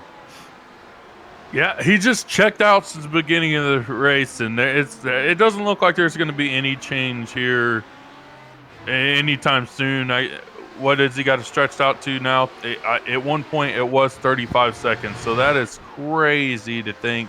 Nobody can hang on to these guys. These guys are just checked out. The Graphite Racing team had a chance, and it looks like they've gotten into too much trouble to be able to stick with them.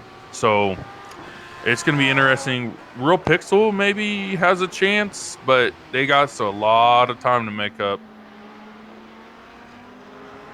And we've had another driver change. No Luck EM Sports in the 113 for the LMP2 class has put Paul Van Loan in.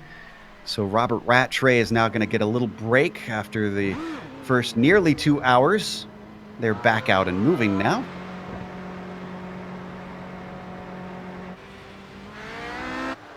Oh, and Pfeiffer is in. This is the That's very early. Yeah. That's a surprisingly early stop for them.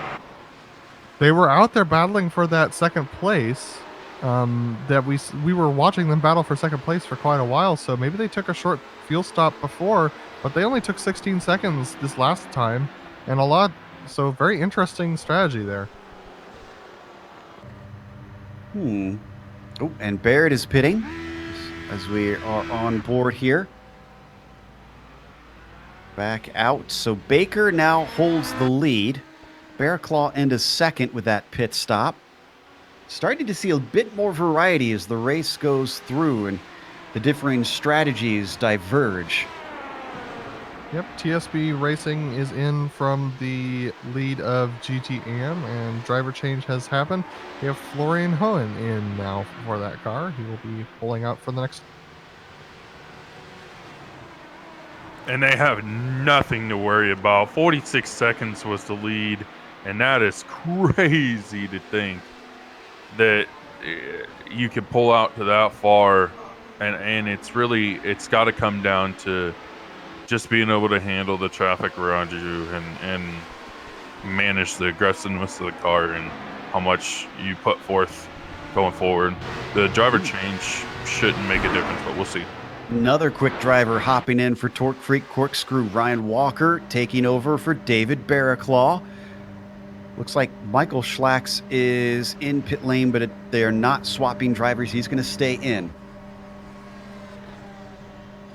I'd like to give a report on Hampus Baz in the Hell Racers Gluttony vehicle at the lead of this race in the LMP1 class. The Hell Racers Gluttony car, they are second in points right now in this class, and if they're able to win this, that will help them significantly, but considering the fact that their championship rival, the PCDC Motorsports Argon car in the number 18, is second, that's not going to give them enough points to win the championship, so they're going to have to make a lot more progress in order to... frankly, they're going to have to hope for ill will for PCDC Motorsports Argon in order to win this championship, Jim. There's 8 hours left to go, and, well, it ain't over till it's over. So until we see that checkered flag, I don't think they can give up. Got to just keep plugging away. Looks like, Mark Torres is in for our GT Pro. Guignez stays out.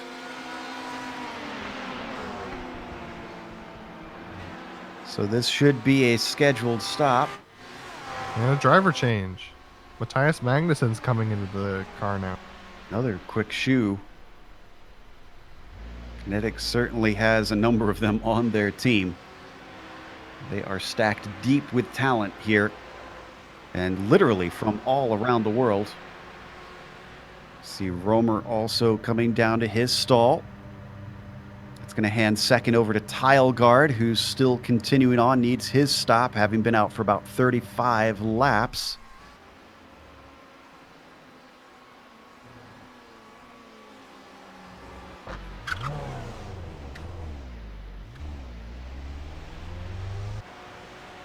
Looks like the kinetic car taking tires. So, going to be a full service for the number 238.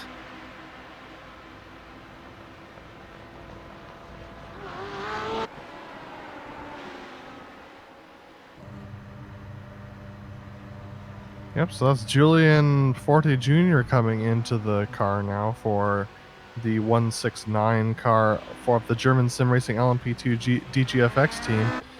And so he's going to come out into the... We're seeing a lot of driver changes, Joe. I think it's about time to see our second set of drivers in, and that might change the complexity of this race. Absolutely. Different pace for different drivers. So someone could be quicker, someone could be slower. And Jeff's got more updates on some of the protests that have been happening. What's going on? Yeah, it looks like the 392 guy in the Graphite Racing team car has been cleared of all pending penalties, which is huge because he's been really the only ones that have been able to put up any of a fight. I mean, if you call it a fight, to the TSB 305. So that's going to be interesting to watch. Can maybe a driver change or I guess ill will from the TSB car is going to be what it takes to get around these guys. Yeah, that's a really loose use of the word fight, I guess you could say. Also, apparently, we've gotten a warning for the Element Sim Racing Fire team. Trying to figure out what it's for. It says very aggressive driving almost caused an accident. And that was lap... not seeing which lap that was on.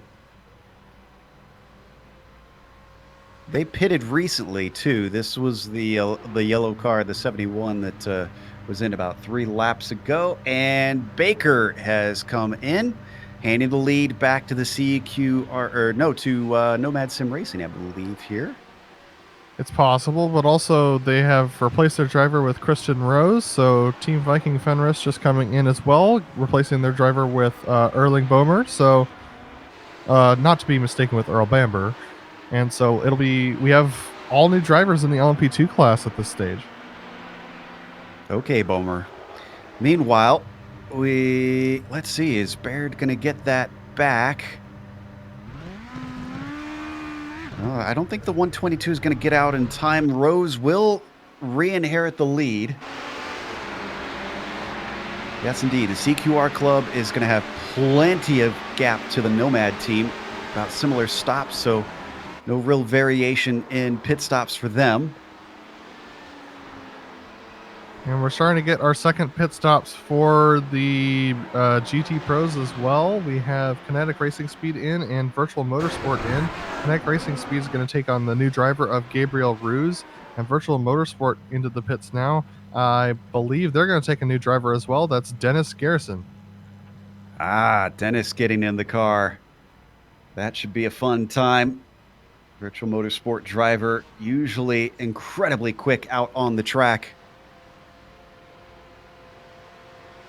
Looking through as we've got a whole slew of GT Pro cars in the pits. We also have the 392 of Graphite Racing, which we were just talking about, has also taken, that's the GT Am car, has also taken a new driver of Richard Bell. So Richard Bell will get out on track now and put in his first stint of the day. Is that the same car that Julian was racing? Are they related, actually? Because I never really quite noticed that before. Oh, looks like, okay, we're getting information they are not related. So, 2 Bells, but apparently not the same family.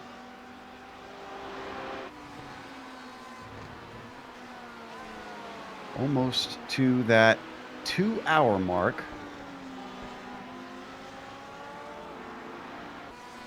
Not surprised that we're seeing a lot of driver changes. And Samba Racing Team comes in from the GT Pros. Rowinkle, is he going to hand over as well? Yes, he is. Driver change there. He took over from Nacho Yarnos, and Nacho gets right back in. Very short stints there for that number 258 team. Trying to stay as fresh as possible, I believe. Yeah, it certainly seems like I'm guessing they don't lose much time with the driver swap, so seems they're happy just keeping them cycling through.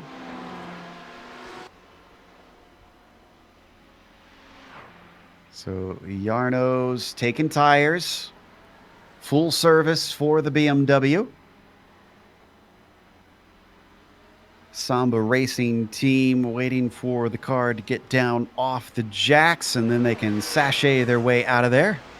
And Hexa Racing Team Purple has just come in. This is Guignez. I'm guessing that he will probably hand over to his next driver. We'll find out who that is in a moment. Yeah, he'll be handing over to Damien DeVow, I believe, who's going to jump into this car and, yep, into the pits now. And Damien does not look to be... Oh, here we go. There we go. Yeah, Damien jumping into the Took him a car. second. So, all right, Magnussen and the Kinetic 280 is coming out of Campsa right now. They've been doing roughly 1 minute stops, just below that really, about 57, 58 seconds for most teams. Did have a quick one for Casper de Court. The Graphite team had a 52-second stop, so that's interesting. Also worth noting that the 248 Hoisingveld car in the GT Pro had a 35-second stop. I'm guessing that's no tires for them. See if that pays off. That bumped them up to third. yeah, it's still a little warm out there on track. Matthias Magnussen's going to go around. He's going to come around the track now as Hexa Racing Team Purple still in their box. So Matthias is going to regain that lead by quite a margin, I believe. Yes, he is. Yeah, this is a much bigger gap than what we saw before. And actually, they got passed by Andrei Rekovic in the Team Hoisingveld 248 car as well. That's the one I mentioned before that only took fuel and no tires. So not only did it get them third place, it now has bumped them up to second place. And it's about 4 seconds back to the 266, the Hexa Purple team. It's not a huge gap, but that could be enough to allow them to hold on to it. Oh, and Jeff's really been on the ball watching the what's been going on with the stewards. We got a black flag here, Jeff. Yeah, it looks like Ronnie Fantini is going to get a Tier 1 incident. Black flag going to hold for 20 seconds. That is going to hurt, especially considering how well they were running before. Yeah, so the Ronnie Fantini got the penalty, but Gunnar Meeson's going to have to serve it in that 101 Team Hoisingveld HPD machine. So unfortunate for Gunnar, just getting in the car, he's going to have to serve a penalty from his teammate. That never feels good. And they're only 1 second back from the Torque Freak Corkscrew car. So they were giving chase, and this will certainly put that out of hope of them running them down. And as we have about a minute left, and I think we're in between pit stops for most of the classes, let's real quick run down our top 5 before we hand over to our second team today. Commentary teams have to swap out 2 as well here for our broadcast with 10 hours to deal with. So started with our LMP1s, Hampus Boz still up at the top. He's been leading most of the laps, but not all of them. He's been followed by Refnes, the Argon car, back up into second place, using traffic well to his advantage. Because once he got past Lemire in the Satellite Racing number 64, that 64 has fallen to third and has not been anywhere close to trying to challenge them. Arndt Pfeiffer, the 71, dealing with a warning out there. So they're on thin ice with the stewards, but they're in fourth place. So they got to try and hold on to things to make sure that they don't go farther down the order. And then fifth place for our for our LMP1s is PCDC Xenon Nosing. Not a perfectly clean race, but still rounding out the top 5. Adam? Yeah, the CQR Club racing team, driven by Christian Rose right now in the 116, is doing a great job out front. They have gapped Nomad Sim Racing HPD by 20 seconds. Nomad Sim Racing in that 122 car have been doing a good job ever since they've come out of that first pit stop. They had their own little issues, but they're doing a good job hanging on right there. They've actually gained a little bit of time on the CQR Club car over those last pit stops. So it came down from 22 seconds down to about 19. Torque Freak Racing Corkscrew, driven by Ryan G. Walker now in the 181, is in that third position. And that is because we just had the Gunnar Meeson in the 101 serve that penalty. So Torque Freak Racing Corkscrew is now promoted up to that third position, with Falk Auto Tech Sim Racing in fourth in that 111 car, driven by Elvis Bonello. Another very consistent drive from them. We haven't talked about them much today, but here they are in the fourth position with a consistent drive. Then we have Adequate Racing's Jonathan Dance in the 193 car in the HPD class, rounding out that top five with another very consistent drive. Joe? Down in the GT Pros, it is Matthias Magnussen who has taken over from Mark Torres and leads the race by a decent gap now. Biggest gap we've seen up at the GT Pro lead for all race long. And it is the Hexa Team Purple with Damien DeVoe in there. He did manage to get by the short pitting other team, which seems to have disappeared just now. Gabriel Roos is actually in third now for Kinetic Racing Speed. They took a regular stop and have been bumped up. Stefan Overgaard has been replaced by Roos just this last lap or two. Nacho Yarnos for the Samba Racing Team, taking over for Boss Rowinkle. He moves into P4 in recent times, and he's actually pretty close to Roos. There's about half a second between those two. Casper DeCourt rounds out your top five. He's a little farther back, just about 6 seconds behind to round out that top five. The 292 has DeCourt taking over for Julian Bell in that last set of stops. What about the GTM here, Jeff? Yeah, down here in the GTM, it's business as usual for the guys at TSB. They've managed to stay up front and keep that lead, even with a new driver taking over here in the last 6 laps. Real Pixel Motorsports in second. That's been kind of a back and forth thing with them and Graphite all race, but it looks like Graphite, after maybe having the pinning penalties, they kind of backed off a little bit. They're down in third. Team Vikings is in fourth, and World of Sim Racing Team Junior in fifth. With that, we have now crossed the 2-hour mark. We still got a lot of racing left to go, so don't go away. We're going to swap out teams here. I'm going to take a short break where you'll meet Stefan Schlacker, Richie Hearn, and Mick Claridge. Stick around for more of the finale for the DGFX series.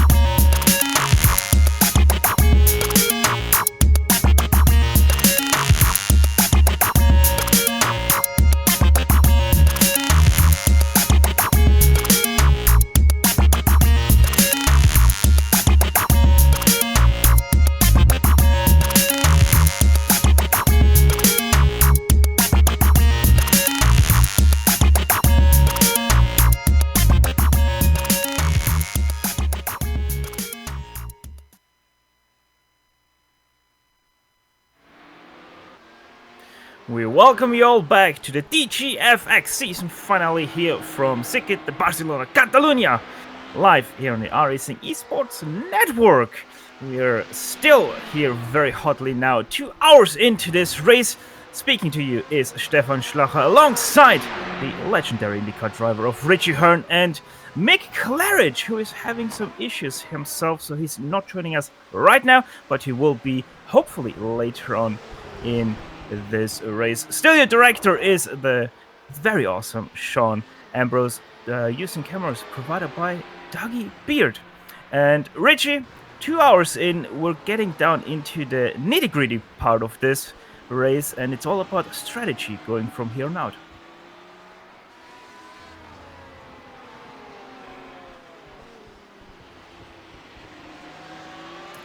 Right now, your leader of this motor race in the LMP1 class, as Joe and the guys before us have run you down, is a Satellite Racing with Pierre Benoit Linier behind the wheel of that car. Number 64, about 15.5 seconds ahead of the Hell Racers Gluttony number 19 machine. Yeah, sorry about that, Stefan. I'm back here, and 2 hours in. Everything's kind of going to start settling down after that flurry of driver changes and stuff in those pit stops. We're kind of in the hopefully the calm part of the storm until we get near the end, and it's really going to be about just managing those tires, managing those fuel stints, and not getting in any more trouble as we've seen some of these drivers do.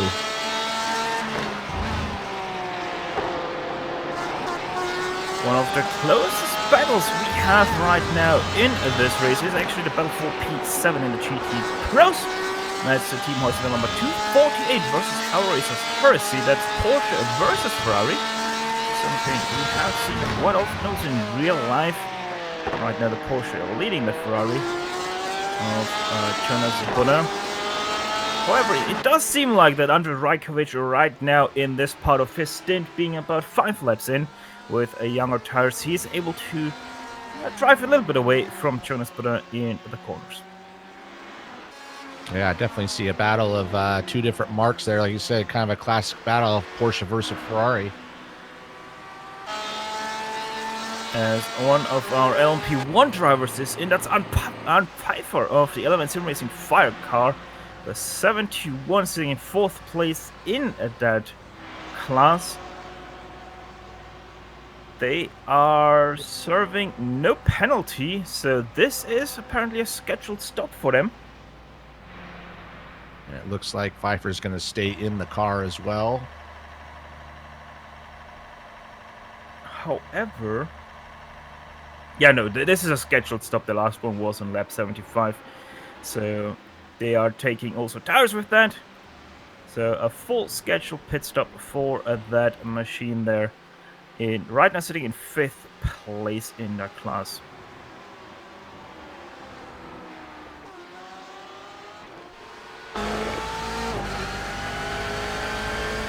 Another battle that is very close in this field is actually once again in the GT Pro field. That's for 9th place. It's one of the 2 Fischer cars, Fischer Motorsports number 285, ahead of the 269 Absolute Unit of Energy Racing, Robin Rosvinge. Right now in that car that we're on board. BMW goes to the dive there into La Caixa. Goes wide. Can he hold the line? No, he cannot close the door around the point. Coming back. Next one is a right-hander, though. That's Bank Sabrel. And there's also now the PCDC Motorsports Xenon car.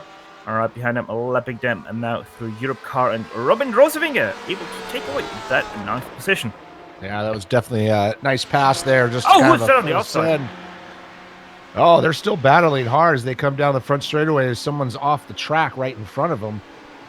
That was Jan-Philipp Reed of the Real Pixel Motorsports number 3 GTM outfit. Not sure exactly what happened to them, but obviously they haven't lost their position because they are quite far ahead of the next car, or rather were. Yeah, let's actually try to go for replay there. It's not a very usual part of the track for Audi to spin out.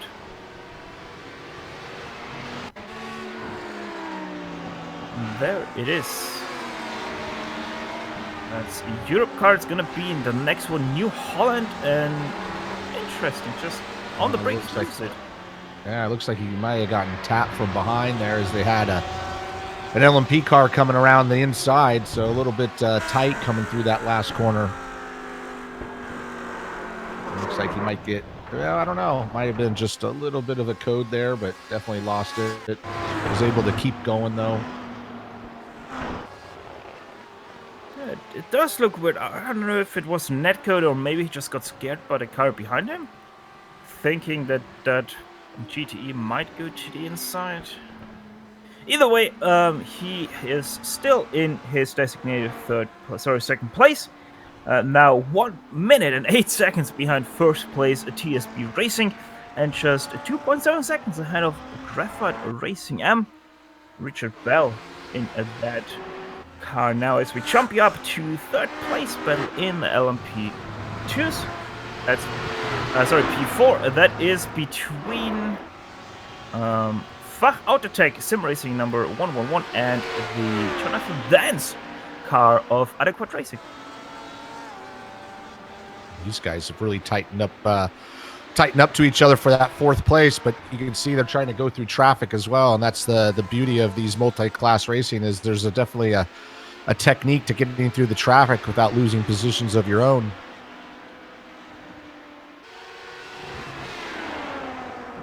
Jonathan Dance much faster going into New Holland there. Let's see how much draft effect there is for him down the very long front stretch here at Barcelona. Oh, it's coming in very nicely for him. Goes to the inside of the Swiss outfit. Brakes later as well into Elf, and thus he takes away that fourth position from Elvis Panello. Jonathan Dance pass there, but you can see they're coming up on some GT cars. And so this battle is not going to stop as basically Adequate Race is going to get right back on the tail end here. A little bit of a slide there for Jonathan Dance on the throttle out of Repsol. Now has the GTE of Manuel Meyer in between himself and his opponent of Elvis Panello. So a little bit of a breathing room, but now gets stuck in behind the GT3. Probably even worse now for Elvis Panello going through Kamsa. That's a lot of time lost there, and now the battle has grown to just 1 second.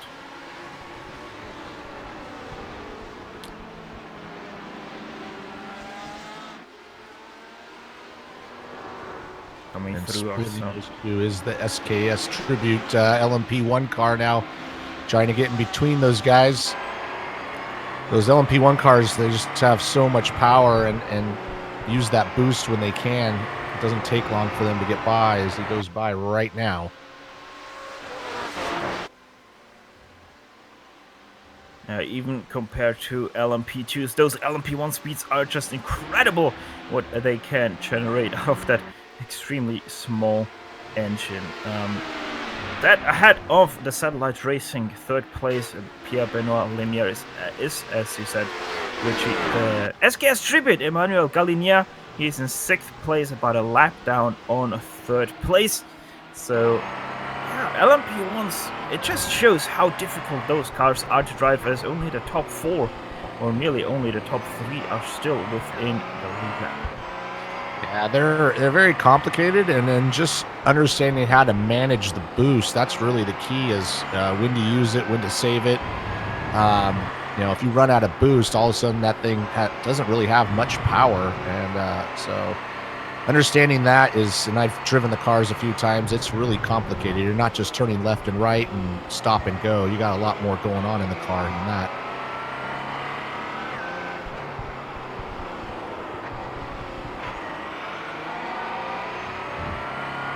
Right now, I'm not really sure at what battle to focus, as we're still looking there back from Pierre Lemieux. Right now, the battle that is really close is the 7th place battle in the LMP2s. That's between Julian Pforte of the German Sim Racing outfit and Gunnar Miesen of Team Heusenwald number 101. That number 101 Heusenwald outfit has already had a penalty against them, if I remember correctly. Yes, just recently, a 20-second stop and hold penalty, so those guys are trying to salvage something out of this middle portion of the race.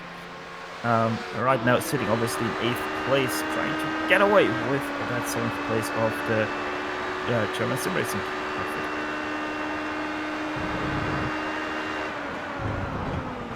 Not close enough going into 11th, so still has to wait a little bit. A very difficult right-hander, this one, Renault. At the beginning, extremely off-cambered, uphill, and then opens up quite nicely. Never really, or at least I am never really able to find that on throttle point there to perfectly track out and to maximize your speed. We still have a good battle going on for, I believe it's P7 and GT Pro between that Porsche and Ferrari we were talking about earlier with Team Heikensveld 248 and Hell Racers Hearsey. These guys have been, we followed this a little bit earlier, and now they're right on top of each other once again. And you see that Ferrari just weaving back and forth, trying to get in the mirrors of that Porsche. And this is going on as I was watching a little bit earlier, and they're letting these other LMP cars go by, but they're still staying together. It gets right on the back of that gearbox. And you have to give it up to the Hellraiser's Heresy car. With that damage on the left side, not only at the front that you can see, but also at the back of that Ferrari, they have been able to quite nicely keep it together and still run some quite good lap times despite their damage. So being in this fight for 7th place right now is no small feat for the damaged Ferrari. Yeah, having that damage, maybe just staying behind the Porsche is helping drag them along and keep them in the draft. He's obviously going to have to drive a lot harder with that type of damage. But he's staying in touch with that Porsche right there in front of him, and he's closing right on the back. But he might have a little bit too much damage to be able to pull out and make a move down the straightaway. We're coming up to that fairly soon. But he might be just kind of hanging in there, just trying to save a little fuel maybe.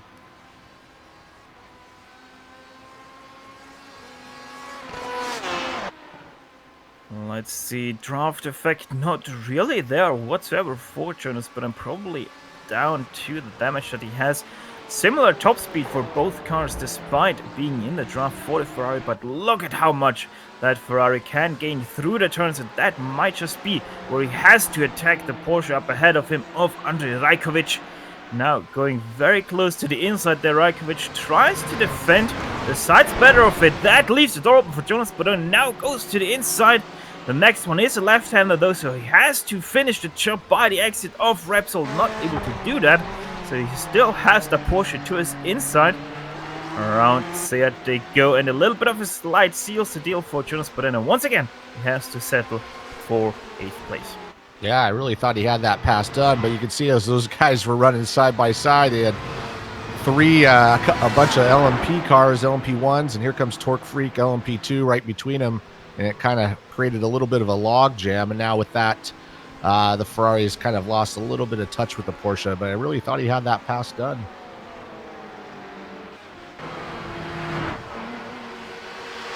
Jumping up ahead to the battle I did talk a little bit about. That's the 7th place battle in the LMP2s. It's actually a 3-car battle right now, side by side for 8th place in behind Chile M40. Just lost that one to Gunnar Nielsen. Ooh, Chile M40 nearly going into the back there of Gunnar Nielsen into Seat. Yeah, it was really close. I thought they were going to make contact, but another good battle going on the track as we're pretty early into this race, and you got to keep the cars clean. You know, you want to race hard, but you don't want to do any damage to cause you problems later on. And looking at my timing and scoring, we have to say a little bit here that this is a great battle to watch, but they are fighting a little bit with different weapons, as the Team Heusmelt number 101 14 laps into their stint, where the World of Sim Racing team and the German Sim Racing are 24 and 20 laps respectively into their stint. So the Team Heusmelt number 101 much fresher tires and a much heavier fuel tank.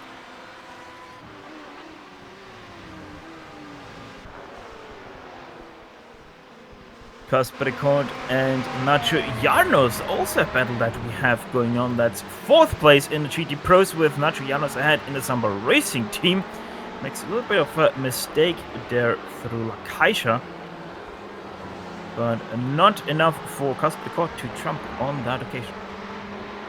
Now we have a battle between Ferrari and BMW, so a good mixture of cars running well up there.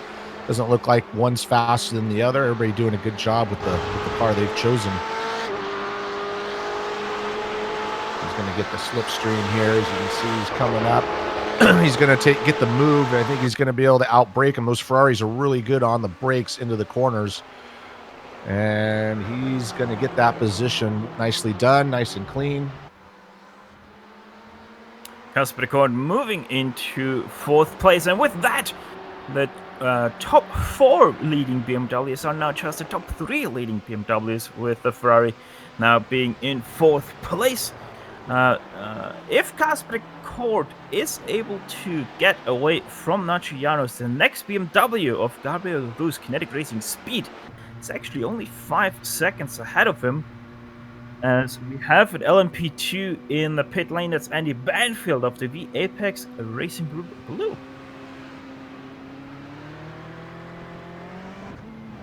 Seems like they are not taking tires as they're off again. Just a 28-second stop for Andy Banfield, and he is out and about again as he forgot to release himself off the pit limiter again. Yeah, they got some work to do, so maybe trying to double stint those tires and not driver change right now. Get him a little bit of track position, but back on track. But they do have a little bit of work to do, catch up to Real Pixel Motorsports. And staying in the LMP2 field, that's actually jumped to sixth place in that class. That's a battle between Erling Bomer of Team Vikings Fenris and Charles Alvarez Benetti, well of Sim Racing team. Benetti also one of the cars that is trying to salvage something, as they had some early troubles in their race thus far. Yeah, this is becoming a 3-car battle here as we have Heikensveld 101 coming up not too far behind them. They have an LMP1 car going through them at the moment. And kind of a tricky part of the track there, but this is a nice 3-car battle we're watching on screen. Right now, the PCDC Motorsports Argon Audi of Adrian Refsnes behind them, and look at how much faster that Audi R18 is compared to those LMP2s just on the early stages of that stretch. Benetti also gets a little bit of draft help from Bomer, but not enough. Right on the back of his gearbox, and we might be seeing a move for a position here in a second. He's close enough. He's getting a nice run around the outside there. He's going to get right in the draft and right down the inside. Very nicely done under the brakes and give him the spot. Beautiful move there from Benetti. Now going up into 6th place, and yeah, if Bomer isn't careful, as you have mentioned, Gunnar Nielsen, the Team Heusenfeld number 101, not too far behind this battle, so he might be quite easily losing 2 positions if he is not able to keep up with Benetti, which most definitely doesn't look like he's able to.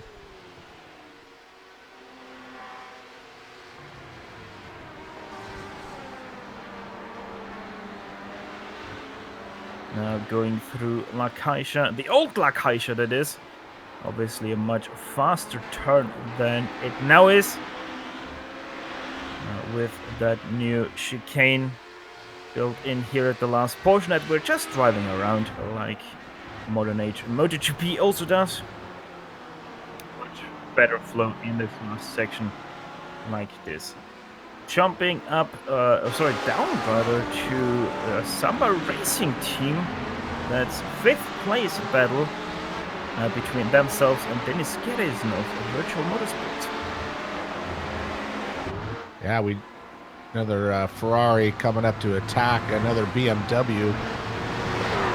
So Nacho's kind of fallen back into the clutches of some of these cars. Not sure at this point, like the state of the tires between the two, we've obviously got different strategies, so sometimes that plays a part on the pace of the race. We've got a lot of traffic in this area with a bunch of different classes: LMP1s, LMP2s, GT Pros. Looks like they're going around a GT Am as well, so this is pretty busy right here. Hopefully, they're going to go 3 wide here. 3 wide into New Holland. Not always the best idea, but they all managed to do that in the middle. That GTM car that is, by the way, still your leader of that class. TSP Ripe move. They have pitted recently. They're 6 laps into their stint, so they're right now only sitting in 4th place. But once that all has cycled through, they will be once again your clear leader of that last class.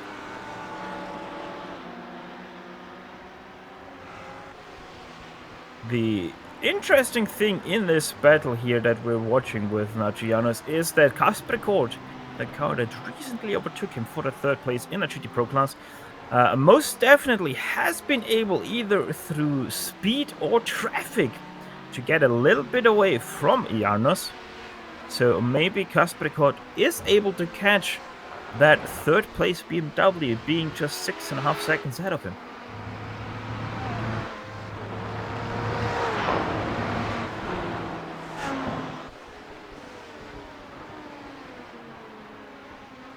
And I had a short look at the pit stop times for Kasper Kort, Nacho Janos, and Dennis Garrison. They all are on the same strategy. They all have taken tires the last time around. However, Kasper Kort is 7 laps deeper into his stint than the other two. So this is a square off fight that we're witnessing here for that 4th and 5th place.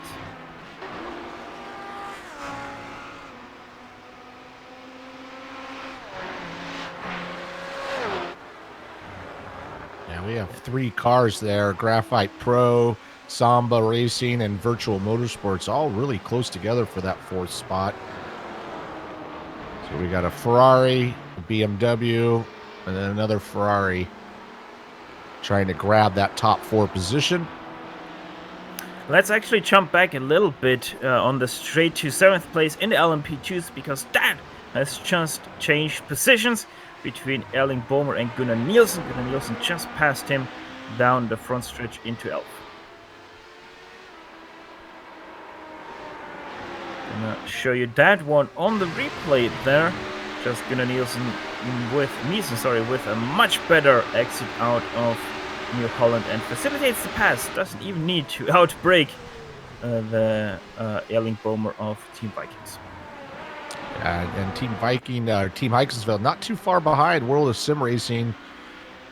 He's about 1 corner up. He's been busy getting lapped by some of those LMP1 cars, so I'm sure he's lost a little bit of track, a little bit of time. So we'll see if Heikensveld can close that gap and move up 1 more position. Yeah, Benedi was just in big traffic there, going through Wörth and Kamsa. Now he's actually splitting the battle for 7th place in the GT Pro class. That is still, by the way, between Andrei Dajkovic and Jonas Bodon of Team Horsenveld number 248 and Hellraiser's Heresy. Yeah, that's the battle we were watching earlier, and these guys are still tagged together. Yeah, just shows how much multi-class does play a role, and at the same time doesn't play a role when you're fighting someone on track.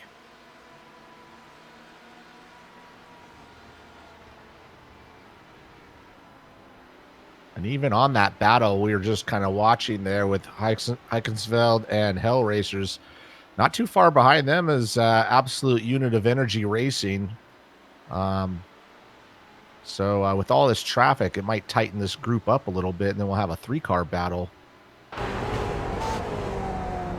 As the Heisenfeld car did get held up a little bit, now being in front of their teammate, the number 101.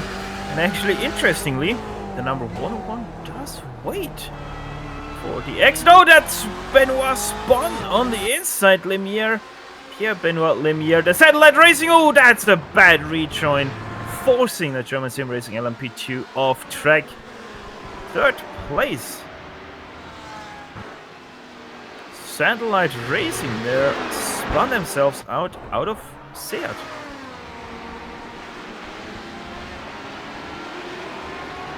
I'm gonna try to get that one for you.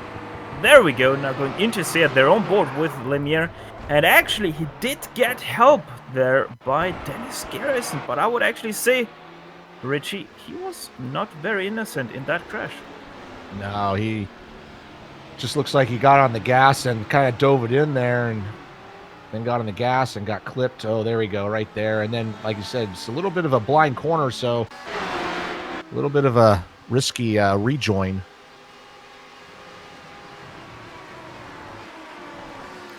As Pierre Benoit goes past start-finish, so it seems like he didn't get too much damage from that, or at least he does a little bit of an evaluation lap now. He passed once again our battle for 7th place in the GT Pros, still between Rajkovic and Buda.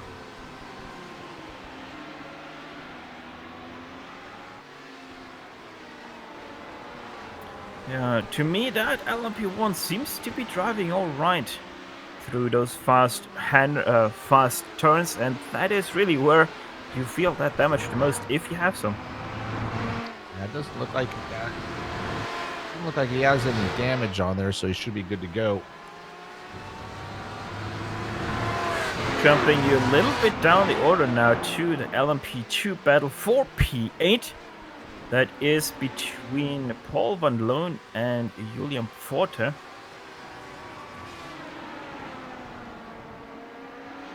As Forte did get held up there quite a lot, so that battle has spread apart a little bit. Nearly runs into the back of the TSB racing car there. Now gets past them. So now that battle has opened up to about 2.5 seconds from being just a tenth apart, starting at that last lap.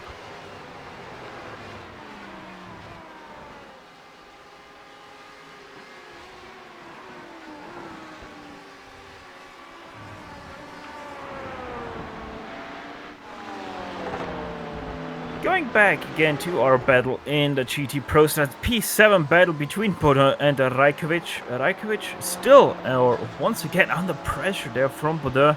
The Ferrari now going to the inside at Renault. Will he be able to do something into Repsol? Yes, once again, much better on the brakes.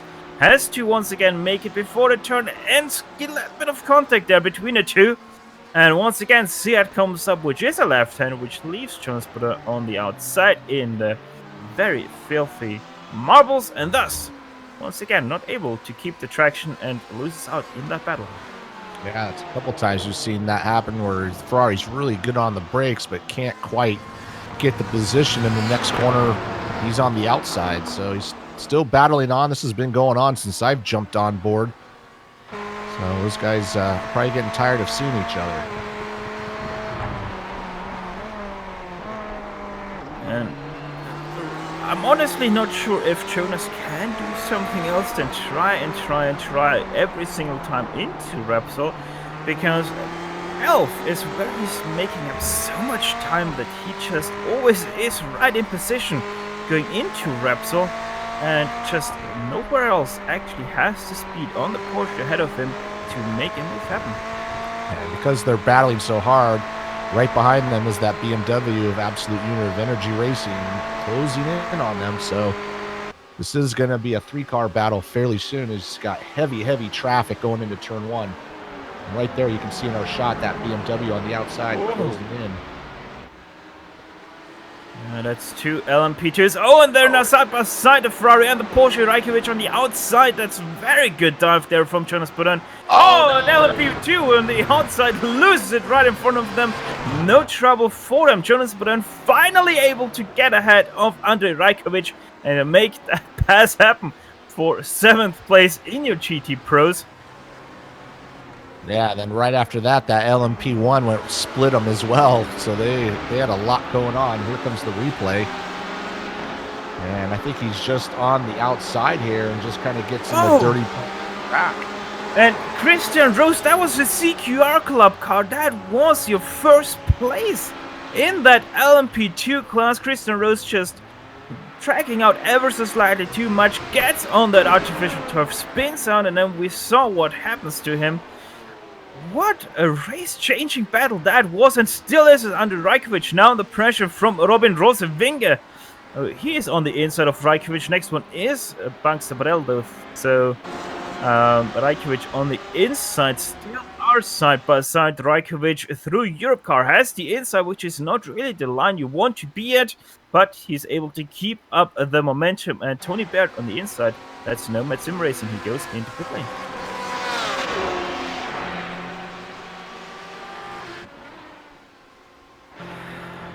So yeah, as mentioned, the leader is in pit lane. Nomad Sim Racing HPD did take over the lead because of the spin from CQR. CQR, by the way, did drive by once again. Also in pit lane is the World of Sim Racing team. Iker Estefania now in the car for them. Tires are being taken for Tony Baird. No driver swap. Just a regular fuel and tires.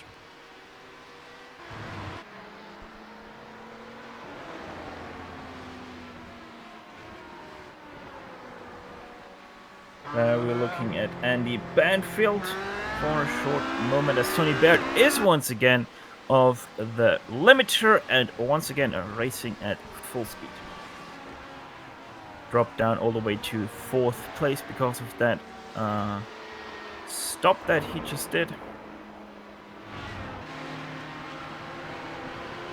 As your leader of this motor race still is Hellraiser's Gluttony, about 15 seconds ahead of the PCDC Motorsports Argon car, which is your championship leader. Hellraiser's Gluttony has to win this race to have the best chances of taking that top spot from Argon, but Argon in 2nd place, that is going to seal the deal for them.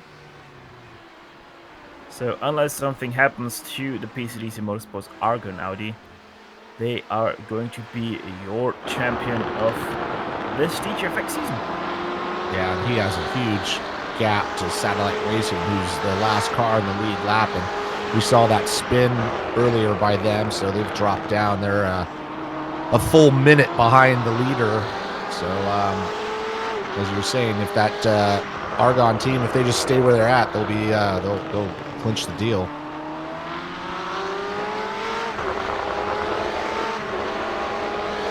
Meanwhile, we're looking at the battle for P4 in the GT Pro. There for P4 because Kasperkor did pit. He's now in pit lane for 57 seconds, or rather in his pit stall. So as he just jumped away again from his pit stall, he's going to come out in roughly 10th place. There he is, driving out and away from the pit limiter. You're losing about a full lap here at Barcelona with a full pit stop. As now also Elvis Banello is in pit lane.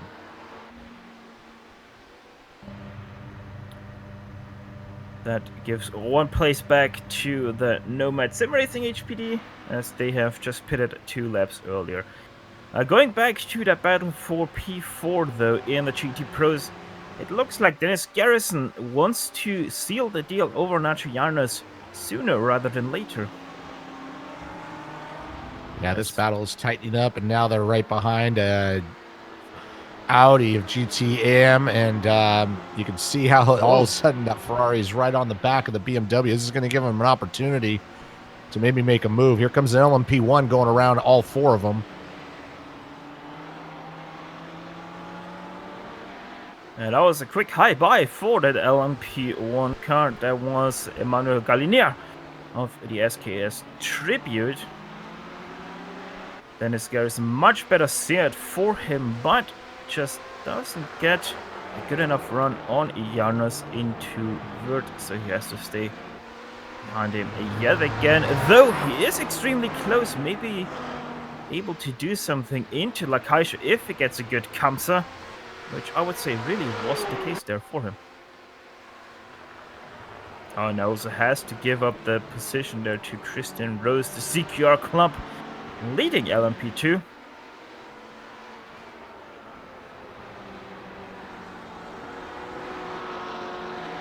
Still splitting up the battle here for 4th place in the GT Pros. Now goes to the inside of Nacho Llanos. Llanos with that on the very bad marbles. Keeps it all together though. And runs a little bit wide also out of New Holland. So maybe this gives a run to Dennis Garrison with also an LMP2 to the inside of him. But LMP2 is all the way to the far inside of the racetrack. Garrison thinks about it, but thinks better of it, or does he, as he goes a little bit on a dive there on the brakes into Elf. But that doesn't result in an overtake as he has to back out yet again. Backs up Renault though. That gives him a little bit of a run now on the BMW. Has a late apex. Maybe into Repsol a dive commands this. Sure does as he goes to the inside. Has the apex though. The next one once again is Seat, which is a left-hander, and we have seen that Nacho Llanos is extremely well situated for that left-hander, and sure enough, oh, nearly cuts off the Xenon car there. Still trying to go side by side with Nacho Llanos into Vert now. This is a left-hander followed by a right-hander, and Nacho Llanos not giving up. This is a great battle, still going side by side. Now through comes Garrison once again, tries to do the switcheroo, but this time cuts off too much momentum to make something happen there. Yeah, they went side by side almost about half a lap there. That was pretty good racing, and that LMP1 car behind them had to really wait till they got a moment to boost on by, but battle still rages on. As Kinetic Velocity is in pit lane. They're already driving out again. Matthias Magnussen, that is. Stopping on lap 99. He is your leader of TGTEs. Or GT Pros, as they're named in this series.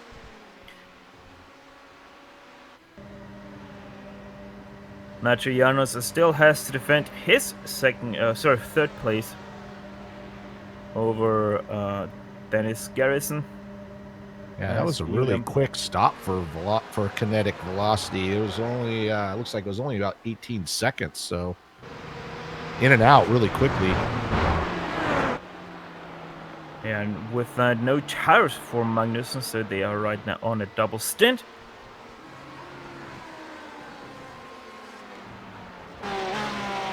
Seems like the battle for P7 in the GT Pros is also still close. This one's between the absolute unit of Energy Racing and Andrei Rajkovic of the Team Hoist & Belt Porsche. Yeah, well, that Porsche for a long time had that Ferrari behind him, and now he's got to deal with this BMW. So that number 248 car has not been without some action for a long time. The Hellraiser's Hersey car is not too far ahead, so even though he got by, he is not pulled away. So that battle has not gone away as well. It's pretty much a 3-car battle. Yeah, it's about 2 seconds between the Hoist & Belt and Hellraiser's car. So only a small mistake from Jonas Bodön will pretty much reel in Andrei Rajkovic again. So still has to very much stay on his toes there as he goes into pit lane. So Jonas Bodön of Hellraiser's Hersey into pit lane from 6th place. Seems like we're in full swing of GTE pit stops.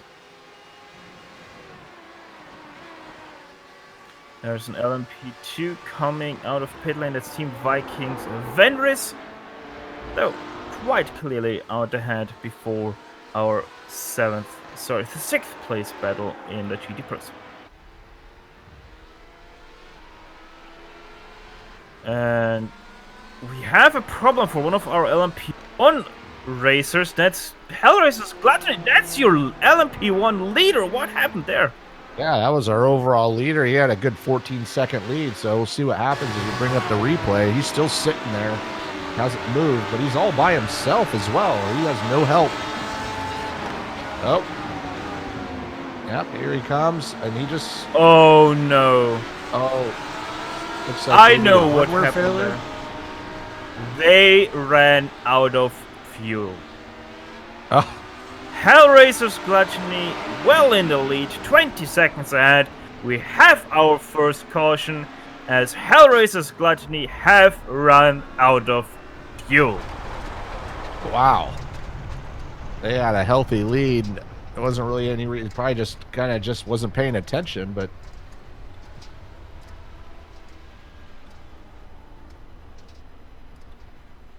Major tipping point for pretty much everyone, because we also had some people in pit lane. One of them was the SKS Tribute car, for example, and some others.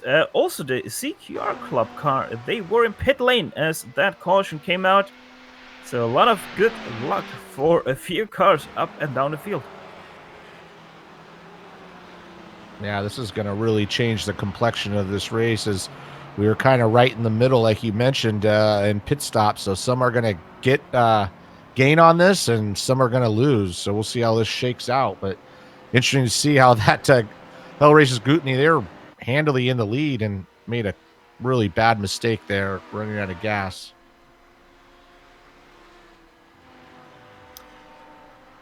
Yeah, this is going to be very interesting. Now, obviously, a lot of people are a little bit off cycle, so the steers will have to wave around quite a few cars. Thus, the GSRC team will take a quick break from this broadcast, but don't run away too far, because as soon as the pits open, we're gonna be right back.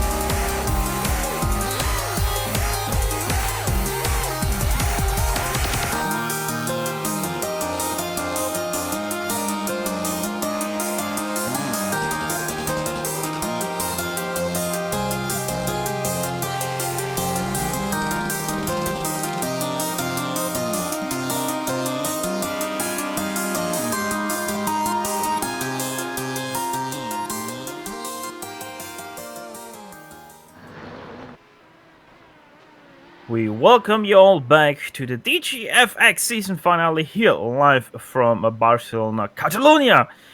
Live here on the Global Sim Racing channel via the iRacing eSports network. And as you can see, we're still very much under a yellow flag, as it seems like that iRacing made a little bit of an oopsie.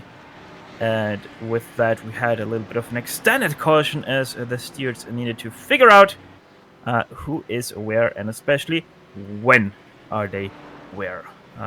As the pace car finally has a leader behind them. That is right now Jan-Philipp Wied of the Real Pixel Motorsports 3.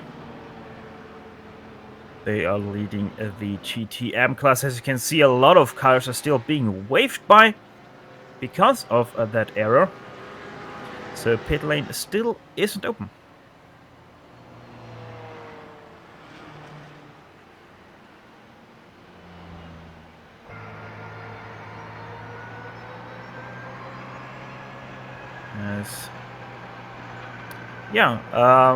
First caution of the day. Obviously, a lot of people, as we have mentioned before the break, were in the midst of their stints, or at the end of their stints. So we have a few people having to dive into pit lane to get their splash and dash. That also shuffles a little bit around the order right now. But it seems like the stewards have finally been able to figure out where every car needs to be.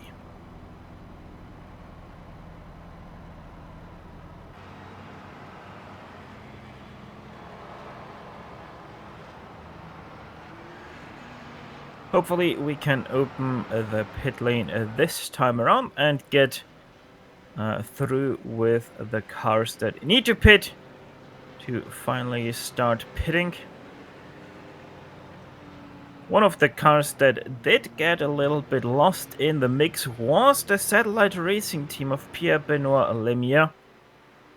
Because of pit cycle, he was leading, and then because of the error being made, he suddenly found himself being in only third place, a lap behind your leader.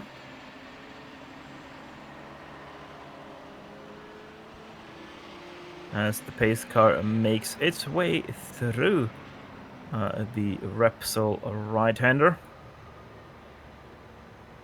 Still, some cars are being waved around the pace car, so it seems like some finer details still aren't 100% fixated.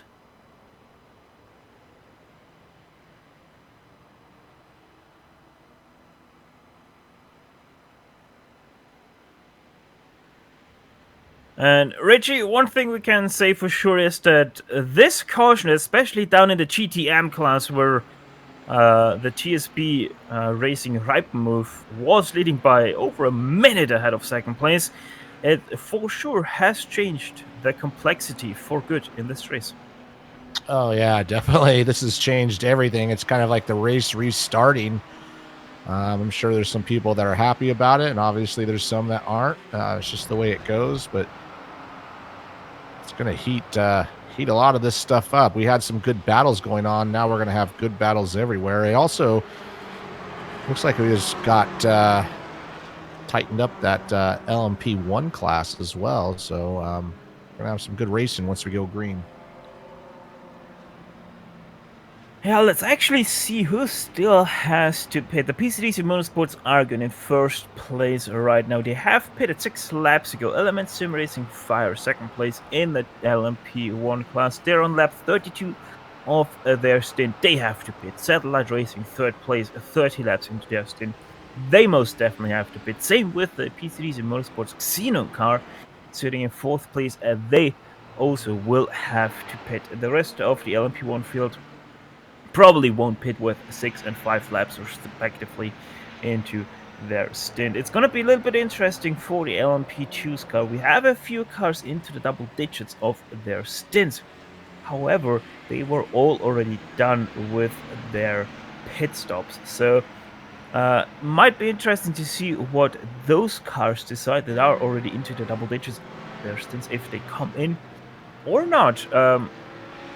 might also be a valid point to maybe think a little bit about calculating back from the 10 hours. 7 hours stretching that far back, though, might be a bit far to already start to calculate with that strategy. Yeah, it's a long ways to calculate it out, especially if we get another caution. It'll be interesting to see once we do go green, who has to come back in and do a stop and who just came in and just did a kind of splash and go. And we do need to point out that the overall leader, Hell Racers Gluteny, who caused the yellow flag, and we're leading by about 15 seconds at the time of now 2 laps down.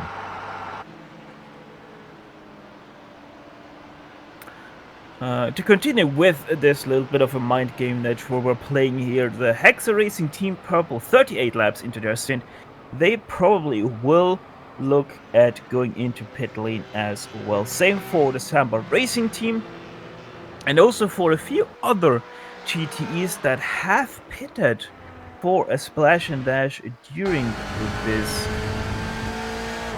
caution. So yeah, we'll have to see who really pits in, especially in that class, because a lot of people were near or towards their end of the stint.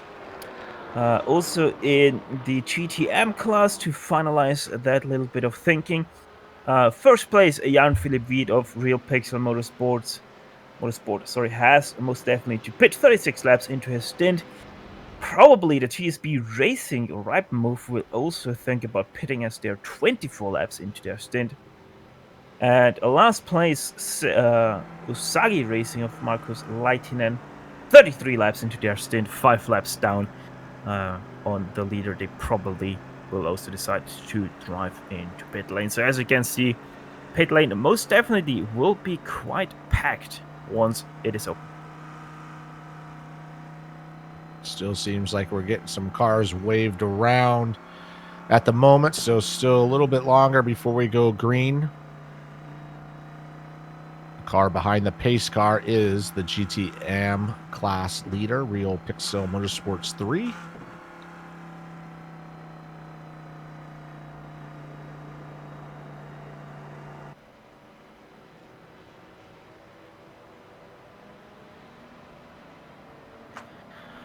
Let's see, maybe they have been able to shake everything out and are opening the pit lane this time around. Although I seem to recall that everybody has to be behind the pace car for the pit lanes to open. So yeah, sure enough, pit lanes aren't open this time around as the field drives past yet again.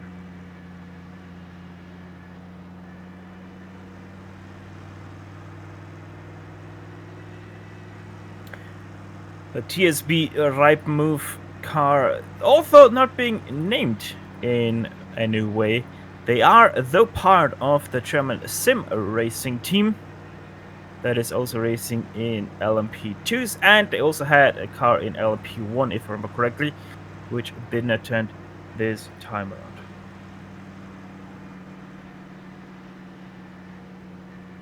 And since these guys are still trying to figure everything out around here, we're gonna quickly step aside another time. But don't you worry, if the pit lanes are going to be opened, we're gonna be right back in the action once again.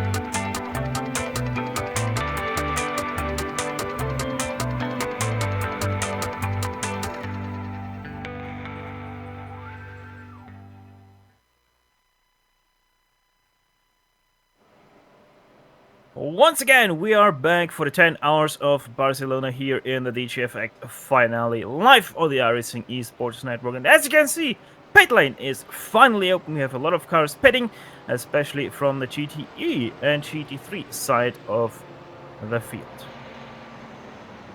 Yeah, we have the leader of the GT Pros, Hexa Racing Team Purple came in. Also, the leader for GT Am came in.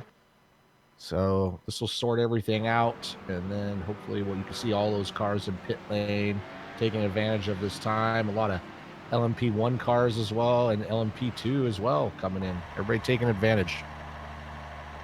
Also, we have got a few driver changes. Patrick Pelchard once again in the satellite racing car. Tobias Gruber now in the car for Element Sim Racing Fire. We also have Kasper Arlid now in the PCDC Xenon car. Actually, no, sorry, he was already driving for Stint. So no change there. Pit exit still not open, interestingly enough. Jeff Yeager is now in the car for the Apex Racing Group Blue. So Andy Banfield got relieved of his duties after 116 laps in that car.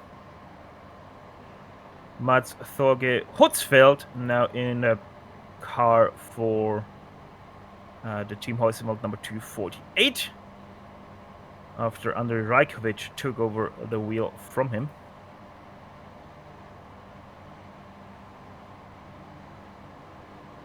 Very long wait for these guys to finally be allowed to drive out of pit lane as they're still waiting at the end of the pit lane.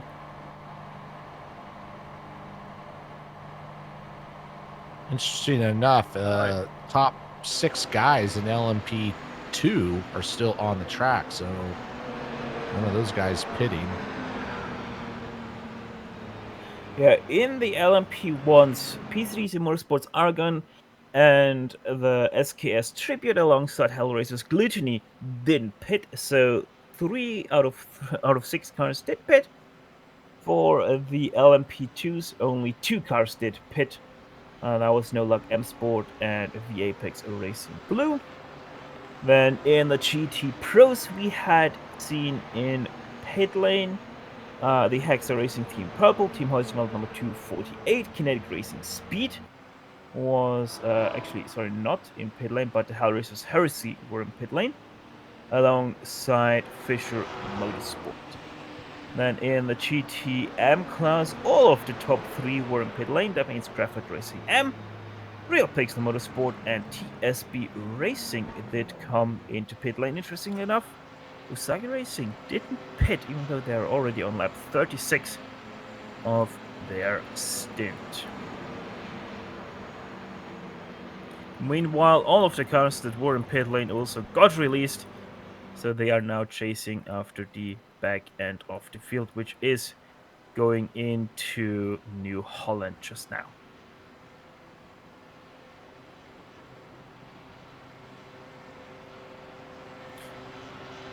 With this, we can pretty much say that Argon has been handed a very comfortable lead ahead of Satellite Racing. They're a full minute ahead of second place. And it is going to get really interesting in the GTM class, Richie, with Graphite leading Real Pixel, leading the fastest car of this race. TSB Racing only in third place because of pit stops and because they did driver change. Yeah, Real Pixel, they were pretty much smoking those guys, had a pretty healthy lead. Now, obviously, they find themselves in second place. So, definitely kind of a full reset of the race.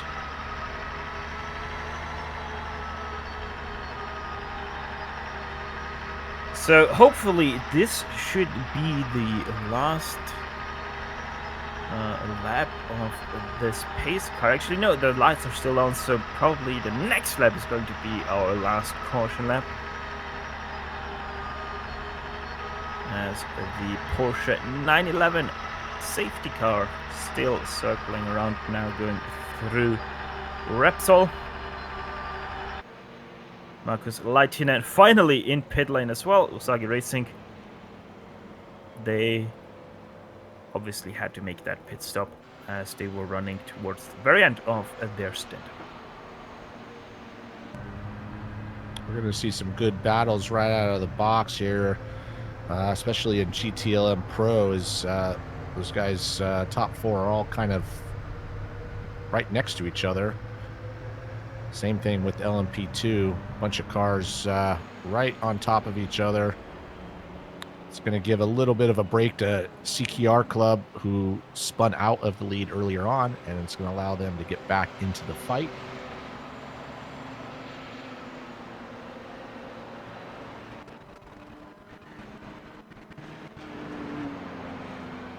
If this caution was already a little bit too long for you and you don't remember anymore what happened that brought out this caution, it was actually our then lead car of the Hell Racers Gluttony LMP1, Andreas Olsen, now behind the wheel of that car. They actually, going through La Caixa, ran out of fuel and had to take a tow, bringing out the caution that is now going on for quite some time.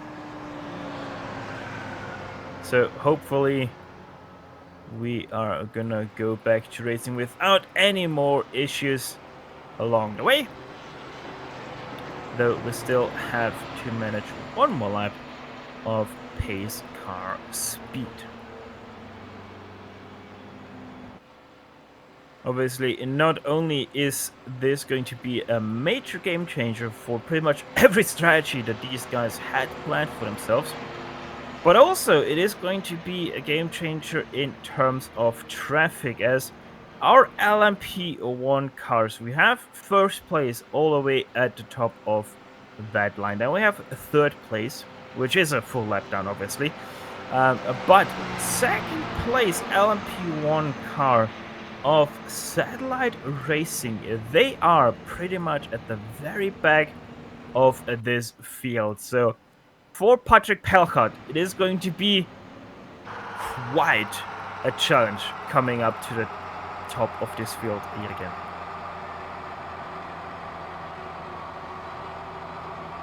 Yeah, he's going to have to go through the whole pack there, and meanwhile, Argon Motors PCDC is going to have clear track for a little while, so that gap's going to open up quite a bit.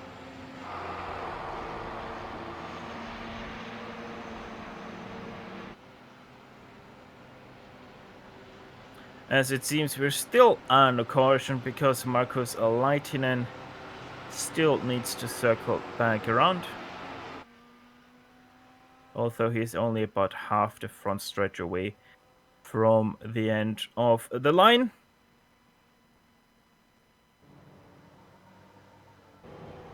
There he has caught them now at the very back of the field. He's actually allowed to get past Andreas Olsen, because that car obviously did bring out the caution, so they are cycled to the very back of the line. Now also a few end-of-line penalties are being handed out because of pit stops that they had to take. Or at least I think that's the rule right there, because I couldn't think of anything else that they had done wrong. Actually, the interesting thing is that is one of the cars that is being handed an EOL is the PCDC Motorsports Argon car. So that should retire the lead to Satellite Racing of Patrick Pelchat. Yeah, well, that was quickly made up. Still leaves one problem. He has to weave pretty much all of the field ahead of him.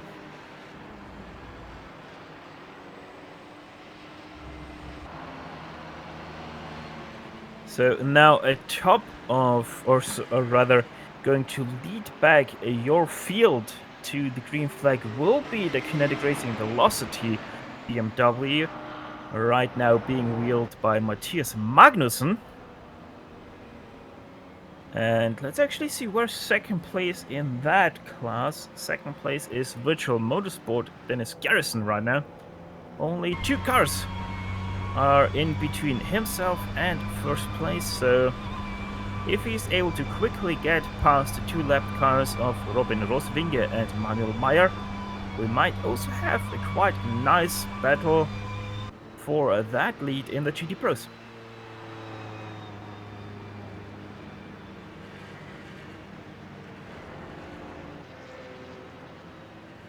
As the pace car cycles yet again past the pit entrance, hopefully this time for the last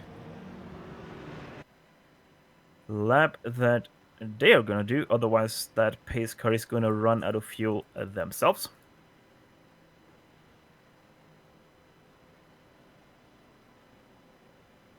Let's have a look. Are the 2 LMP ones that did get their wave around, or sorry, EOL at the back of that field? Not yet, but Matteo is gonna be a little bit cheeky and is going to drive through the pit lane, as it seems, as a few more drivers have been given an EOL.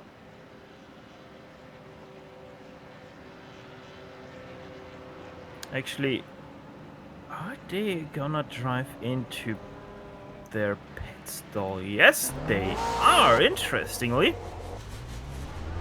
They are gonna opt to top off with fuel. And they're taking new tires.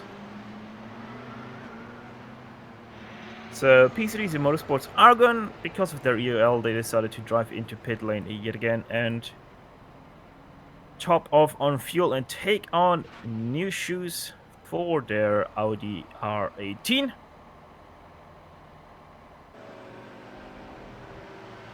Which is actually a little bit interesting because Patrick Pelchat is, I would say, about going to be about a quarter of the line ahead of them. So I would say that it's quite an advantage, especially because there's a lot of GTE traffic in that last quarter.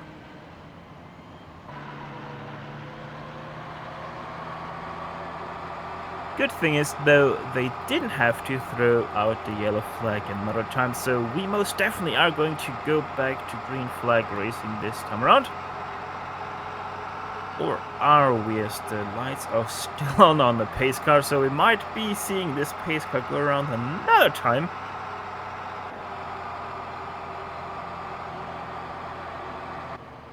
Either way, Richie, we are now on this caution for nearly, I would say, 20 minutes, maybe more. These guys that have gone just into the car once again, they are going to be quite cold because of this pace period.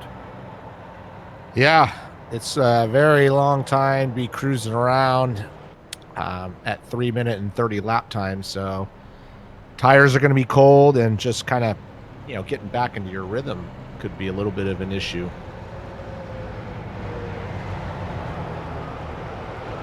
Yeah, seems like we are going to be under caution for at least this lap here. Let's see if they have to throw out the caution once again, or if we are finally able to go back to green. Most definitely all the drivers are ready to go back to green, but it seems like a few drivers are still out of place.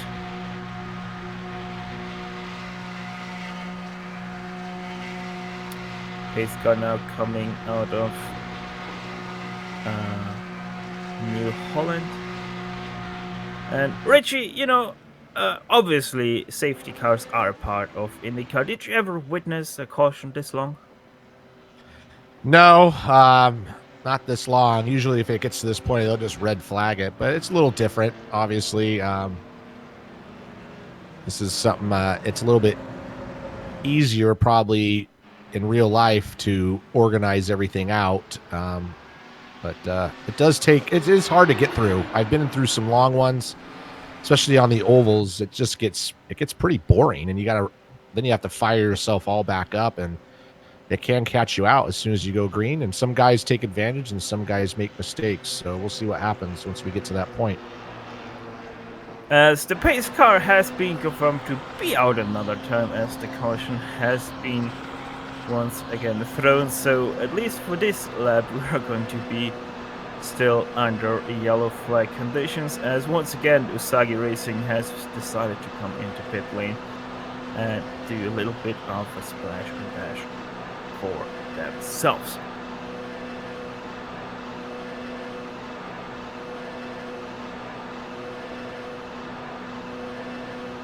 You know, one thing that I have always wondered is if iRacing actually has simulated fuel wear for the pace car.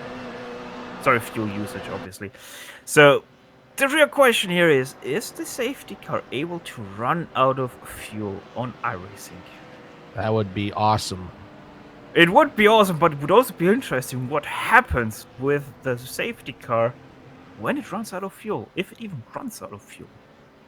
I think everybody would have to stop because then you get a penalty for passing the pace car and just come to a grinding halt.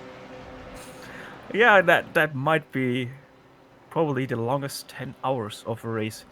But yeah, hopefully that doesn't happen, and hopefully we're gonna go back to green flag racing in just a lap.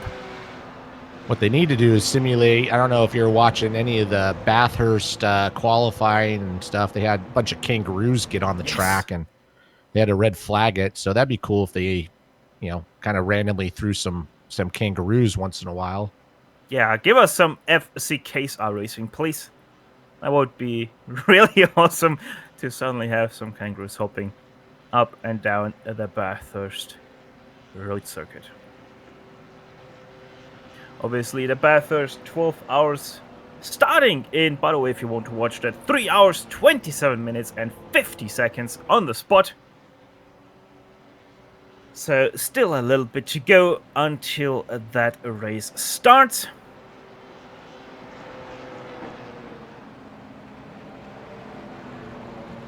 It's interesting to note that when we go green, you have the leader of LMP Pro right behind the pace car, and then right behind him is the leader of LMP2.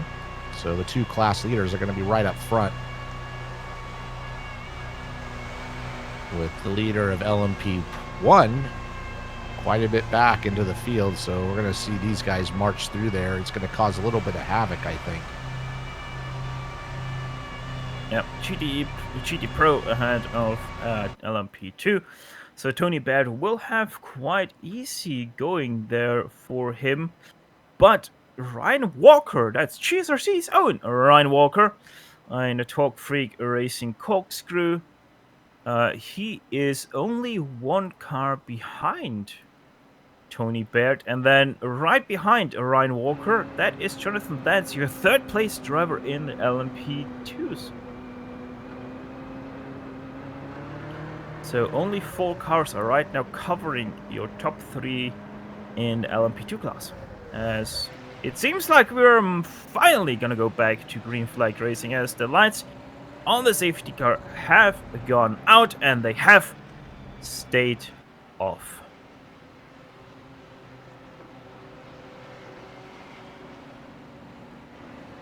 All right, let's get back to it. Obviously, your danger spots on this restart most definitely will be Elf, and then also maybe a little bit of action going into Seat. Hopefully nothing that brings out another caution, because that would be a little bit interesting. Even though we have to say that if there's a back-to-back caution, the second one most definitely will only be a short one, with the field only being sorted and then being sent off again. There will be no pit stops being allowed in that second caution if we have back-to-backs. Yeah, and we would say the reason why this is so long is just kind of the caution fell right when pit stops were happening and people were all over the place. So it takes a while to kind of sort it all out, and looks like we're good to go for this green flag coming up.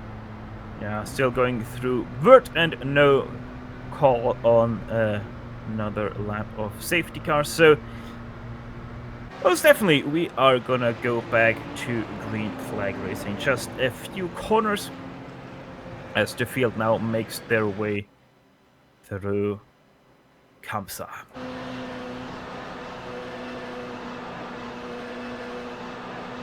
Barcelona, rather interesting track if you think about it, Richie. For open wheelers, not a lot of passing opportunities, but for these GTEs and GT, and obviously also the prototypes, a lot of passing opportunities are being opened up by the old school layout this track has. Yeah, I like the old school layout, and I think too because with the GT cars, the braking zones is just that much longer, so they can you can get on the inside of somebody. Whereas with the open wheel cars, the braking zones sometimes are so short that there's no chance to even get inside. So with getting in the aero wash and everything, these sweeping corners, it really makes it tough to follow people. Tough to follow people is not the name of the game here for this series, as the pace car finally goes into pit entrance. No, they don't have to refuel. They are actually done for their job this time around. So Matthias Magnussen is being handed the control of the restart here, as he is now off and away. Green flag in the air. We're back racing for the 10 hours of the DGFX series. Finally, as Ryan Walker already under pressure from Jonathan Dance for that second place in the LMP2 class going into Elf. However, he's able to defend himself.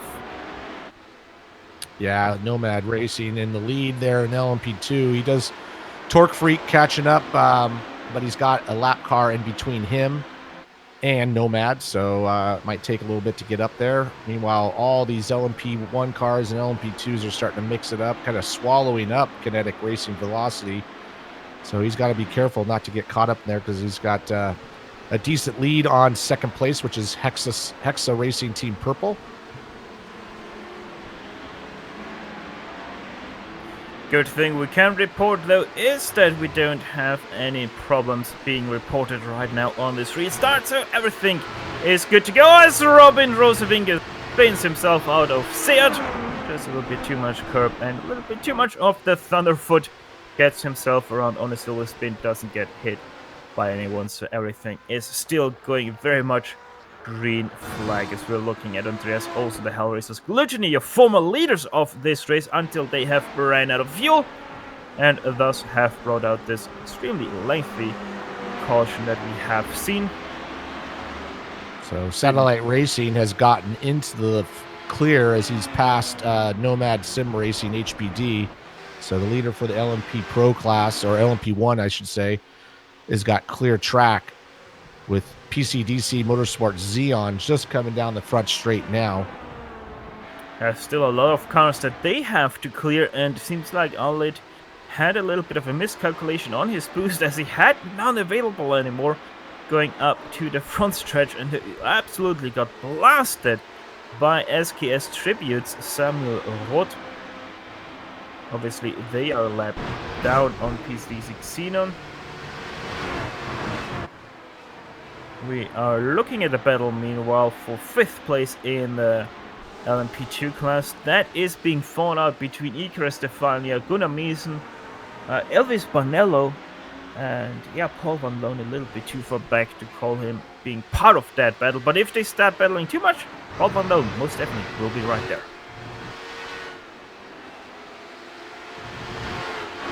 That battle is heating up, as CKR Club is not too far in front of them either. So nice battle here for looks like 5th place, heating up between those 3 teams. By the way, a little update on the battle for 1st place in the GTM class. TSB Racing is already up by nearly 3.5 seconds of 2nd place. So they really didn't take all too long to get past everyone that they had to. Meanwhile, we're looking at Gianluca Mattia, the PCDC Motorsports Argon cars, still slicing and dicing their way through the field. You can see them going around the LMP2 leader, Nomad Sim Racing HBD. This traffic has been able to keep a gap to Torque Freak Racing Corkscrew, but now they're kind of together here, so we'll see if Torque Freak can kind of maybe close up that gap. Is that actually a battle for position? Yes, it is. That's for 3rd place between Gruber and Matteo. So the Element Sim Racing team is quite under pressure here from the PCDC guys. Let's see what Matteo might be able to do here into La Caixa. Not having too much boost available, or rather does not want to boost too much going into La Caixa. But out of La Caixa, losing a little bit of that boost to get to the inside of Bank Sabrel. Let's see, also has the traction, so he is past Tobias Gruber, going up into 3rd place. 2nd place, his teammate, Kasper Aulit, PCDC Motorsports Xenon, just a 1 turn ahead of him.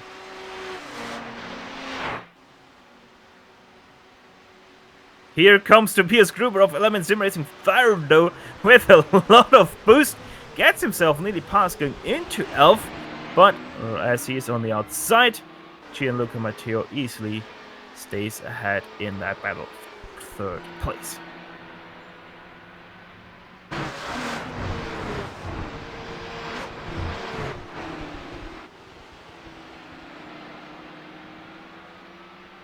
Oh, so it seems like we have quite a battle going on for 2nd place in the GT Pros right now, with Team Heusenfeld being in 2nd place. They are being chased down by Hellraiser's Heresy, Hexa Racing, Team Purple, your former leaders of this class. Virtual Motorsports in 5th place. 6th place, Graphite Racing is also in there. So really that is pretty much a 4-car train for that 2nd place. Yeah, and that's a battle we were watching earlier on that went on for a long time, with that Porsche in front of that Ferrari of Hellraiser's Heresy. Heresy got by them eventually, but now they're going to find themselves back in that position, albeit it's for fighting for 2nd place, but I'm sure he's not happy about that. Not too far up is Kinetic Racing Velocity, although they're kind of able to run their own pace as these guys fight it out. Oh, Damien Devon now under pressure from Dennis Garrison. Garrison maybe going to the inside here at La Caixa. Most definitely does do so. Very late braking for him. That also opens up the door for Kasper de Kort. And the Hexa Racing Team Purple loses in just half a turn 2 positions to both Dennis Garrison and Kasper de Kort. Yeah, and then right behind that is the Samba Racing Team BMW. So the more of those guys race together, the closer he can get and join that battle.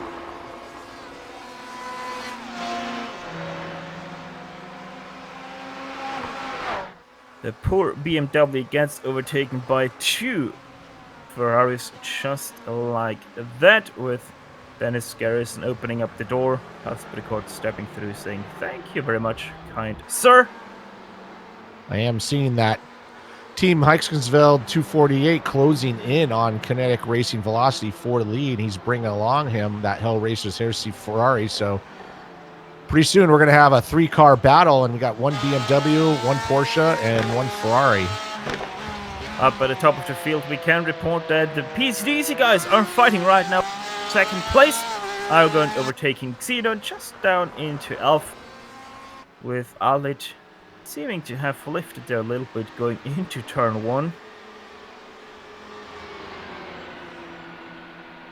So now with that, Gianluca Matteo in for 2nd place, ahead of Kasper Alit.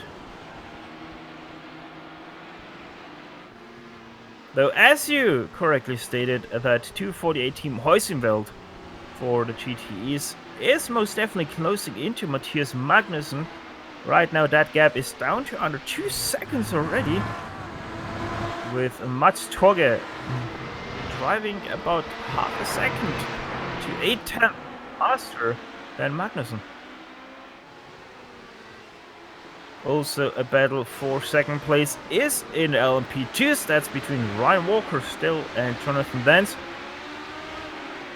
1st place has quite linked out of this already, with Tony Baird being 4 seconds ahead of 2nd place. And you can see it's starting to get a little bit darker out there as you've seen the headlights come on some of these cars. Yeah, sunset, by the way, here in Barcelona today is at 18 6:07, so that's 6:07 p.m. if you're preferring to use that clock.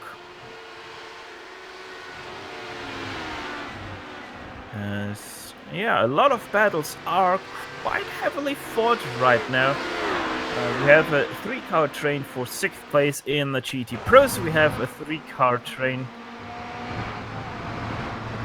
As we're actually also going to go on to that battle, we have the Satellite Racing going past these guys now with Bas Robinkel. He actually thought about going to the inside there of the Hexa racing car, but saw that the LMP1 is coming up and thus decided to not go to the inside. But a very wide turn for Damien DeVore. Hexa Purple might lose here another position, but they have the inside of Banks Sabadell, though extremely slow on the apex for DeVore. And with that, he has lost out to the BMW of Bas Rovinkel, and another BMW right behind him. That's the one of Gabriel Roos, Kinetic Racing Speed, that is. A very good New Holland for Roos, so he's setting himself up for the path into Elf. He has the slipstream, closes up more and more, a little bit of a move there for DeVore, as also Roos has tried to decide to go to the inside, but around the outside, he's able to do it. Goes past. He's going to force him a long way around, and that BMW Team Purple has lost a few positions here on that lap. He was quite a bit farther up the grid, so I don't know if they're struggling a little bit with tires or what's going on. Yeah, it's rather interesting. DeVore was already in this car for quite a bit until the caution came out, so I'm not sure. Maybe DeVore just lost a little bit of his stride that he had before that caution. Just a little bit up the road, we have the battle for 4th place in the GT Pros. That one is between Garrison and Casper de Cordes. They get split by an LMP1. Yeah, we got a lot of good battles in GT Pro, because not too far up in front of them is that battle for first place as Kinetic Velocity, and not that far ahead of the two behind him with that Porsche and that Ferrari chasing him down. They're pretty close at the moment, as you can see on the screen there. And so that yellow flag has really tightened up this field. This is going to get interesting, with 3 LMP going to go past now. Maybe that does something for these 3, but nobody obviously gets held up because those LMP1s are much faster than the straight. Last one just past them, so nothing happening for them. However, we still have Kasper Ali that does need to lap these 3. Oh, we got that Ferrari's all over that BMW as that LMP1 car is coming, trying to get around. He doesn't know where to go, but that Ferrari we have seen and that with Jonas Bowden is really, really good on the brakes, and that's where he makes up all that time, even with that damage they have. Yeah, that Hellraiser's Heresy car on the brakes and on turns, they are nearly unstoppable. As Magnussen has a little bit of an interesting encounter there with Arlit. Everything good though between those two, just a little bit of a misunderstanding between both of them, as that has most definitely tightened up that battle for first place. Yeah, this is a great battle going on. This is going to go on for a while, I think.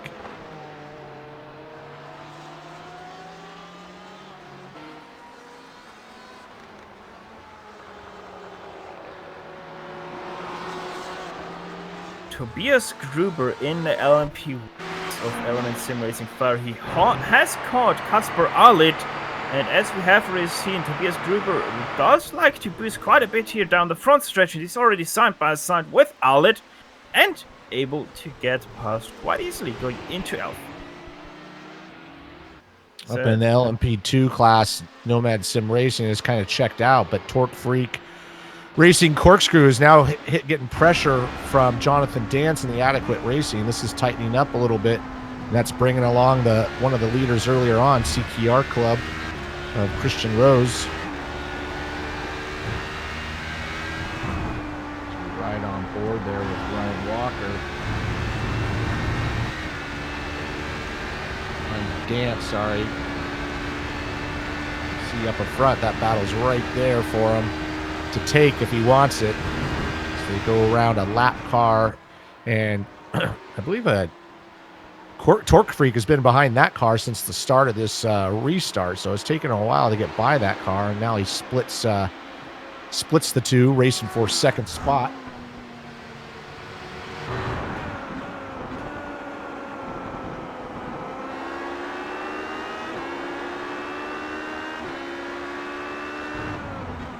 Oh, in a GTLM Pro, I just clicked over at Hell Races Heresy, just dive bomb that Team Heikensveld 248. He's going to take over that second spot. They're still nose to tail, 1, 2, 3 in that class.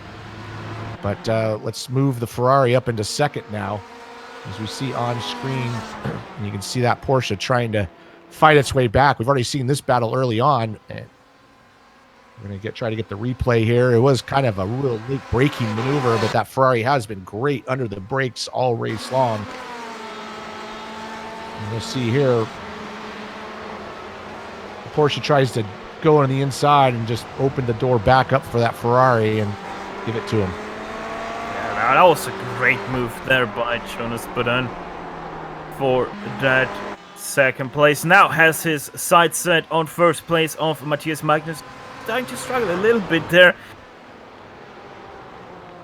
Goes wide once again through Repsol, opens up the door a little bit for Jonas, but then will he try to do something into Sid? No, he's too far back for that. Also not too much of a braking zone for these GT Pro cars.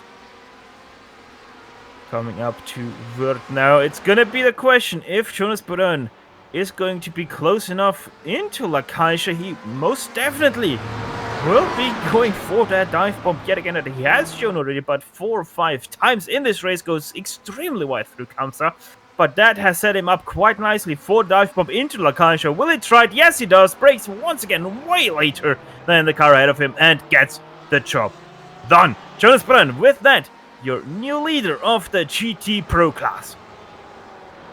Yeah, we have seen those BMWs be really quick on the straights, but that Ferrari's been, whatever setup they have on that car, it's really good under the braking zones, and that's what's allowed them to make those passes nice and clean in a very late moment as well.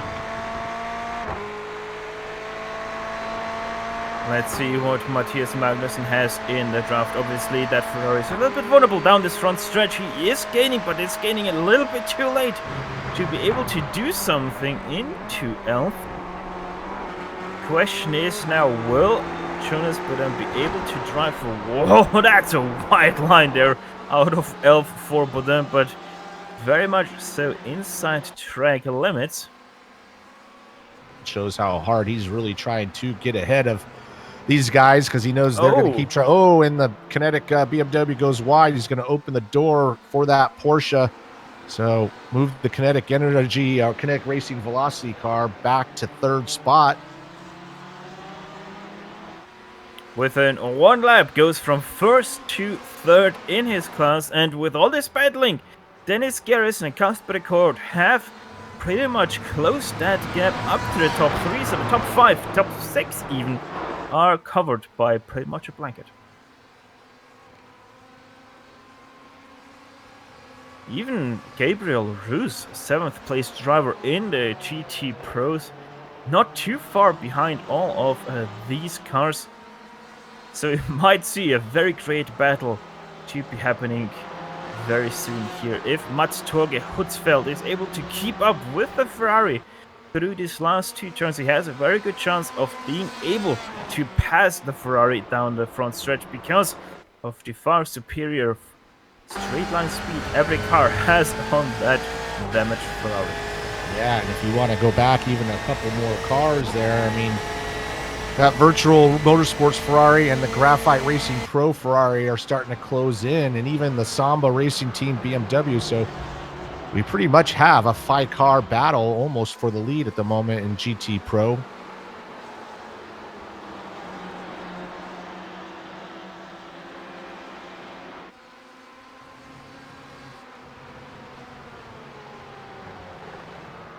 Still going very strong at it. It seems like Matthias Magnussen has a little bit of slack right now in his line because he is dropping off a little bit of the top two dogs, starting to get under pressure here from Dennis Garrison, who most definitely feels like he's being held up by the BMW.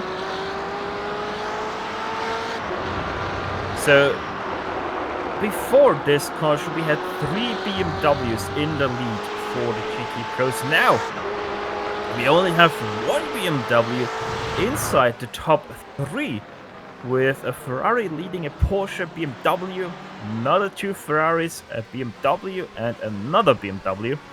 Right now your top 7 cars.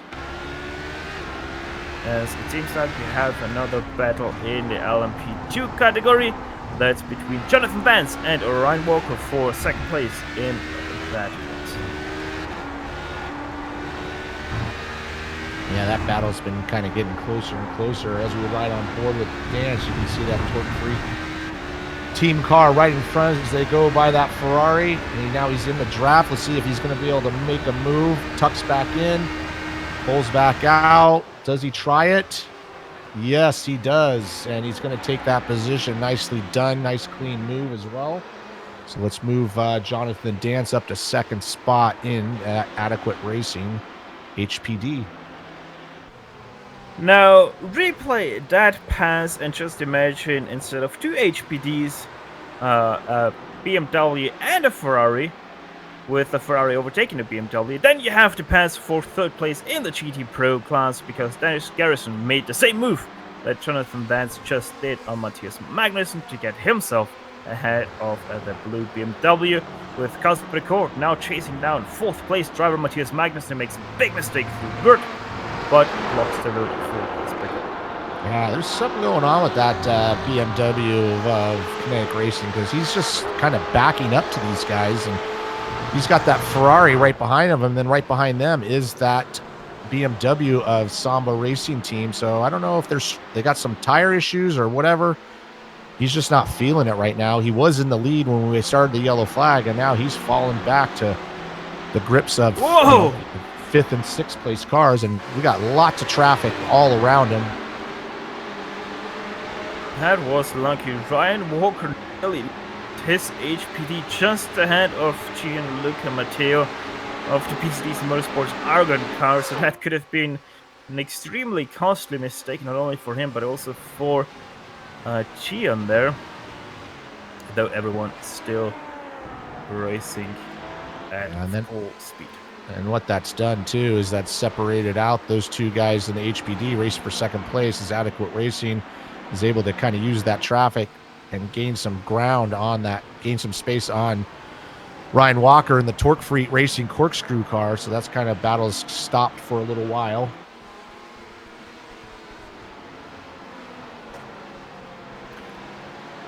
The battle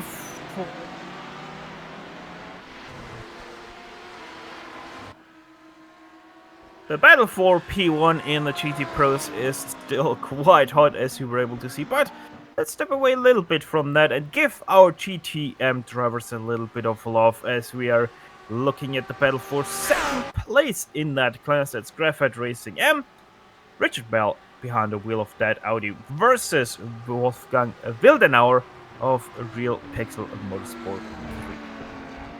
Yeah, and the leading that class is TSB Racing. Since that yellow flag, they've kind of taken off, so no battle there, but that battle for second place is tight in those GTM cars.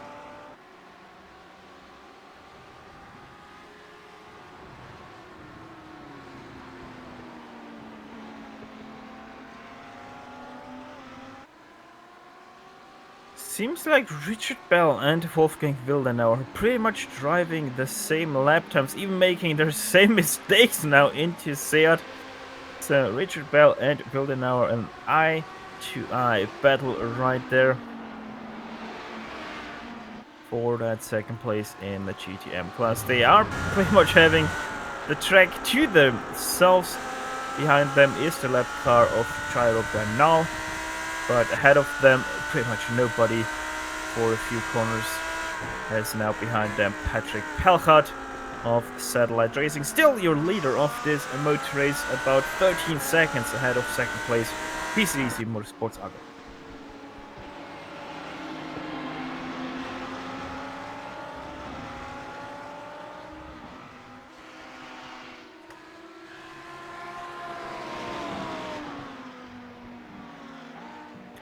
still watching this battle for second place in the GTMs. Pretty much nothing has changed in the battle that we were watching for the GT Pro class. However, first and second place have been able to stretch away a tiny little bit over third place. Same goes for third over fourth, who is still leading a 4-car train.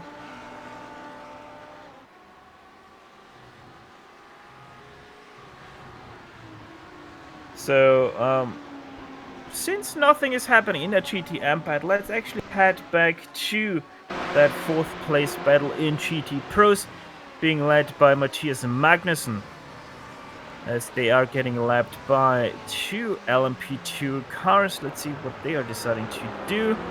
Holding up Casper Court a little bit is Paul Van Loon, who himself, actually no, that's a lap car to him, so that is no threat to him.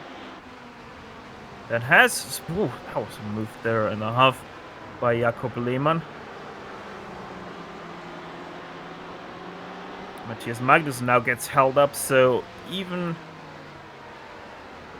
space there for those two, as Casper Court now once again back to the back of Matthias Magnussen as the sun is slowly setting here in Barcelona. Only about 2.5 more hours to go until we can say goodbye to the sun.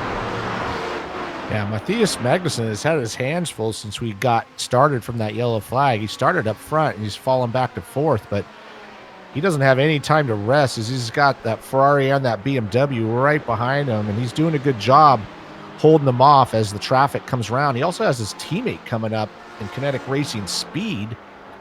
Is starting to join that battle as well. So this is heating up pretty good. Even the guys up front, 1st, 2nd, and 3rd are kind of tight, but not as tight as 4th, 5th, 6th, and 7th are.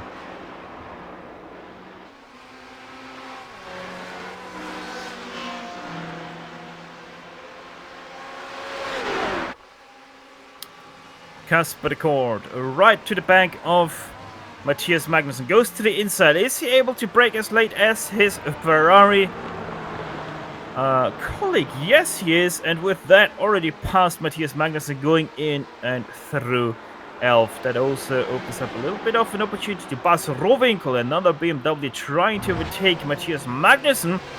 So it's now BMW versus BMW versus BMW versus Ferrari for that 4th place. Gabriel Roos, very aggressive, tries to go around the outside of Bas Rohwinkel. Doesn't find the grip though, so he has to stay behind that pink BMW. And I wanted to mention, you just said all those BMWs, and earlier on it was all BMWs in the top 4, and now it's kind of switched around. So maybe we're seeing as this track cools a little bit, it's down a few degrees. It's starting to get a little bit shaded out there, that maybe the Ferraris and the Porsches are starting to come alive as we get kind of farther into this race.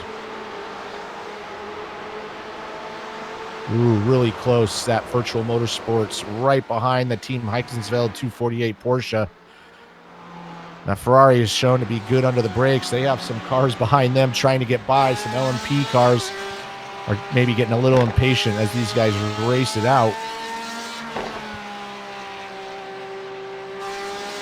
Yeah, bad traffic for Matchtalk Hutzfeld in the last 2 laps really opened up the gap to Jonas Bodin, now up to about 2 seconds. And having Dennis Garrison behind him now, that might be very interesting for the Porsche driver.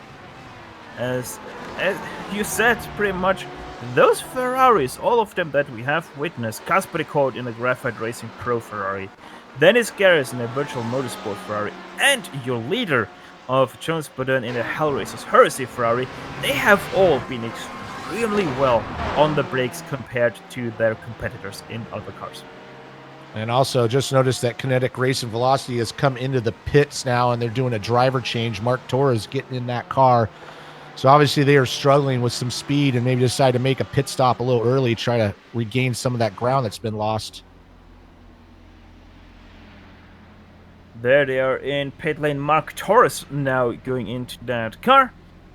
So a full service is commences. That car is on their checks.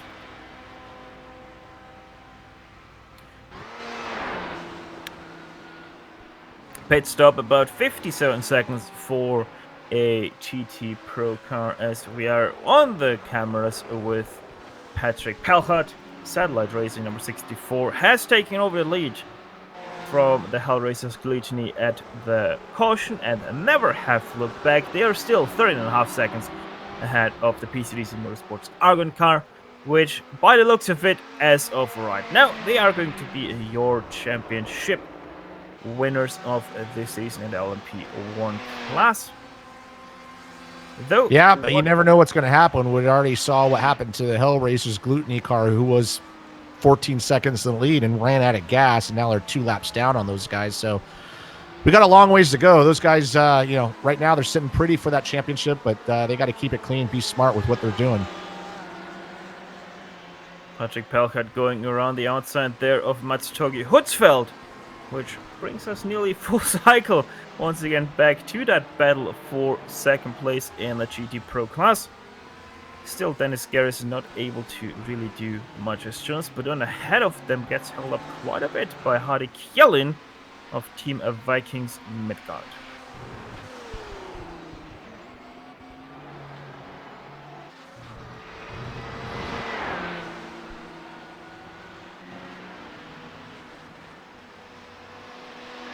Mats Torge Hutzfeld, and pretty much a new car driver, I think, in this car for this round. I don't think I have seen him in any of the other rounds. And speaking about new faces in this broadcast, Richie, it was a pleasure commentating with you, but you sadly have to step away. Hope you will be able to enjoy the great hospitalities we have here at the track today. And yeah, enjoy your lunch. Yeah, thank you very much. And it was a lot of fun getting into the groove with that yellow flag. Kind of brought this racing together. Unfortunately, Steph, it's not lunch. I'm going to go race my real car this afternoon, my little mini stock. So I got to go get that thing loaded up onto the trailer. And I'm going to go have some fun myself. You guys have a great time and enjoy the show. Hey, you too, Richie. Good luck out there in your third car. New to this broadcast, it's Rocco Stallone taking over for the next 3 hours here with me on this broadcast. Rocco, this race has seen a lot of action, especially in the GT Pro class. Have you had any chance to catch up yet with what happened in this race? Yeah, actually, my personal life isn't as exciting as Richie's. I don't have a dirt car to go race. But I was doing a little bit of house cleaning. But yeah, definitely kept up with what's going on, and it seems that caution definitely brought things together, made the racing a little tighter. Definitely excited to be here. Going to be in for what looks like a long haul, and hopefully see some great racing. Been keeping track of you and just enjoying what I've seen so far. So I'm happy to be here. Continuing the duties on the director spot will be Sean Ambrose. So yeah, still just a two-man team here on the commentating microphones. But Jeff Yeager just got rear-ended by Damien Devon going into La Caixa. The Hexa Racing Team Purple 266. Most definitely with a lot of troubles in this stint thus far. Going right onto the replay there, Rocco. Not how you want to take that turn. Yeah, it looks... I'm not sure. Maybe, I don't know. He definitely looked like he had some help, but I'm not seeing the contact on my end. Maybe you get a different, better angle, but I'm not convinced he touched him. Yeah, on the replay, you were able to... that he touched him, so probably a little bit of netcode on there, Rocco. Either way, Damien Devon now in 7th place with that. About 27 seconds back on 6th place in class. Going forward, let's actually just jump up to 4th place in that class, as that battle is still extremely close. Class record leading now 2 BMWs, with Gabriel Roos and Bas Robinko behind him. Buzz Rowinkle, after starting a little bit higher up after that caution, has seen himself drop, but seems like he has been able to recover as Kasper Kort makes a mistake through Bank Sabrel, opens up the door for Buzz Rowinkle, now has the inside for Europe car, and sure enough, says thank you very much, that's my 4th place. So, Stefan, what's your overall impression of the first 2 hours? Fill me in. Like I said, I got a little bit of it, and I'm sure some people are joining late. Give me a quick rundown, some key talking points here. Sorry, just 1 second. Kasper Kort now to the inside once again of Buzz Rowinkle. Rowinkle with the outside going into Renault, which he doesn't even need to, because he is able to easily defend that position against Kasper Kort, who seems to start to struggle a little bit with his rear tires, as another slide brings in Gabriel Roos to the inside of him, and with that, Kasper Kort loses 2 positions in just 1 lap. So it was Ferrari, BMW, BMW. Now it is BMW, BMW, Ferrari for that battle for 4th place. And to answer your question, Rocco, it would be nice if it would be only 2 hours, but so far we're already 4 hours into this race. And yeah, it has been extremely clean. A lot of fights have been broken down and up by traffic, but also a lot of battles have been created by the traffic. And most definitely the biggest game changer was that caution, which has given us this extremely awesome to watch battle for the GT Pro lead that has now split up in pretty much 2 packs for 4th place and for 1st place. Well, that's good to know. Thanks for filling me in. I'm trying to catch up here so that I could provide you with the proper support that you deserve. So I appreciate that. Thank you very much. Graphite Racing Pro has decided to come into pit lane. They're already on their pit stall. Let's see if Kasper Kort actually decides to get out of his car. Seems like no, he's not gonna hand over back to Julian Bell. Or Tom Stanley also is in here, I see, but he's not going to take over from Kasper Kort. So Kasper Kort gonna stay in for another stint, which, if my memory serves me right, will be stint number 4 for him. Or actually, sorry, stint number 3 for Kasper Kort. So a very long time in the driving seat for him. Right now on board with Dennis Garrison, still trying to chase down Mats Torgen Hutzfeld, who has dropped off once again off the Hellraiser's Heresy car. So the 248 not with a lot of luck right now in their pursuit of the Hellraiser's Heresy in terms of traffic.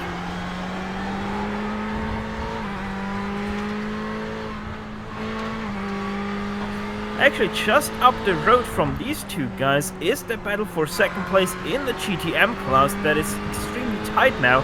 Wolfgang Wilder now leading that battle ahead of Richard Bell. Bell with the draft into Elf, but not able to do anything with that, as that draft seemed to not affect him whatsoever into straight line speed. Have you been seeing a lot of that so far of this race? Actually, the interesting thing with the GTM class in this race is that it had been extremely dominated by the TSB Racing car. They, at one point, just before the caution came out, they were over a minute ahead of the rest of the field, which was extremely spread out as well. So we didn't really see any fighting from these guys until just now. And I am a little bit surprised that the Audi didn't really get any draft there. So maybe Richard Bell just uses a lot of wing. So that... Oh, he's touching my Oysenfeld car! What was that? That's a big wreck. That's oh, wow! Neil Middleton in that.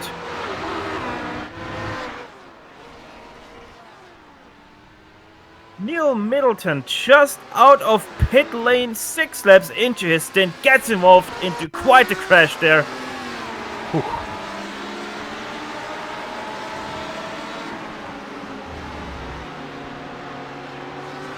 very, very bad time there for Richard Bell and Mats Torgen Hutzfeld to have a little bit of netcode there between those two. I would say for both of them enough space was given. However, a netcode is a netcode and always stay a netcode. Richard Bell also seemed to have a little bit of a slide there through third. That also didn't really help there on the marbles. Yeah, there you can see it quite nicely. That was quite some netcode there. Richard Bell, by the way, did decide to drive past pit lane for another time with a very wrinkled back, on his car. Mats Torge Hutzfeld also drives past. Not enough to bring out the caution, huh? And who? Oh, Matteo. Sorry. So the PCDC Motorsports Argon is in pit lane. And look at Matteo. He is, I think, not taking tires. Yes, he is. There he goes on the checks. And also seems like Adequate Racing didn't pit. So all three cars that were involved in a crash didn't have to pit because of that. So David Barraclough goes out of pit lane. Looks like Mateo's away. Rejoining the track. Staying in third place, about 21 seconds behind his teammate of Kasper Allit in the Argon car. Sorry, Xeno car.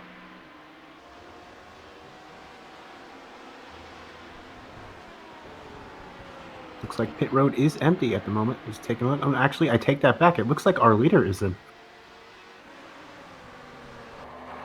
Quick stop. Quick stop. Oh, no, he's still there. Never mind. Patrick Pelchat, that is, of Satellite Racing, car number 64. So that means we're in full swing of the LMP1 cars. So that means PCDC Motorsports Xenon probably also going to pit this time around as they are on lap number 34 of their stint. And actually, they're driving past another time.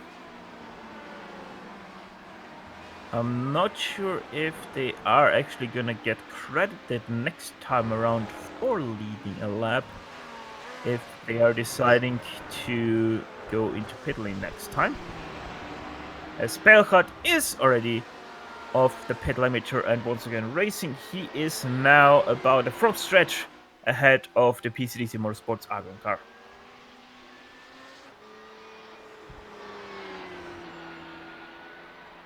It looks like Pelchat joined back in second place. No problems on pit road. Very smooth operation.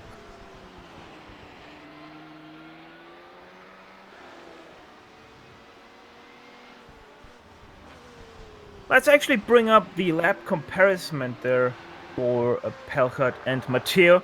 And there you can see Pelchat was actually in the pit lane 3 faster than Matteo. Even on the pit stop, he was 3 seconds faster. So Pelchat very quick in and out for him there on that full service.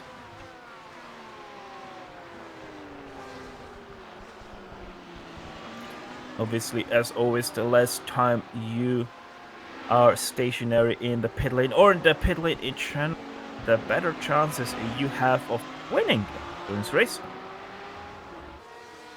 Right now, Pelchat most definitely doing that to the greatest ability right now, leading this race by about 45.5 seconds.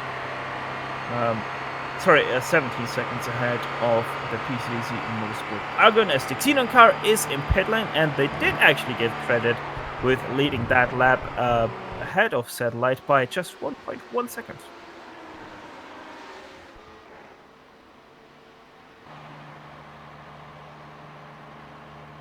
PCDC Motorsports Xenon is actually conducting also driver change. That means Arlit out.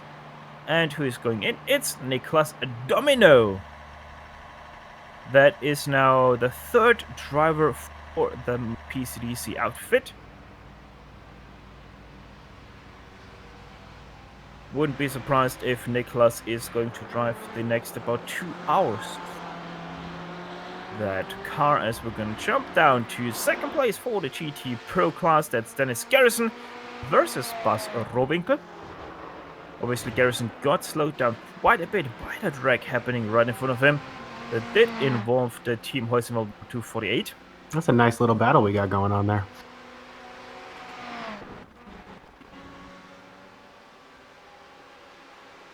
Carsten Thiel of Real Pixel Motorsport number 1 going past, splitting them up just right now. Elf. Let's see if he's able to go around the outside here. Sure enough, does try to do so and makes that pass happen quite nicely and easily. But with that, Bas Rovenko got a little bit more compromised than Dennis Garrison, and that gap has immediately opened up by about half a second.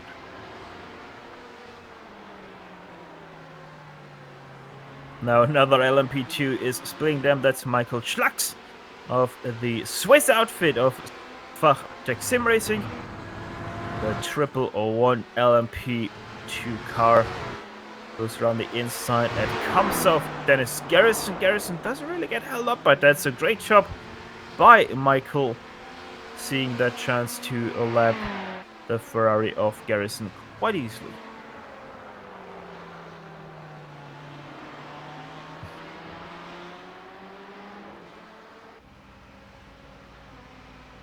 Another LMP2 outfit in the pit lane. That's Team Vikings Fenris. Halk are them. Elling Bomer has stepped out of them, and also we have seen Jeff Yeager of the Apex Blue to have put in his pit stop. But the thing is, he is about a full lap behind Real Pixel Motorsport 1. Neil Middleton of Adequate Racing also in pit lane, so the LMP2 pit stops are also in swing.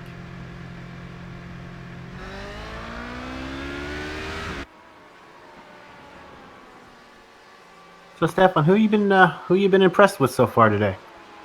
Who's let me rephrase that. Who's been overachieving? Who do you think is extremely happy with where they are currently right now, given all the events that have taken place? Well, that would actually go to the Hellraisers Heresy car, I would say, because they have seen early on in this race quite some troubles, meaning their whole left side is quite wrinkled, and thus they have quite some deficit on the top speed side of things.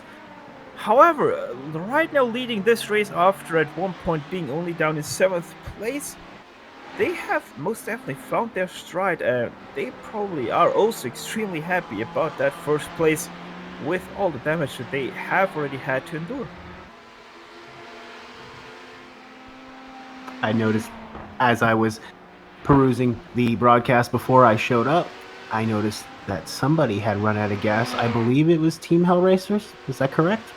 It was Hellraisers, but it was the LMP1 car. That's Hellraisers Gluttony number 19.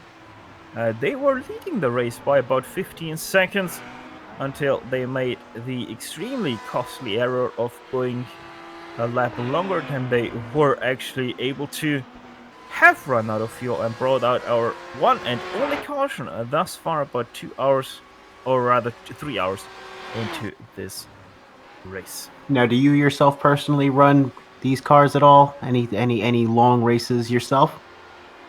Oh, most definitely. And if you are too much in the zone without having a big spotter up on your side, it is actually quite easily laps you have done in the stint, so don't fault them too much for that error. However, it is quite the rookie mistake to do.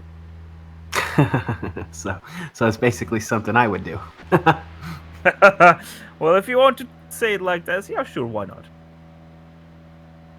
I just know running out of gas on the track, it seems that it's usually a combination of two. It's the driver who's a little bit more focused on the race, not necessarily looking down at the tank, and then the crew who, maybe underfilled. And I'm sure the driver will say it was the crew's fault, and the crew will be looking at the driver. Well, that problem comes in if there was no crew. Do you think that and you can't blame it on anyone else but yourself.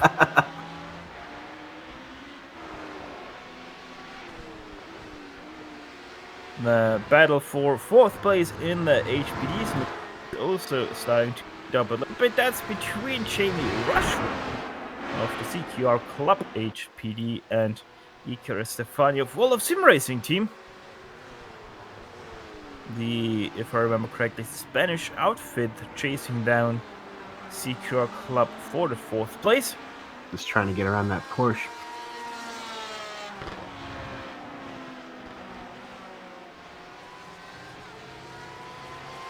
We looked like we had a problem with Manuel Mayer. He's coming down the pit lane with a little bit of damage.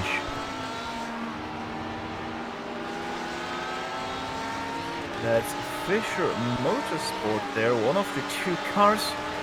And looks like that was through Würtel. We're a little bit too far ahead there for them. Quite an easy mistake actually that they had there.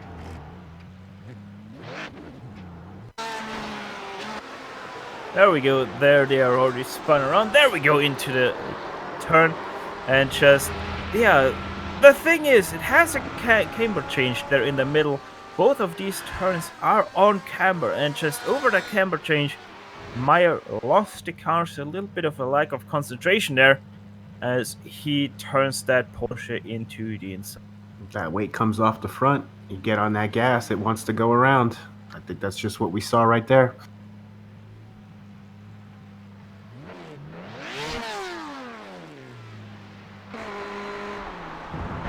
So let's go back to the battle for place in the LMP2s.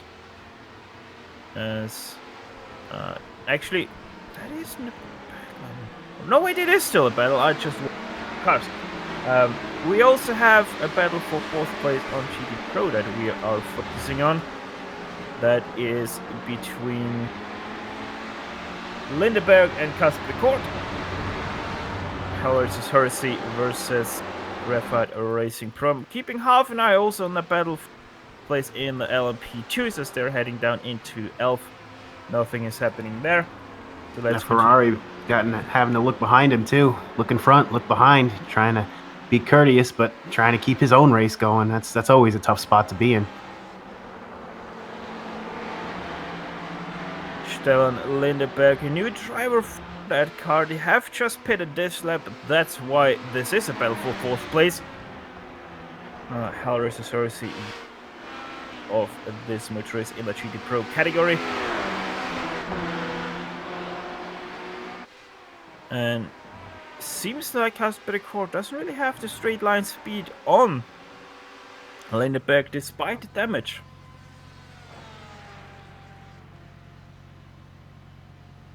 Real Pixel Motorsport 3, your 1st place driver at one point because of the pit cycle. They are in pit lane now, down to 3rd place once again with TSB Ripen going past them, your current leader of that field. Graphite Racing M, they still have to make their pit stop there, 36 laps into that stint, but don't expect Graphite Racing to do much anymore in this race as they have already had heavy contact front and rear just about 15 minutes ago with a GT Pro and LMP2 car.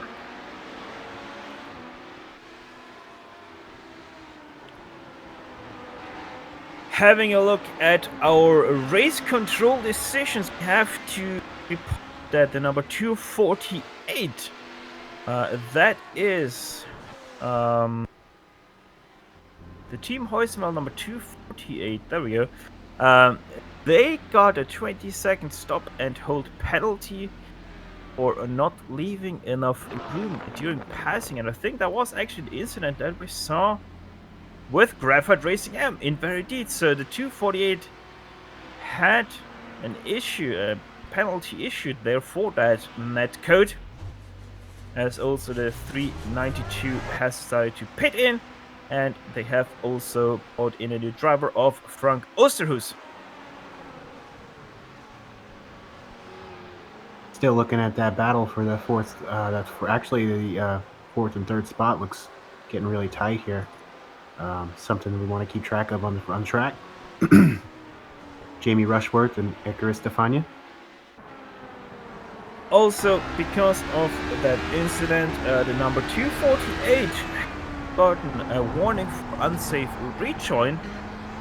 So full cycle is to right there. Actually, for the same car, that is a penalty. My bad. So the 248 in that incident, they have gotten a 20-second stop and hold penalty and a warning for unsafe rejoin. They have served that already. I just love that onboard. I could watch a whole race from the onboard. That's why I attempt to race myself, so I can watch it from the onboard. But a lot of times mine goes in circles. So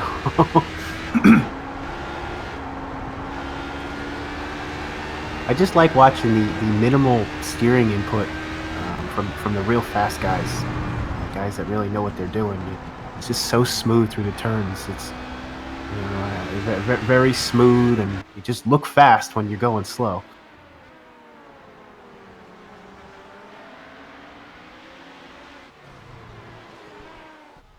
The Hexa Racing Team Purple 266 is in pit lane.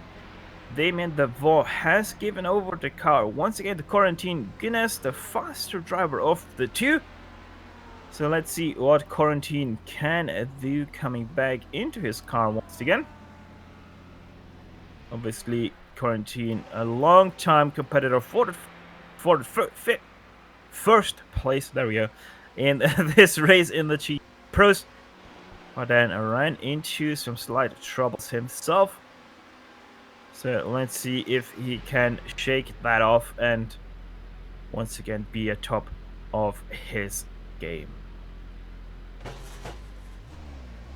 Now, Stefan, when does the fatigue start to set in? Around what point do you got to start fighting yourself as opposed to the car and the track? How many laps with this kind of intense pressure would you give, say, yourself before you really got to start working? Well, it's for every driver different, obviously. Some drivers don't really feel the pressure. That would be, for example, me. I don't really feel pressured when I'm in front of someone.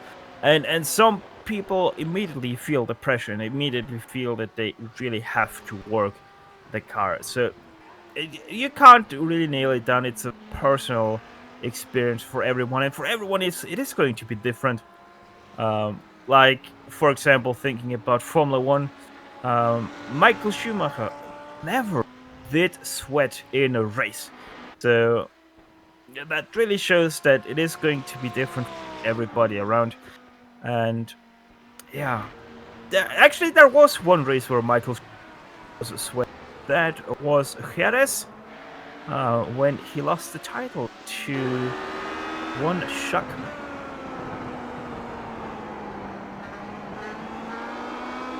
A little bit of Formula 1 knowledge being dropped on us. A little history lesson.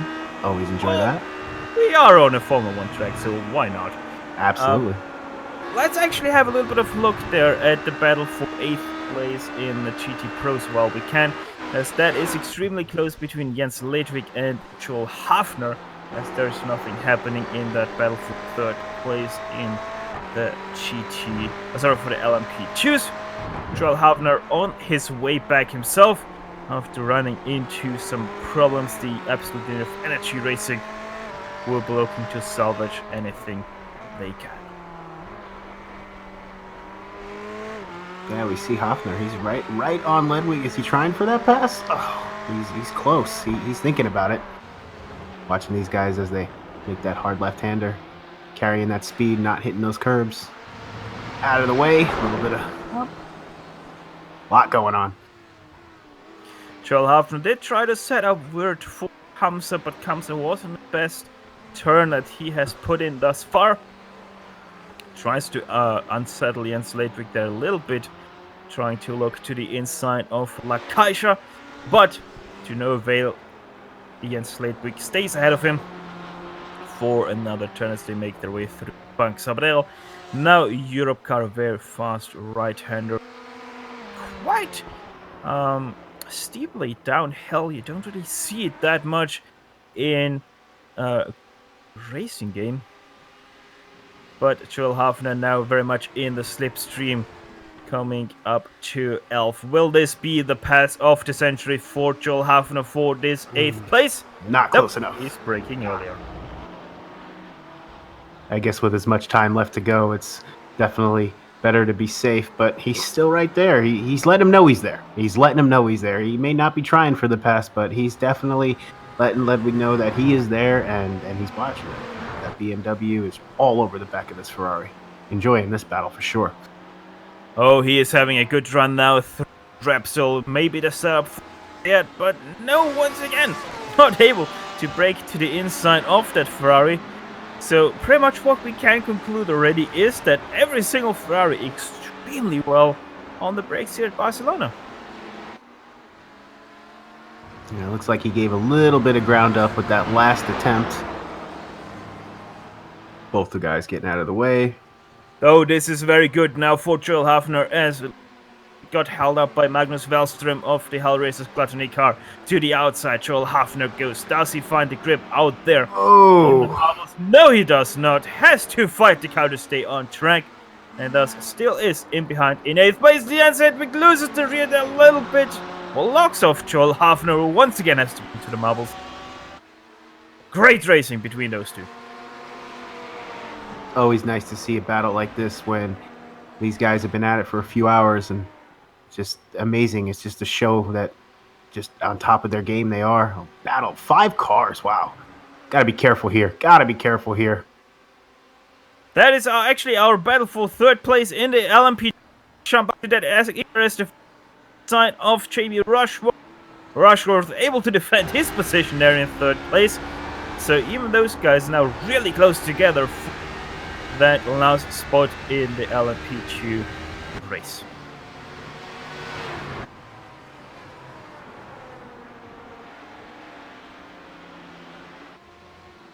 Let's see what Iker Estefania can do through the infield here.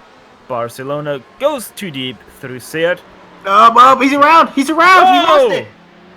Oh! Woo! Too hard into the corner. He lost the back end. It came out right from behind him, but he saved it though. That was intense. Joel Hafner with quite a dangerous return there, nearly collecting Usagi Racing and nearly getting collected by Fisher Motorsport. They have to initiate quite an emergency brake to not hit the absolute unit of energy racing BMW. But it seems like the Joel Hafner there got a little bit lost in the moment with also Jens Ledwig making the mistake ahead of him. It's always something you want to try to avoid with so much time left. I think sometimes you get involved in these tight battles after essentially running by yourself for so long. Sometimes you forget. Going back, take a look at another battle going on track. Yeah, that is once again our P3 battle in LMP2s with a big mistake from Jamie Rushworth. He's seeming to start to feel the pressure being applied by Iker Estefania.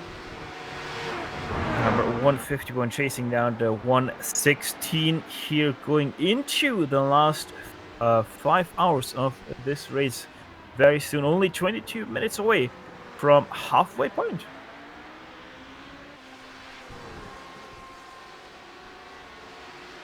I'm just taking a look at timing and scoring right now, seeing if we have anything else going on. It looks like this is definitely the closest battle on the track since that spin split up Hafner.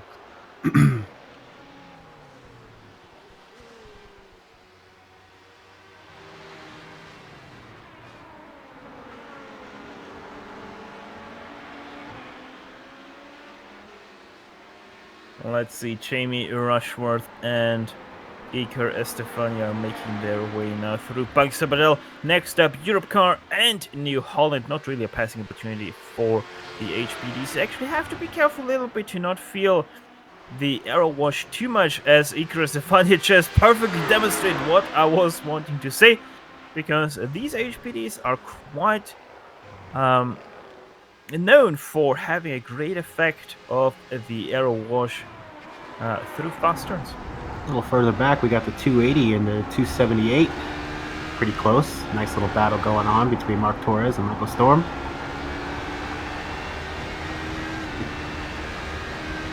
Storm was on the back of Torres. He definitely has been peeking. He's been looking, trying to make his presence known.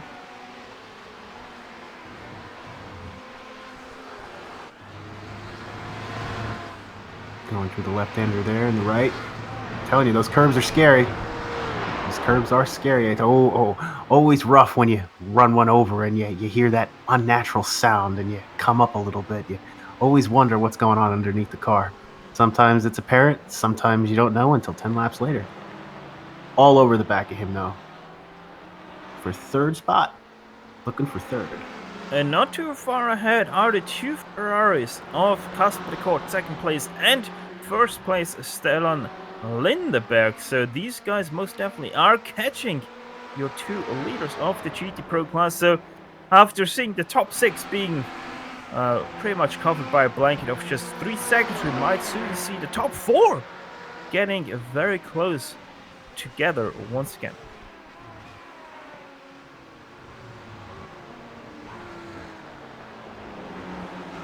Let's jump to the third place battle in LMP2 there once again, side by Estefania now being on the inside of Elf. He does break, way too late though for Elf, now has the outside through Renault with Jamie Rushworth having the inside for that turn. Jamie Rushworth a little bit too hard over the curbs on the inside, loses the rear and thus loses out in that battle for third place in your LMP2 class. So give it up for Ricky Estefania to finally be able to get the better of Jamie Rushworth. That was an excellent battle that was going on, and possibly Estefania might be able to pull away now, gap him just a little bit. We'll see. It looks like already he might actually be opening up that gap, so maybe he was holding him back. Definitely see. Be nice to see what kind of lap times he can turn in now. He's got the lap traffic ahead of him, but once he gets around him, we'll see what he can do. But Rushworth's not going away. He's not giving it up. Looks like he got a little loose. Yeah, Rushworth most definitely showing his worth in this battle thus far for a CQR Club HPD. This is his first stint in this car and in this race thus far, so Jamie most definitely withstanding that pressure quite nicely from Iker Estefania, who has been in this car already since lap 103, so for pretty much 65 laps. Yeah, Rushworth had a little bit of a mistake somewhere. The gap went from about 4/10. Now he's almost a second and a half behind Estefania. I don't know if he had a bobble, if he got caught up in the lappers, but he definitely did something, and it cost him a good chunk of time.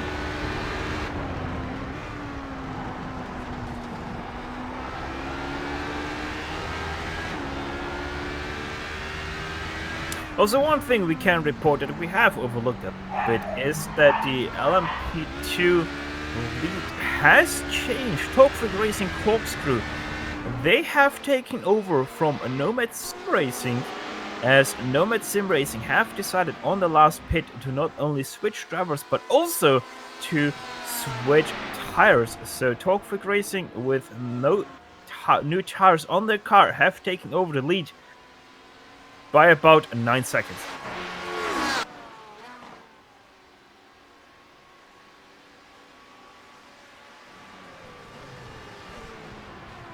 There we can see David Barraclaw making his way through Elf. First and second turn of this track. But let's actually go back to the battle for third place in the GT Pro class, with Mark Torres getting held up a little bit behind the Graphite Racing AM car. That might be the chance that Michael Storm was waiting for, trying to storm his way up onto the podium.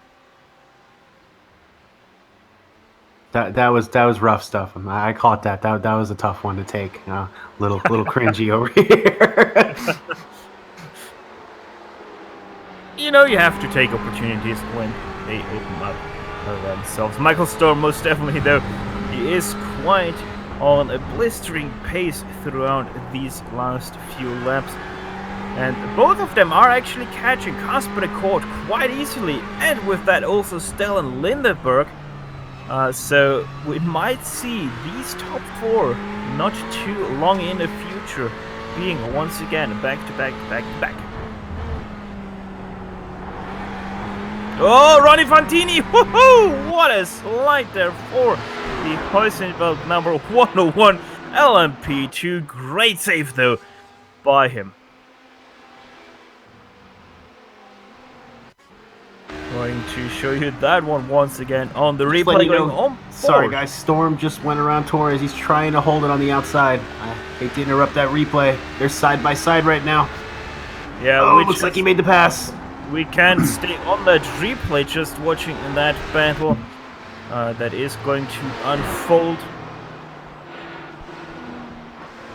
Got around Torres. With it now, with going looking there at Michael Storm. There we can see, goes around the right side. It's actually 3 wide there going into La Caixa.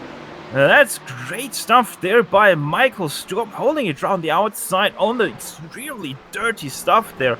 Lots of marbles already down, and an extremely easy pass there into Bank Sabadell with Marc Torres on the very dirty outside. He decides to brake earlier,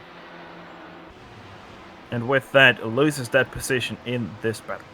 That was clean, it was fast, and he got the pass. So always love to see racing just like that. That's why we watch these. Oh, and the leader, GT Pro leader, just spun through Seat. That gives the lead up to Kasper Rekord, and with that our top 4 guys in the GT Pro class are covered by a blanket. Torres side by side still with Stellan Lindeberg, though Torres able to stay ahead, or get ahead of Stellan Lindeberg rather. Lindeberg right up on him, trying to make that pass.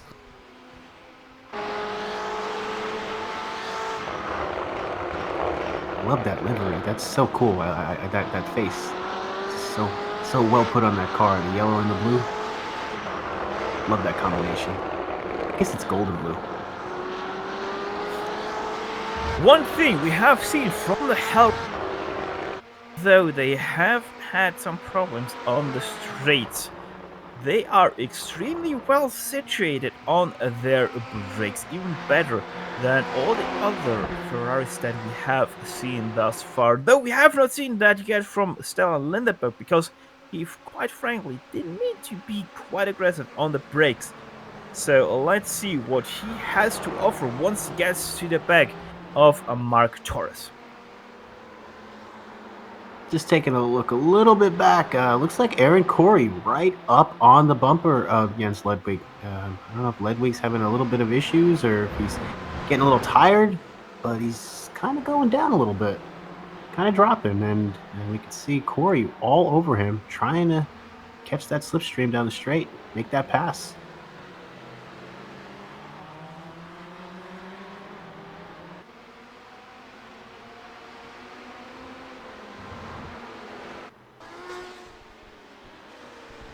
Alright, since we're getting a little bit closer to the top of the hour here in the motor race, that top of the hour is actually your halfway point in this 10-hour endurance race here at the circuit, the Barcelona-Catalunya. Right now, your leader of this motor race, about 6.5 seconds ahead of second place, is number 64 of Satellite Racing, Patrick Pelchat, right now on the wheels, or behind the wheel of that Porsche.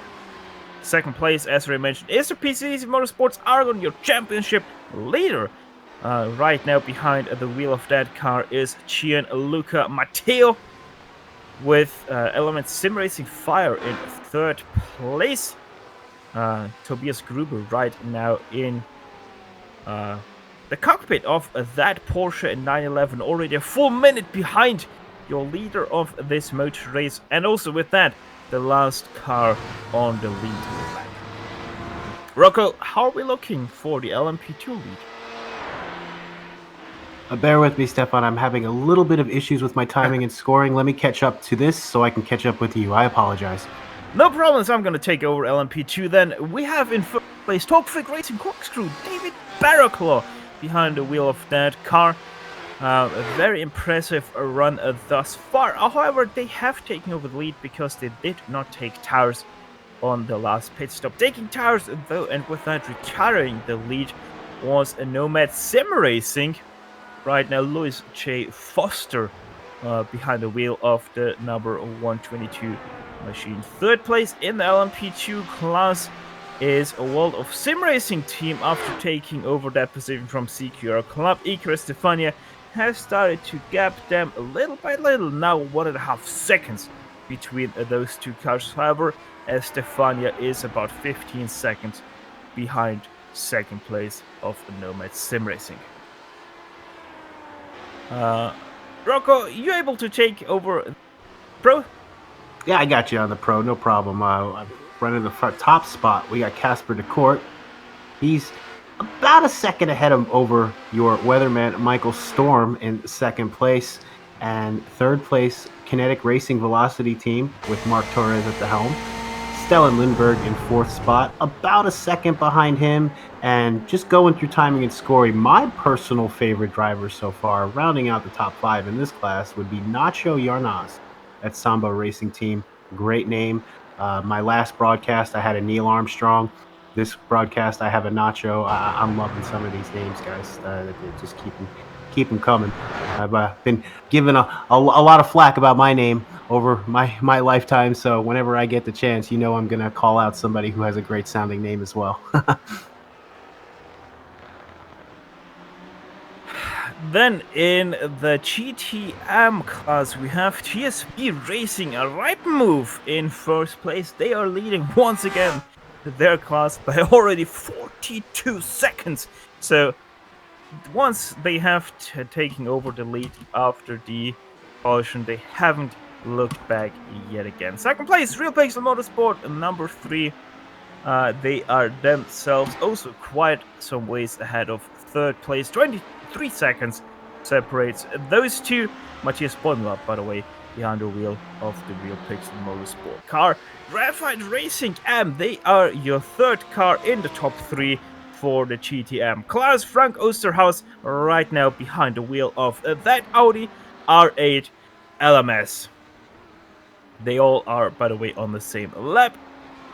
That is only a very small field that I just realized for the R8s. Only cars.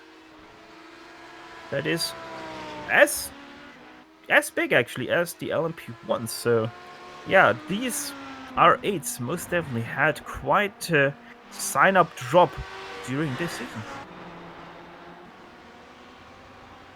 We got something going on with the Court and Storm. Once again, battling is that first place between Casper Court and Michael Storm. So those two have most definitely found themselves once again. And also Mark Torres not too far behind, as Stellan Lindeberg is starting to drop off of those 3. So it seems like Lindeberg not really as fast as his teammate of Jonas Budden and Wilhelm Wieberg. So is it safe to say that Michael Storm is eyeing Casper DeCourt for first place? Well, most definitely Casper DeCourt right now is in the eye of the storm, so we have to see how this one is gonna go. Maybe Michael is gonna storm his way from 4th all the way up to 1st place, as we have a car on the inside being slowed. That's Julian Ribelow. Don't tell me there's another car that has run out of fuel.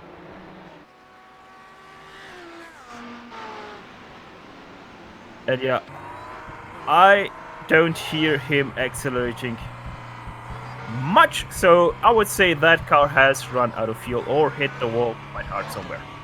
Is he going to make it? I think he's got enough momentum to make it to where he needs to be. Yeah, Julian Ribelow, the second LMP1 car to run out of fuel. This time, though, thankfully, we don't have a yellow flag, because the last time we have seen a yellow flag in this race, it was a yellow flag worth of half an hour.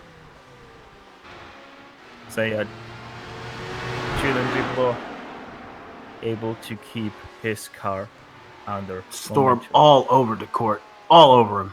just trying to make that pass. But as we know, it's one thing to catch somebody; it's something else to get around them. We were watching the battle for 9th place in LMP2s. Now we're on the battle place in the GT Pros, as that obviously is a little bit more important than that 9th place battle of the LMP2s.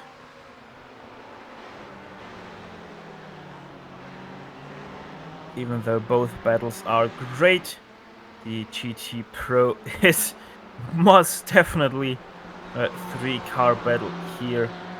And let's actually have a look. They are going to be interestingly on the strategies, with Marc Torres in behind 30 laps into his stint. Casper de Kort in first. He is 25 into his stint. And Virtual Motorsports Michael Storm already 19 laps on his stint. So yeah, much more fuel load still for Michael Storm, though he seems to be the faster car of the 3. Well, we'll see how many more Storm jokes we can get in.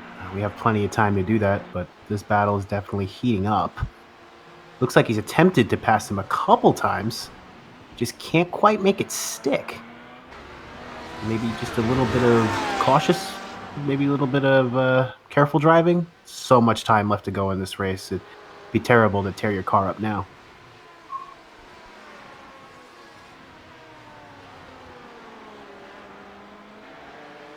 We can report that in the battle that we shortly were watching, Martin Teilgaard, he had some problems, so he is no longer in that battle, as Louis Foster in pit lane of Nomad Sim Racing HP. Is that actually in... Yeah, it is. Okay, so he is right there in strategy. Obviously, fuel taken for him. Looks like the LMP stops are starting. Got a few guys, a little bit of action going on in the lane. Yeah, Element Sim Racing far in pit lane. Tobias Gruber is behind that wheel. Not anymore, as they are switching drivers. Matthias Hoffmann behind the wheel of Gianluca Matteo also in the pits. I didn't mean to cut you off there, just letting you know. Seems like the LMP01 stops are in full swing now, with also here his car over to Refsness of the PCDC Motorsports Argon R18 outfit.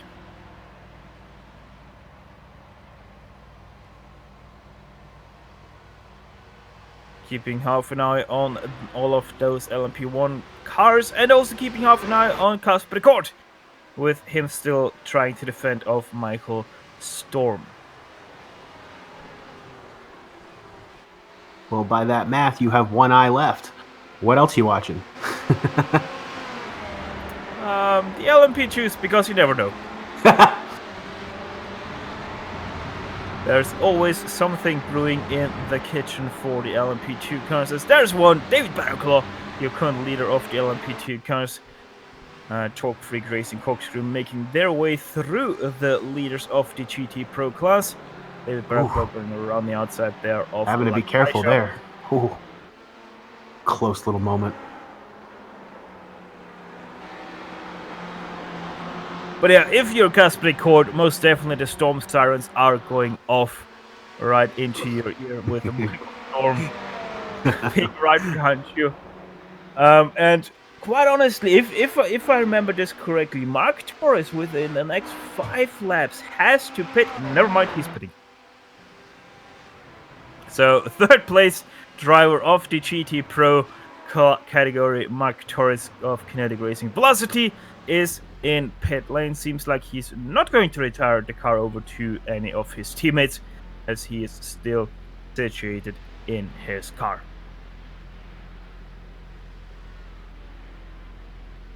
In the LMP1 category, we're still waiting on 2 more cars to make their pit stop. One of them is your current leader of Patrick Pelchat of Satellite Racing number 64. Probably also due within the next 2 laps. I'm expecting him actually to go into pit lane this time, as he is already on lap number 29, and he's actually driving past one more time. So hopefully he is able to calculate his fuel correctly and is able to make this lap here, which is going to be his 30th lap of the stint. The the PCDC Motorsports Xenon car is also a car that we're still waiting on. They are now going to start their 28th lap of the stint. And Stefan, in your own races, if you've ever gapped a field by over a minute, does that influence your strategy at all, or do you just stay with what you knew you were going to do before the race started? Well, I was actually in this situation in the Daytona 24 Hours in the G class. We were quite comfortably leading the race by pretty much a full lap, and our approach, especially in such a long race, you never know what happens. So obviously you are a little bit more careful passing people and getting lapped. You're a little bit easier with the guys that are coming up to you. But apart from that, strategy-wise, it's not wise to change anything, because what have the strategy that has brought you up to that point is also going to be the strategy that it is going to bring you further down the road. So unless you actually really see an opportunity to change up the strategy and really be much quicker with that new strategy, you always should stay on that strategy that has brought you up to that gap that you're already having in hand. Amazing insight from our own resident racer. Taking a look now, Pelchat has come down pit lane. He is making his stop now. So that still leaves PCDC Motorsports Xenon out there, and they have driven past the pit lane once again with Satellite Racing, having commencing driver swap. Now Pierre-Benoit Lemieux back behind the wheel of the 64 machine. All right, so let me bounce one more off you. When you come into the car as the lead car, is there anything you're trying to do in your first few laps? Are you just trying to feel it out? Are you going heavy? I'm sorry. Frank no problem. Osterhaus just spun through Repsol. That's your third place GTM car. And he actually had help from Cortin Guinness.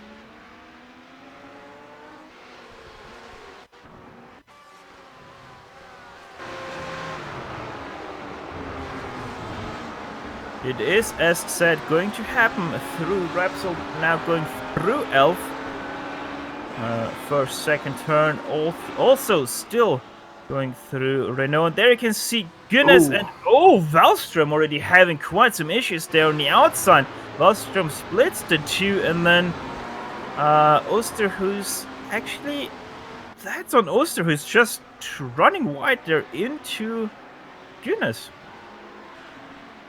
And an extremely long waiting period there for Frank Osterhuis for him to finally That's be able agonizing. to get spun around. Fach Autotech, the number 111, extremely big wreck for them. That is through Renault, and I think they had help from the artificial turf. Let's have a look at that replay, Rocco. Yeah, taking a look here, looks like Michael Schlacks just lost it. And then he put the front end into the retaining wall, and that brings out the caution. They've thrown the caution. Caution halfway through this race. Caution number 2 this time around, and honestly, that looks a little bit like the wreck Fernando Alonso once had here in winter testing in Formula 1. Although Michael Schlacks, as said, did hit the artificial turf, spins himself into the inside wall. Heavy damage for that car. And with that, the caution is out, as already said, for the very second time of this race. With this caution, GSRC is actually going to step away for just a few moments. But don't worry, we'll be back when the pit lane is open for these guys.